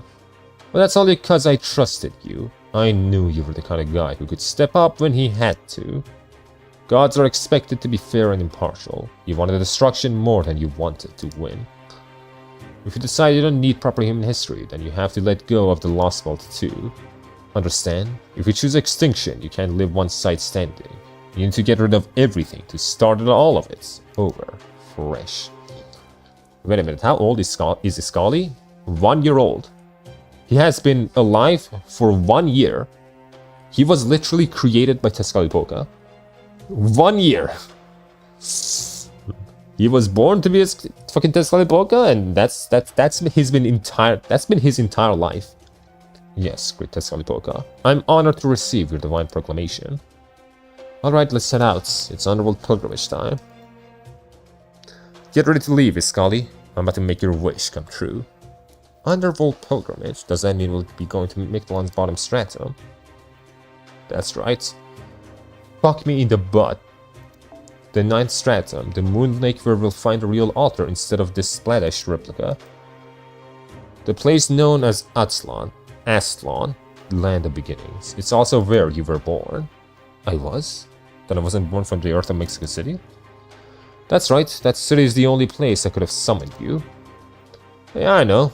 Want to bring along a few surviving Asalome you trained yourself? Oh no, that's alright. This was a hard-fought victory. Even the Asalome need time to relax and lose themselves in drink. Got that right, no matter how short-lived it is, you gotta savor joy while you can. Okay, time for the finishing touch. David's waiting in the jungle. Let's go pay our respects to the ORT's coffin.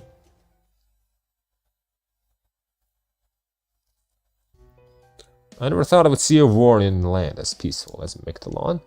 It seems humankind cannot escape the consequences of accumulation, no matter what form it takes. They accumulate wealth, sin, forgiveness. Even our own foreign god must find this situation deplorable.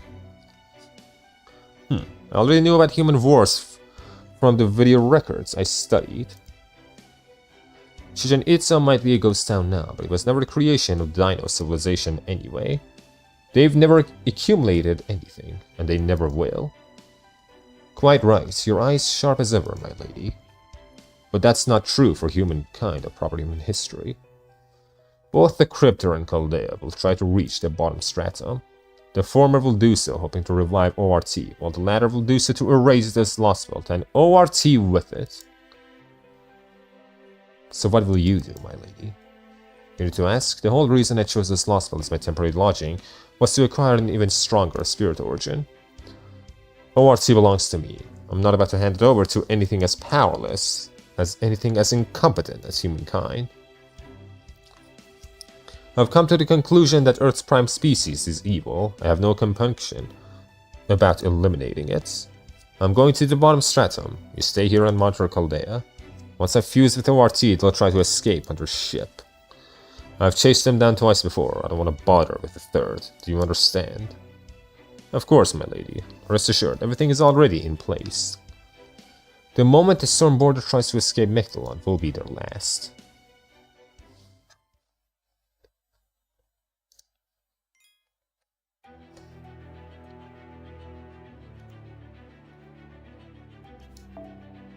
No battle, again. Just no fights here.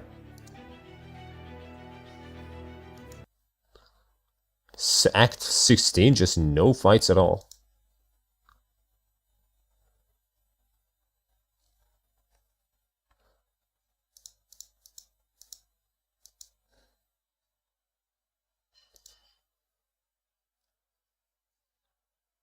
Will you show us the way? Tepu. Yes, of course, I'm relieved you came to talk to me. Thank you, Jesus. You're welcome, but why? All the other dinos have left shhhhh, right? Whether the sun is exploding is what destroys Mictlan, or it is a casualty of Artie's destruction of the whole world. The dinos will accept what happens without a fight. The response could be called rational, or even noble, but knowing what you fought so far, I thought you might find that response cold and heartless. So I was telling myself for the likelihood that you would leave without a word. In the end, the dinos are Mictlan's prime species. We are at heart a very different creatures from yourselves. But you can still resolve them peacefully. There's that indie game I got video recommendation about it hurting a guy to get money, never cared for it, but if someone made a mod to make Kotomine, I will buy it. Damn, Kotomine was nice to us here, man. He was a nice lad. He helped out.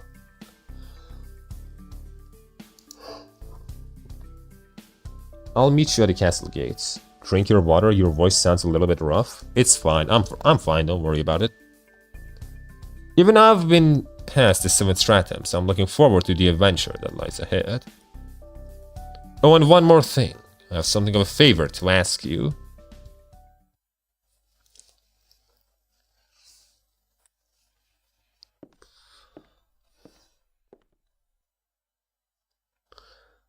Everyone really is gone now, aren't they? Wakchan? Yep, sure are. At this point, the sun might never come back. Then again, if it did, it's just going to explode anyway, so maybe that's actually for the best.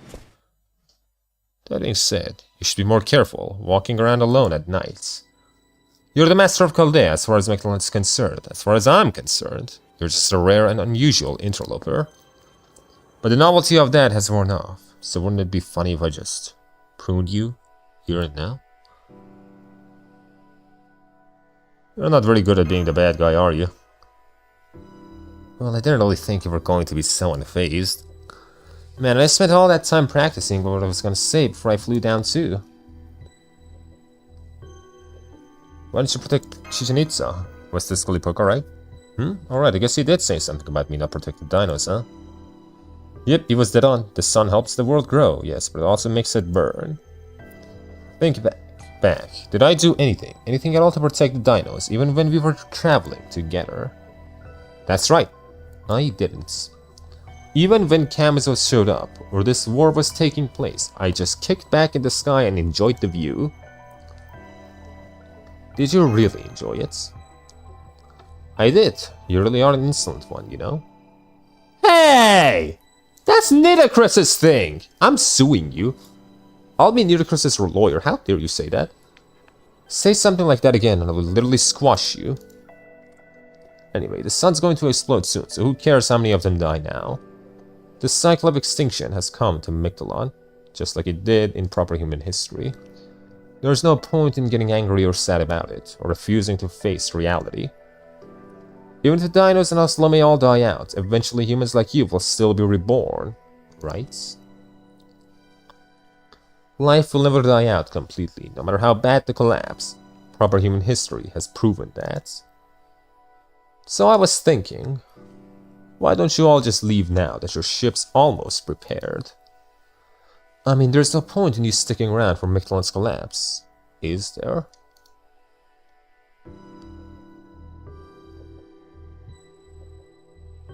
Not until we visit the bottom stratum. I see. Then I guess there's nothing more to be done. I am the Arbiter of Mictlan. That means I'm obligated to watch over the dinos and Osalome's final moments. And to do that, I need to keep this lost belt around. Which means both the crypts are trying to revive ORT and Chaldea on its mission to cut down Tree of Emptiness are my enemies. The next time we will meet will be in Kalakmul. That is where you and I will go our separate ways.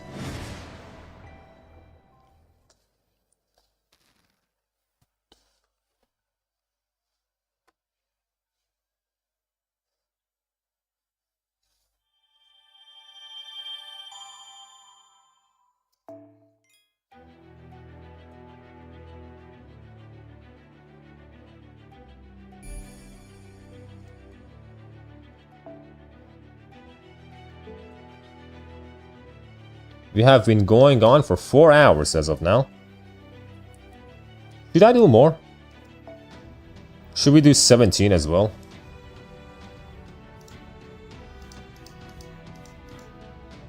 There's 4 fights here.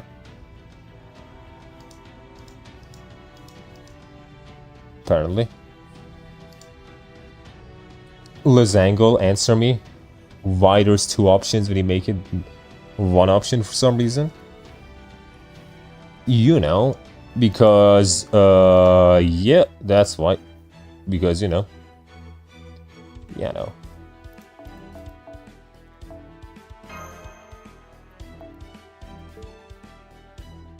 It is the way that it be.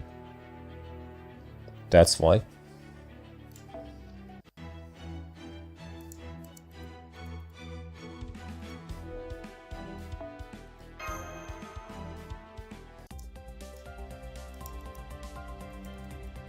Let's see if I can get fucking Undermine You. Maybe I just needed streamer luck. Maybe that's what I needed. With streamer luck, I can get Undermine You.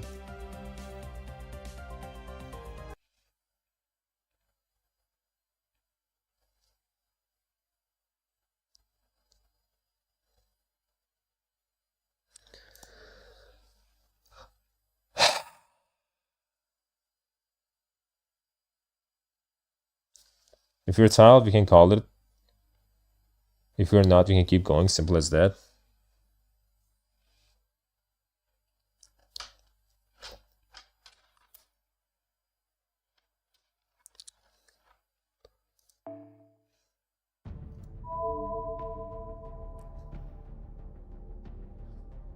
For fuck's sake, man. For fuck's sake. For fuck's sake. Okay. Like, the thing with FGO stories is the fact that they're tiring for a completely different reason than the, you know, than like a WUWA story. Like, FGO stories take fucking brain power. A lot of the exposition is, you have to really think. Well, like with something like WUWA, it's like, takes a lot of brain power because it's boring.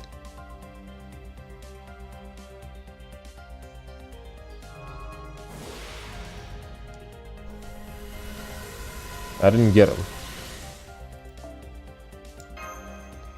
There are 24 acts, you can do whatever you want. Yeah, that's too many. That is too many. Like, we're not gonna finish all of that right now, for sure not.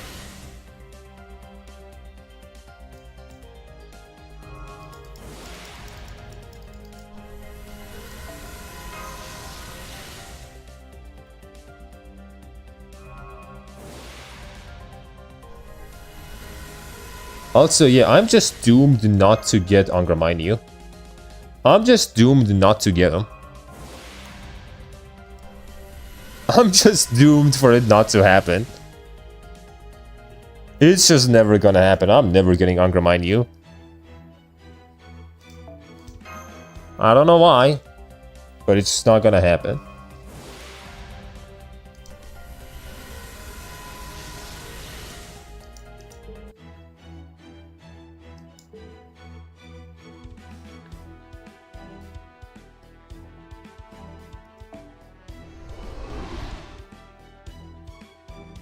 I mean, we did finish the epilogue, so I think that's a good place to end it. I'll see if I can do more tomorrow.